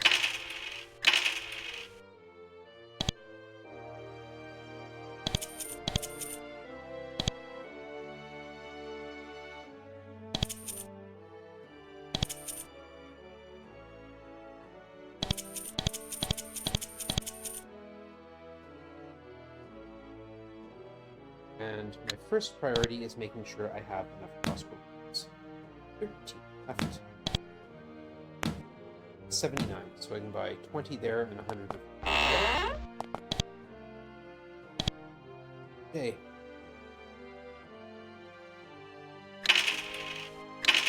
Oh.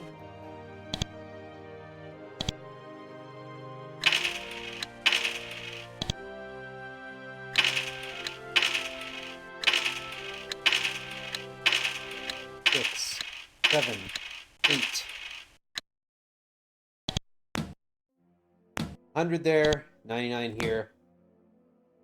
And I'm actually going to buy stone bolts for Jay. He can't hold any more.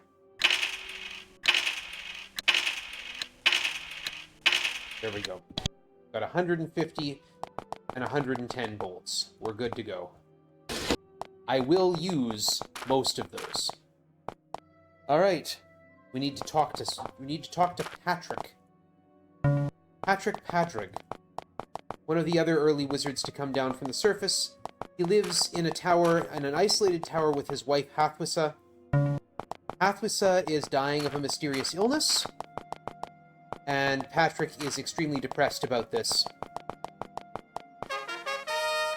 Fortunately, we don't have to cure her illness in order to get Patrick undepressed enough to talk to us about the password. Built what? What sort of research? I want to know the password. It's Eng. There we go. Krobas Enkai. We've got the full password. That's all we need. Now we just have to get out of here. Back to Fort Remote we go. Looking around for a gremlin fight, because... Yeah, we're heading that way. There's a random encounter of gremlins out here that I do not want to deal with.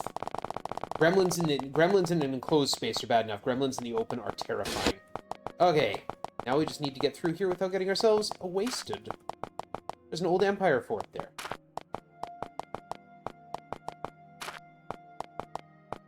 Walk up through here. That is a Urbasilisk. That is what? Coming at me? Mutant lizards, okay.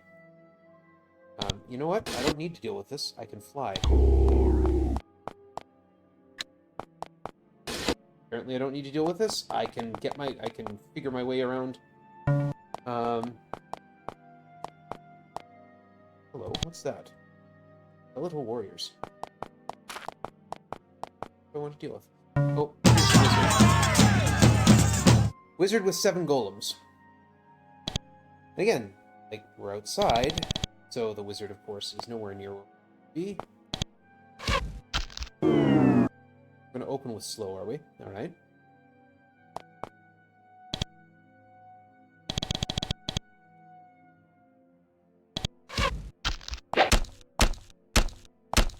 Mind not killing me before I get a turn? That would be great. We need to re-haste. We need to get haste up before we do anything else. The wizard has to go. Like, there's no two ways about it. The wizard has to be killed.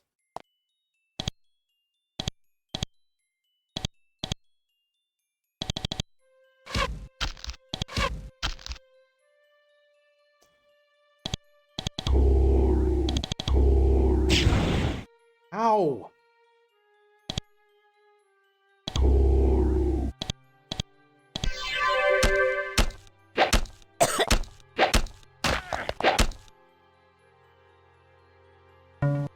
We got a bad lineup, and...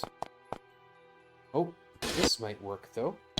Sometimes, if we're very lucky, use the Orb of Thralny to bypass them. Unfortunately, this is not one of those times. Fortunately, I do get to use my Beast Ceremony this time, so we're starting not at such a disadvantage.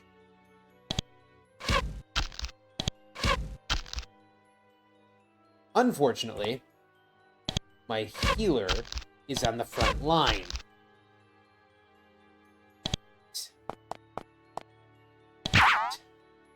Summon a vampire? Okay, yeah, you do that. Go for it. A, B, C. Do not try and slow the wizard. It's a waste of time.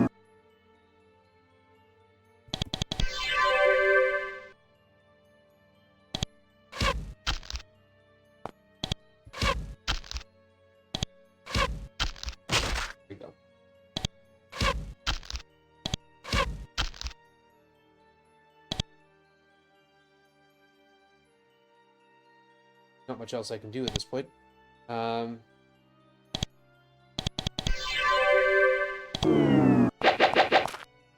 guess the vampire can try and slow me. That's also a possibility.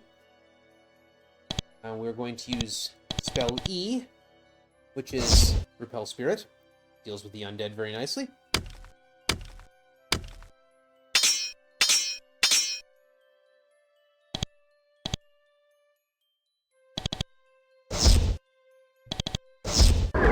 There goes the undead. And yeah, now we just got a bunch of very slow golems to deal with. Which means we just have to punch them a lot until they stop being irritating.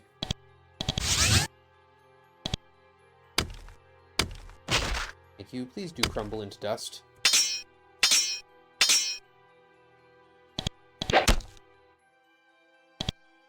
Your efforts in this sphere would be most appreciated. Thank you.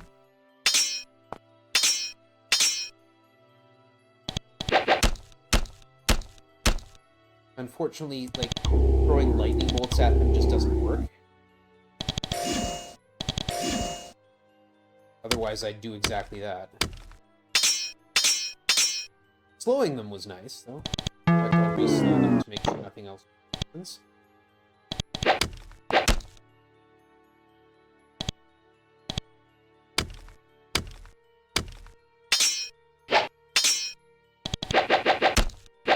Ah.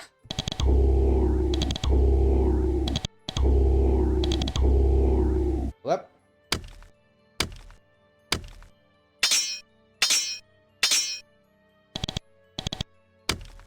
Thank you. One to go. Grab. Iron bolts. And the fight.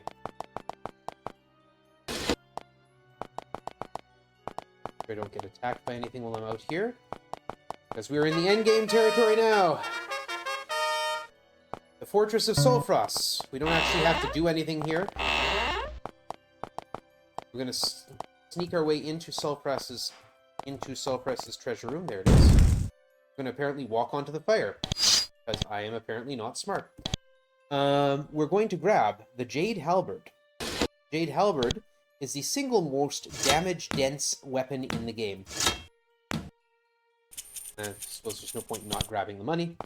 Not labeled as not ours. What is this one? Identified cloak and a mind crystal. And this box we can open. So long as we don't open 2 boxes, we're good.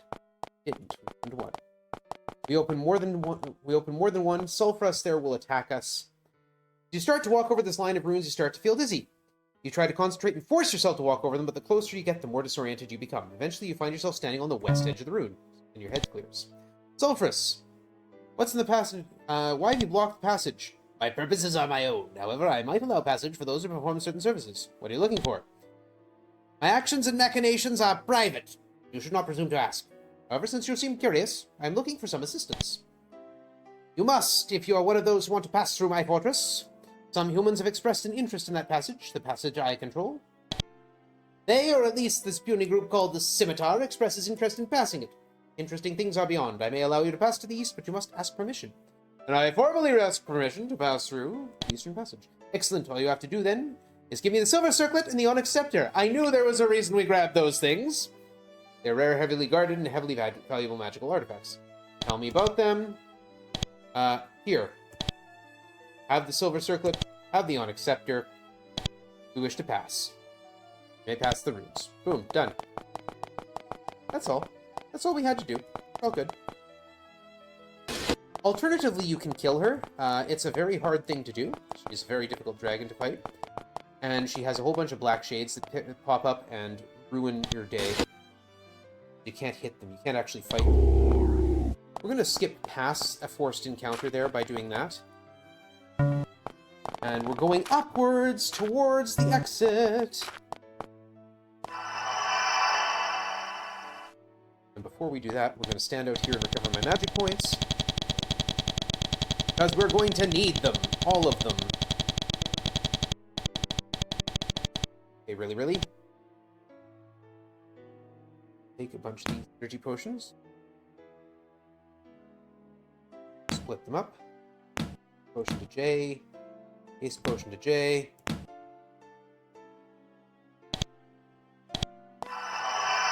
Let's do this thing. The final gauntlet. A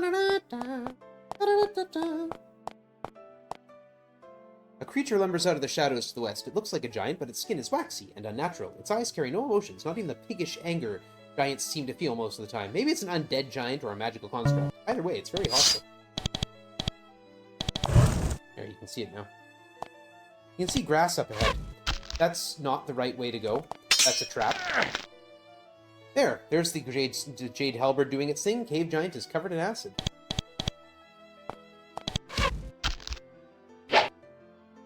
Thank you for missing that 95% chance. That's very useful. Twice. Yet you deserved that. Good thing Jay was there to save you. Anyway. As you walk slowly through the chamber, watching for traps, you think you see motion around the chair to the west. You look to see what it is. A translucent wall appears in front of you, bisecting the chamber. You hear a voice from the empty seat. Approach the barrier, it says. Approach the barrier. As you approach the barrier, the voice intones, speak the passphrase.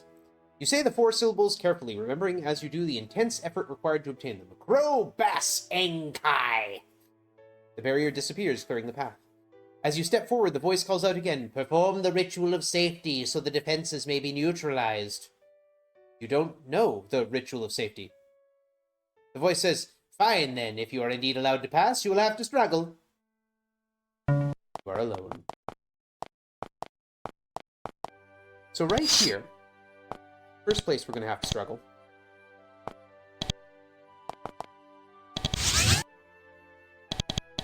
Because behind that wall are some guardians.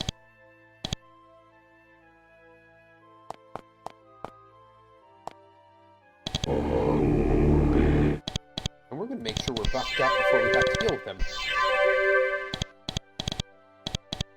I think the wall just disappeared. No, I think the wall just disappeared. There it is.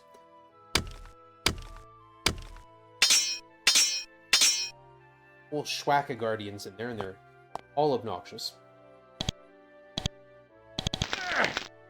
Fortunately, one of them is covered in acid. Here they come. So yeah, there are guardians and there are also black shades. Black shades are equally invisible, nowhere near as hard to fight, and they're spellcasters. Level up. Not that that's of much use right now, though the added hit points are always nice. A guardian picked up the elixir that was dropped by one of the others. Oh my goodness! We've got a raid coming in. Hello, raiders! My name is organmike. You can call me Mike or Misha. And I am here playing Avernum for really, really long-a-thon. I'm in the final dungeon here.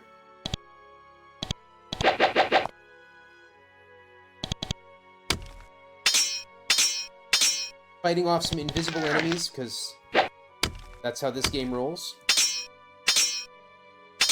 If you like this game, by the way, if this game looks like something that might interest you, it has been remade. It was remade in 2015 by the original creator, Jeff Vogel.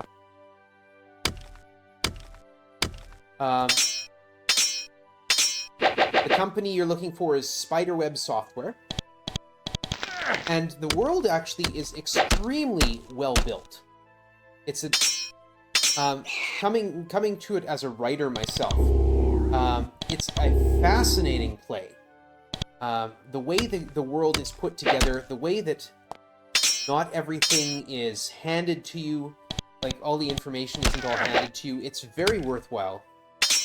It's a very worthwhile playthrough in general. So if you're an RPG gamer like me, the active button, unfortunately. This is one you ought to check out.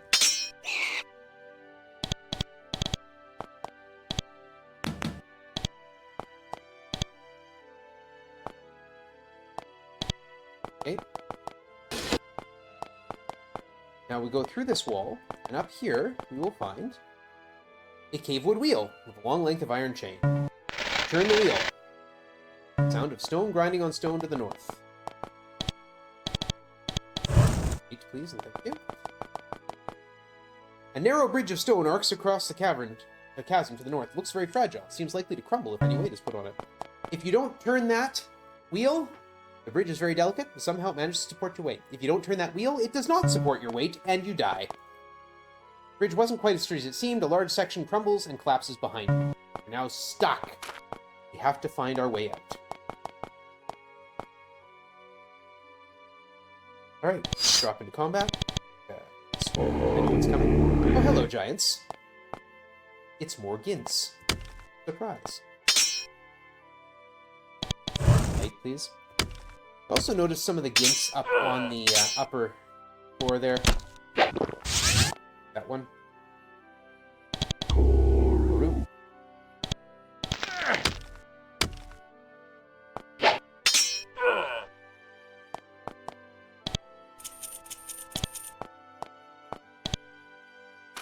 We're just gonna shoot them from down here. Why fight them hand to hand if I don't have to?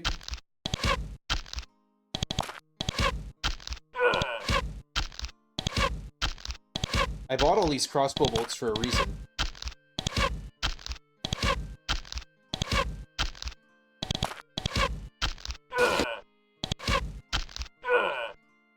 Okay, like, way easier than fighting them. And there's more.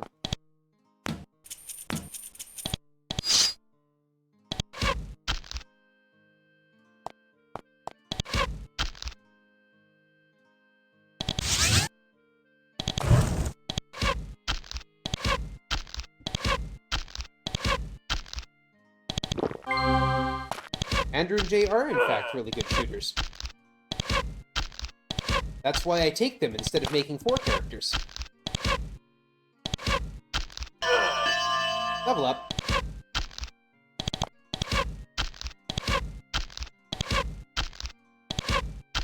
You can also save a fair bit of time by turning off the sound.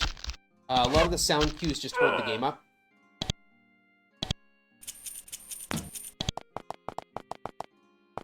Okay, this last group I have to be a little more careful with because there's a giant shaman in it.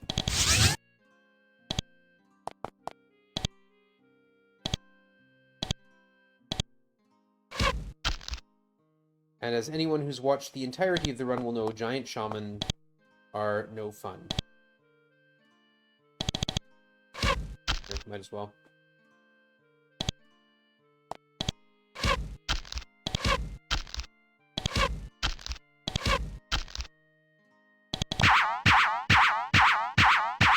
Not too worried about that. Summoning monsters is not going to actually affect anything except what I have to target. They'll disappear after a few turns. It's not a big deal.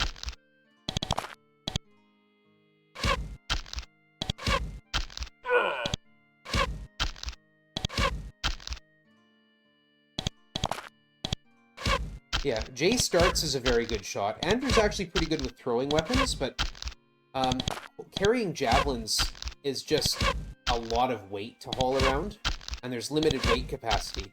So it's actually better to switch over to crossbow form.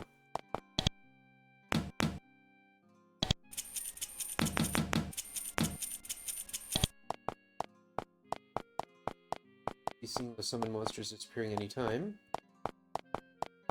There they go, summon creatures appears. Light, thank you.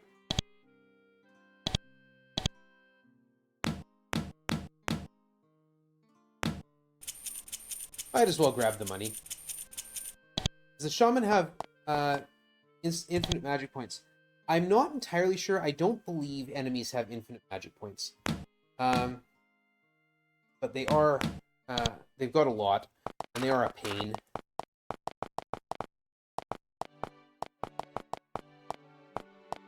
When you fight them in the open, it's much more of a problem. Okay, yeah, we're in the barrier chamber.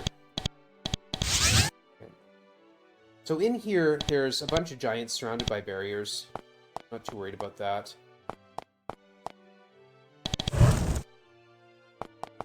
But in the corners are real issue. Black shades.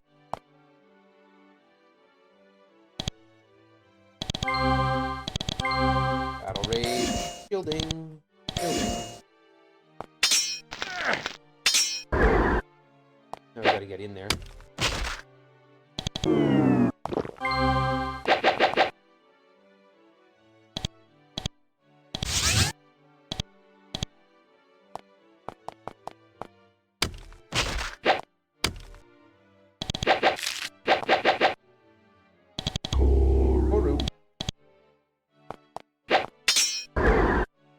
Okay, now we just shoot the giants like fish in a barrel. Because I could dispel those barriers. But why?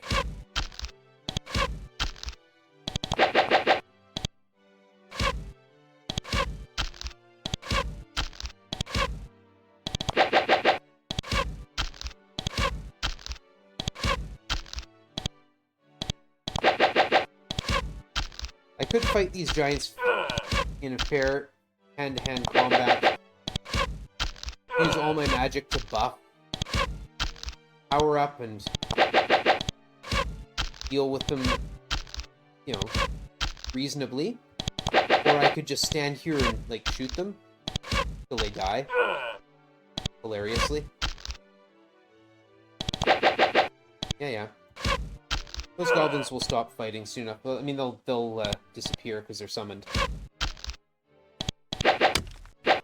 Well, thank you for moving closer. It means I don't have to scroll the screen to hit you.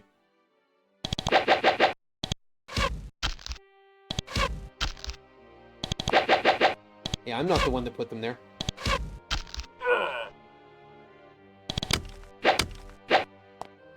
Oh, there they go.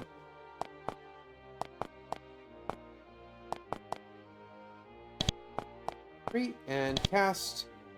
Dispel barrier is L. Out of the way.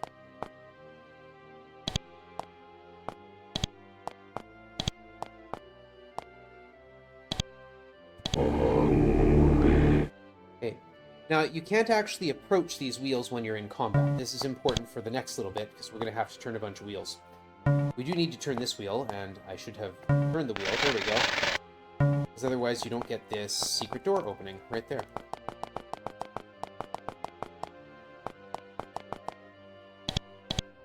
I'm gonna drink some healing potions. Yeah.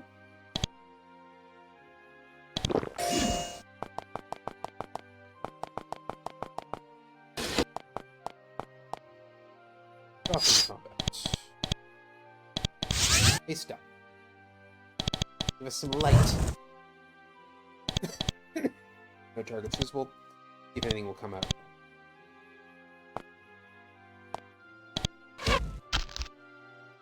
There's our first golem.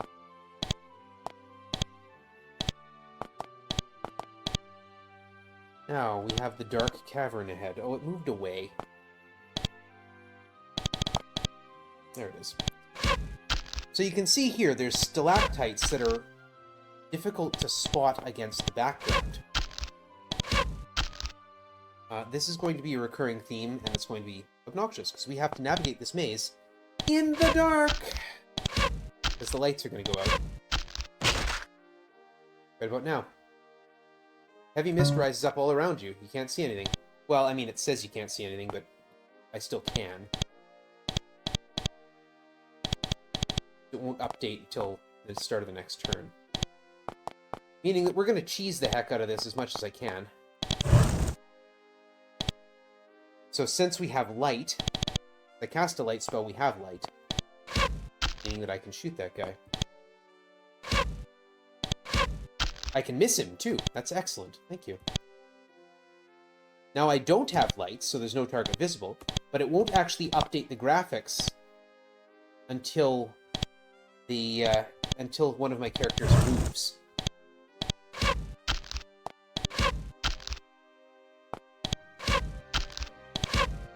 So we shoot, we shoot, we shoot.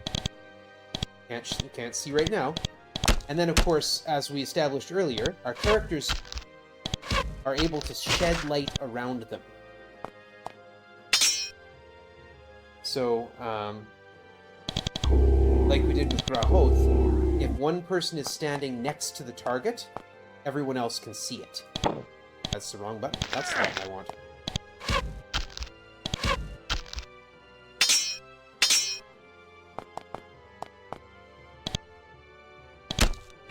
Oy.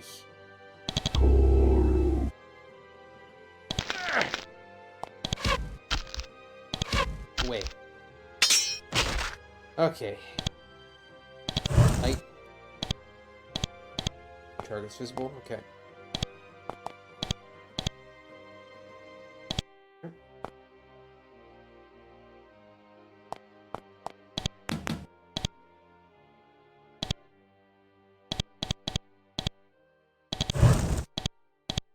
This is not supposed to be how this works, but we're doing it anyway.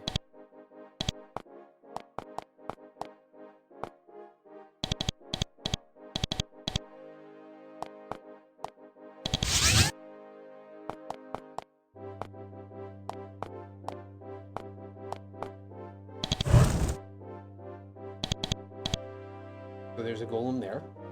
I can't see it right now, there's no light. I moved to the ground.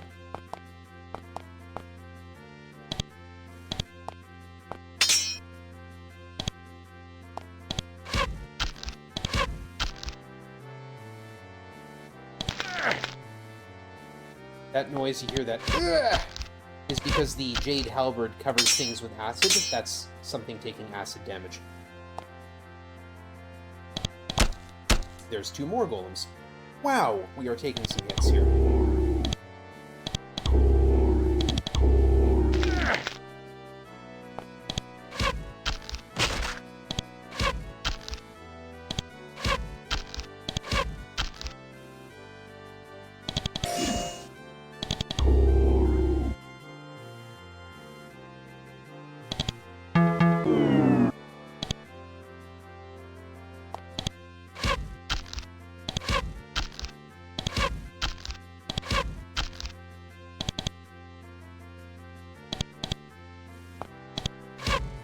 One.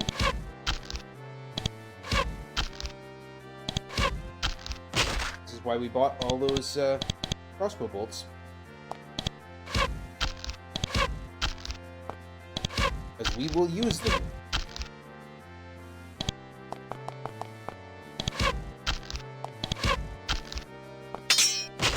Nope.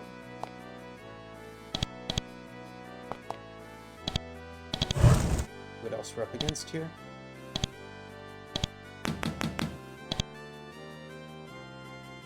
Any more targets?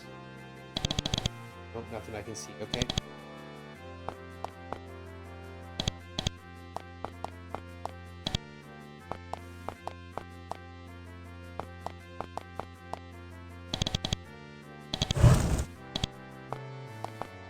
One. 2.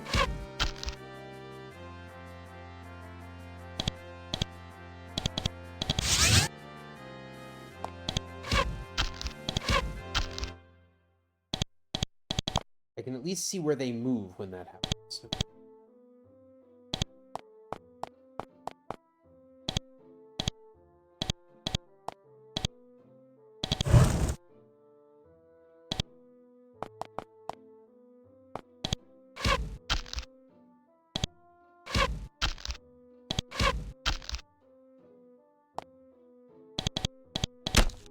Whoop, one of them. Okay. Change targets. Now, Andrew's lighting that one up now. Thank you. And also missing the 95% chance. That always makes me so happy. Hold him down. Nope, don't shoot that one. Shoot the one that Andrew's on.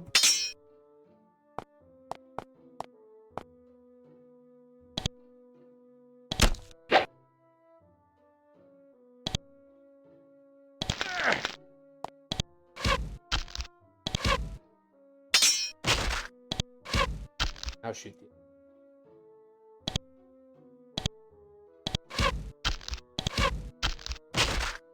Goes. Light, please and thank you. There's another one hiding there. Of course there is.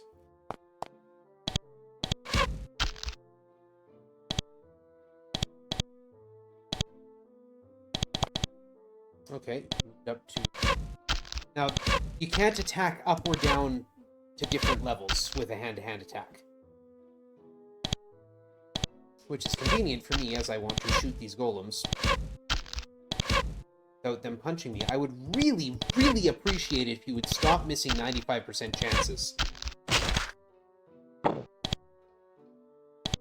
1, 2, 3. Right.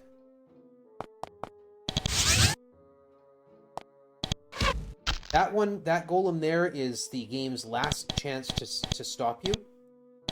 That golem will guard the exit.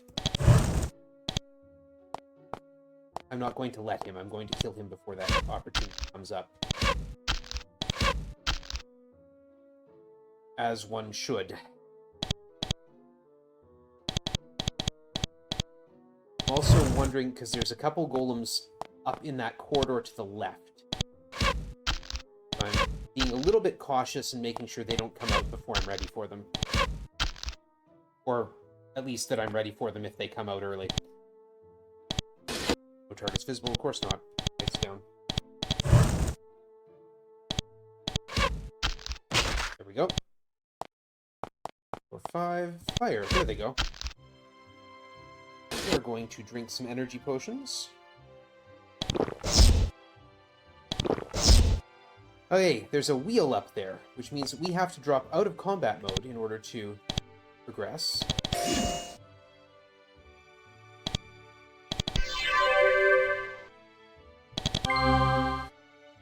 You're gonna drink an energy potion too.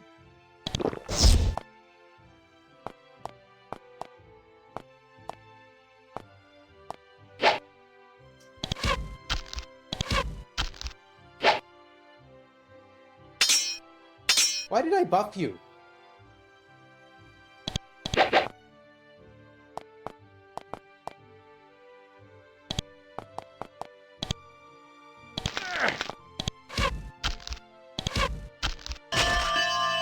Yep. Level up.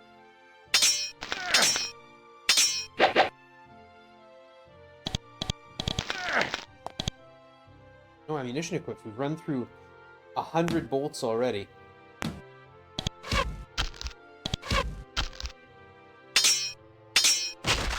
Okay, there's those 2 golems done. Nice placement. Because I want to walk around the wheel before I turn it. And drop into combat again.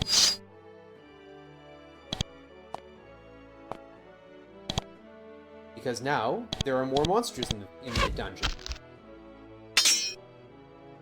Every time you turn a wheel, it adds monsters to the dungeon. Of one of 2 varieties. In this case, we got golems. It seems to be random. I can't tell which ones we get. Golems are a little bit nicer to see, but the other thing we might get are fetid zombies, which are a little easier to kill.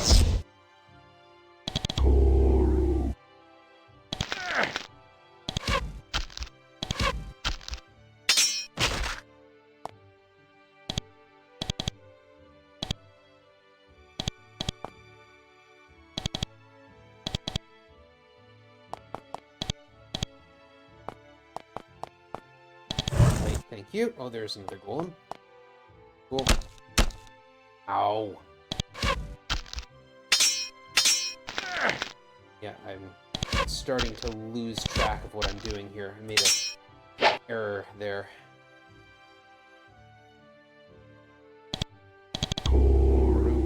Twice. A missile ready. Oh, because that's lots of lore.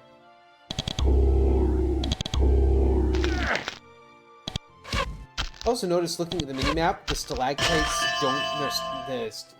stalactites don't show up on the minimap because the game is patently unfair.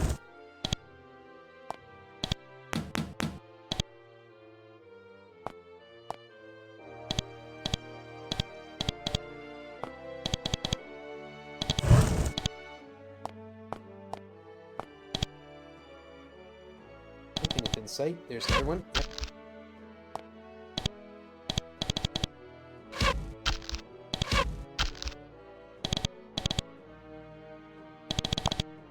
Closer? No. Right.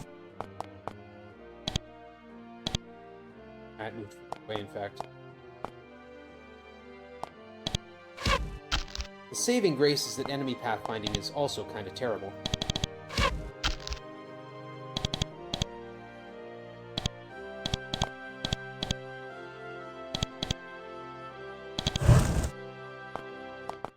As bad as mine is.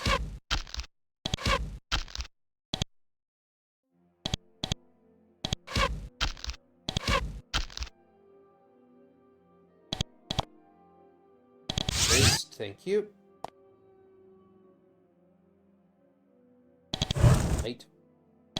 Shoot!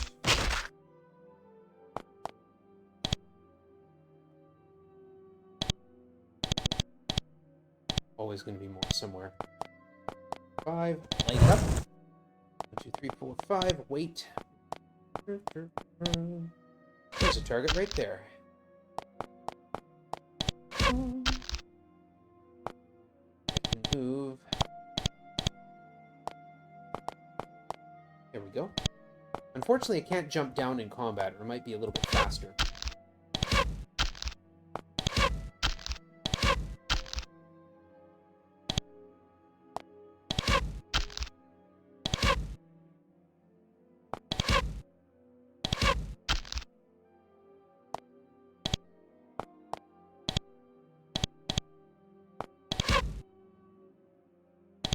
Wow.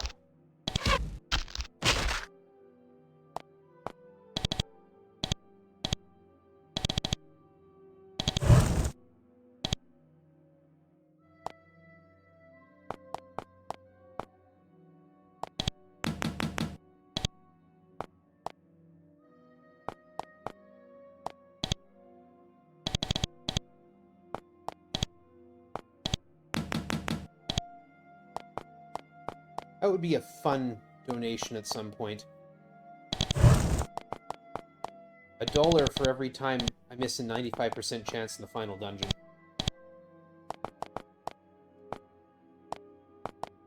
Or in the final, in the dark room. I think we're in the clear. Worst time to use that spell. Okay.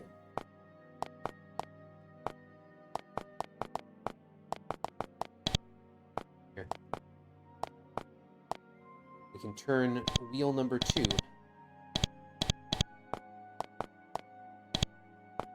Which is through here. Turning the first wheel opened that wall.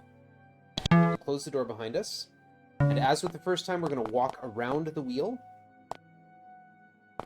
Oops. Put myself in the wrong place. Good.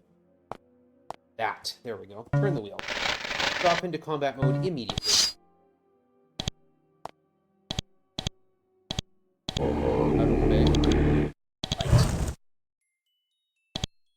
Andrew, open the door. What do we got? No targets visible. That won't last.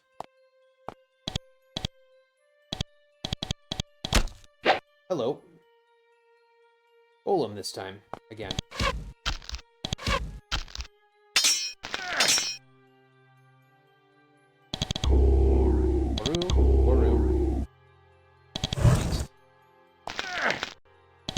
No, again, I didn't need to fire.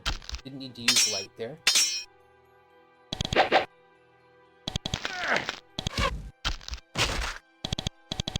Coming? Yep, I see him. We're gonna throw a light spell and let them come.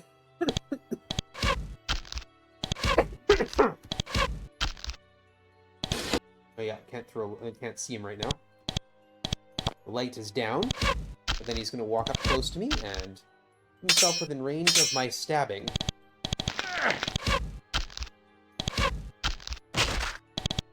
Anything else coming? Can't see anything. We'll put the light back on. 5, fire, nothing, okay.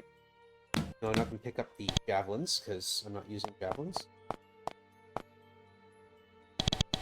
Nothing coming at me, okay. 8. 5, use the light spell. 1, 2, 5, get. Bolts. 1, 2, 3, 4, 5. Check for targets. There's one right there.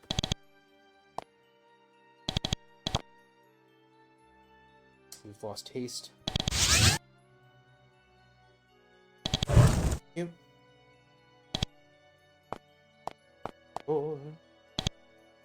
Select targets. Okay, there's one somewhere. There it is.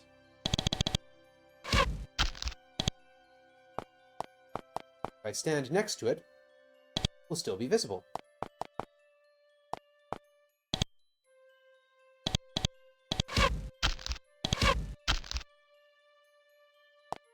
See, there it is. Because our characters have light one square around them.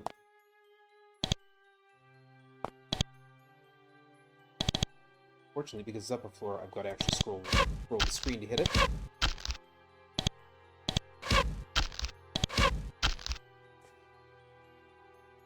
The way the targeting works, even though I'm tapping A, I still have to have the target on screen. It like mimics a mouse click.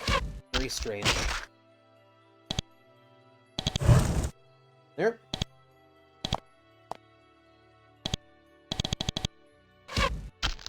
Wrong way.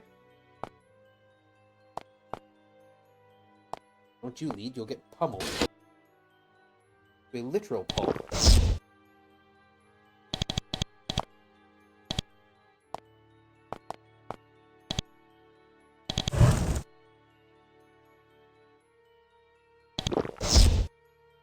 Okay, we've covered 2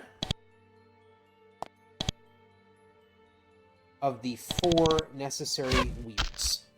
We've gone all the way to the north end of the dungeon to get wheel number 1. We have to go all the way to we went back all the way to the south end of the corridor to get wheel number 2. We got to go back to the north to get wheel number 3, and back to the south to get wheel number 4, because this game is tortured sometimes.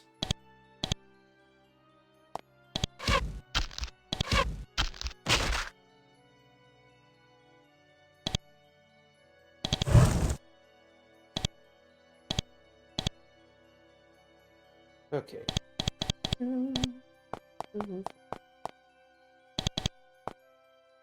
3, 4, 5, 6. Light. If there's anything coming. Good. Okay. No target visible. Okay. Still no target visible. Good.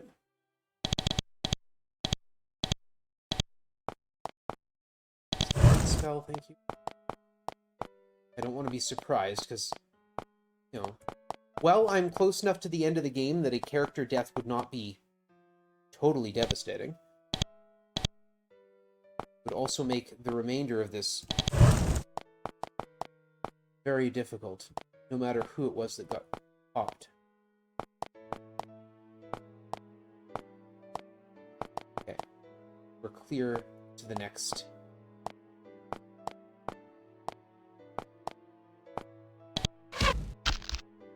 Oh look, fish in a barrel.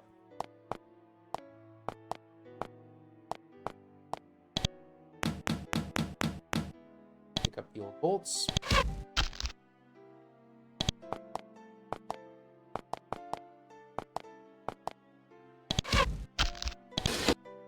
Oops. Close in. It's snuggled up. Drink some energy potions, please, and thank you.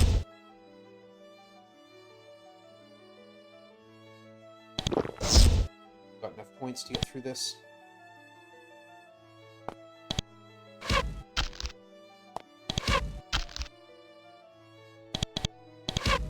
And again, I don't have to get close to them. I can just shoot them from the other side of the other side of the fire. They don't want to cross it, so I'm not going to argue with them.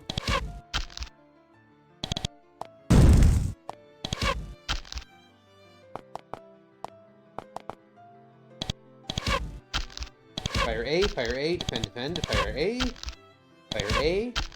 defend, defend, fire A. That's done. End to combat. Oh, and it even gave me a good spot to end to. Thank you. Turn the wheel. This time I don't need to spin everyone around. Because, again, enemies aren't going to cross them.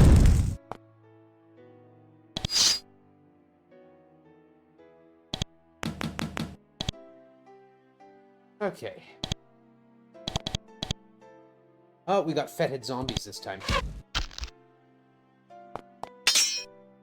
Fetid zombies die a little easier, but come with their own problems in that they cover people with acid when they hit them.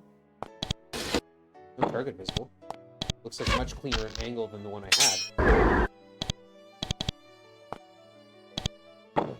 Bet you there's another one right behind. Oxalor flight, please. Thank you.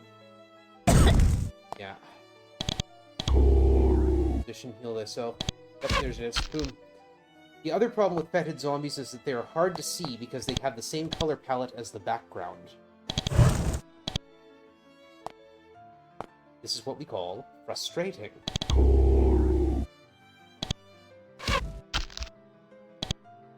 I'll be relying a lot on... Oh, no ammunition.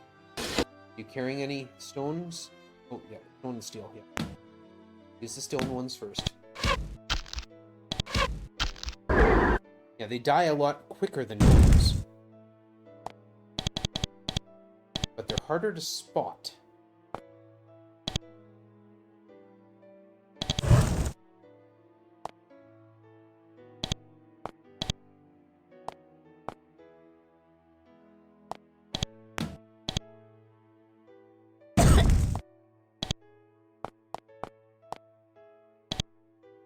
Target around somewhere. Down here. Saw the A pop up. Boru. Wait. Moving in the darkness. Okay, that's 3 wheels down.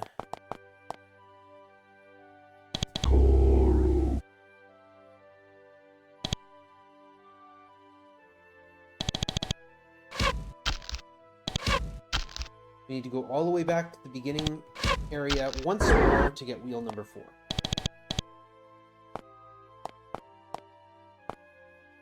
The team Spiderweb Software. Jeff Vogel is the sole, or the main creator. I mean, he commissions work from other artists. But yeah, Spiderweb, the name of the company. And they've made some really interesting games, actually.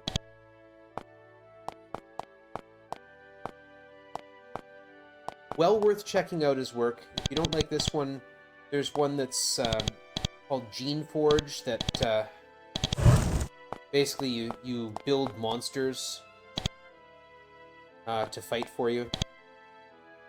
I'm equipped. Hey, you can't be out of equipment. You can't be out of ammo.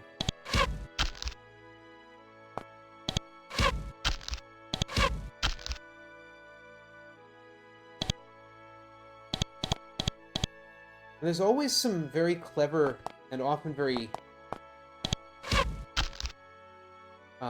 subtle messaging in them, too. I mean, as someone who is inspired by Ultima would put in the games.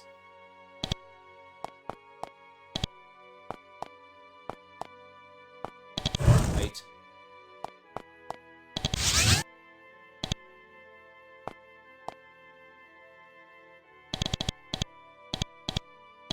Oh, please tell me that we're done with the fetid zombies.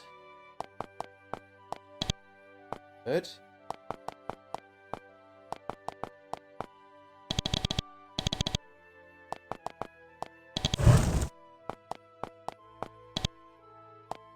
Yes.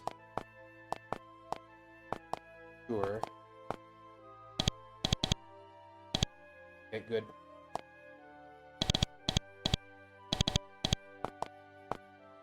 I don't want them sneaking up behind me and killing me. This hole here would not be there except that we turned wheel number 3. Turn this wheel. Drop into combat. A final wheel has been turned. It's golems again.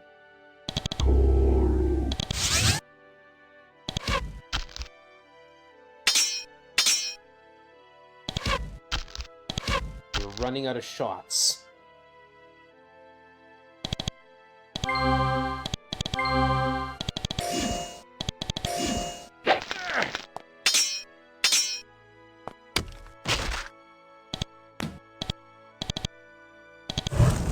There's nothing else nearby. Target says, okay, good.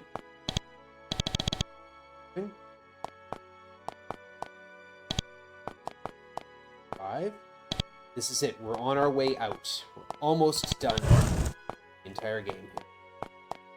At least the escape percent.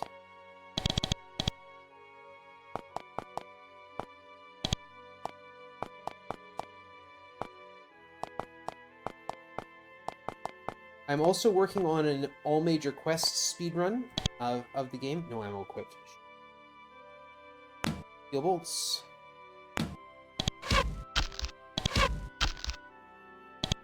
So wherein I would have to kill the demon Grahoth, find the exit, and also assassinate the Emperor. And of those 3, the demon Grahoth is the one that gives me the most trouble. Simply because of the way it's planned out. Like, taking the Emperor out is actually not that difficult when it comes down to it.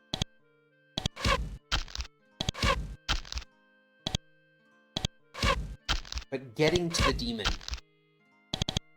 is a pain. Level up, yeah. Wait. Light. Okay. Thank you. It's all good. We're almost there. We're almost there.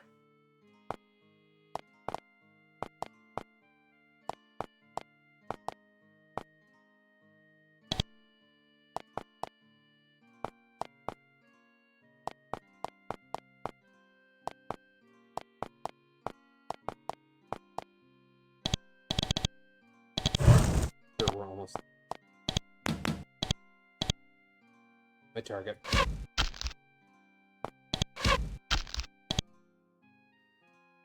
Jay is out of ammunition again. For the final time, he's out of ammo entirely. This. Alright. Slow this guy down.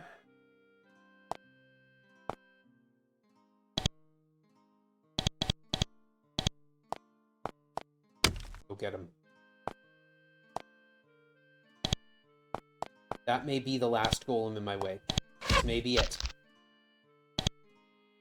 Yeah, no ammunition equipped. I think I've got one more bolt here. Oh, a few more.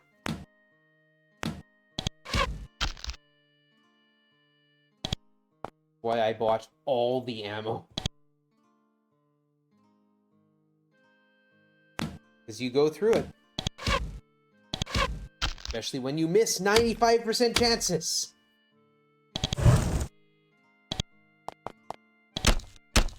Woof.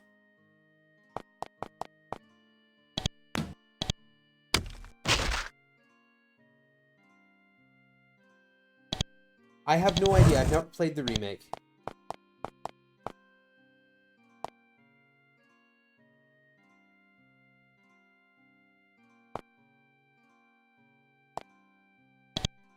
I think we're there, though. Do not lead with your spellcasters, guys. That's just dangerous. If you go back and turn one of the other wheels, by the way, it does nothing except adds more monsters to the maze. So, let's pick up my last iron bolt. The mist clears and you can see again. You're in a small building. It looks like an outpost built into the side of a cliff. Everything is dusty. Nobody has been here for a while. However, what really gets your attention is what you see through the windows to the north. Brass. You walk through the door and look around. You are outside. You are on the surface. You breathe in great gasps of fresh air and stare gleefully at the trees and plants. If you want, escape from Avernum is finally at hand. So now what? You could go back and tell Erica and the Evernites of the exit to the surface, or you could escape. You could finally live on the surface again. It's up to you. Will you stay down here and continue the struggle, or do you leave the pit and take your chance on the surface? And this is time. You step outside and feel the sunshine on your face. You savor the wind and the smell of the grass and flowers. You find a stream and fresh water which isn't choked with minerals and algae. It will be a hard life up here. The Empire will try to hunt you down. You'll have to make a completely new start, but for now, none of that matters. You have the light and the plants and fresh hope. Most of all, you have hope. The sun is rising outside. Somehow you are sure that you must be able to make a new life for yourself. A new, dangerous, exciting life. Will do. You completed the second of the 3 great quests of Avernum. Congratulations. You've managed to escape your prison. At last you can wander freely on the surface. However, many others are not so lucky. There's still many adventures in the underworld. Many foes of Avernum need to be fought. Will you be satisfied with this victory, or will you continue the struggle? Right now, I am satisfied with this victory, because the sun has come up. It is now 7:30. I've been at this for too long. Probably overran my estimate significantly. And I'm going to go to sleep. So, thank you for hanging with me. Please remember to donate to the Transgender Law Center. It's important to do. And I'm back the same time Monday with 2 versions of Ultima 4. So, that'll be fun. So thank you for having me. Thank you for paying attention if you have been. And please do check out Avernum. It's a fun game.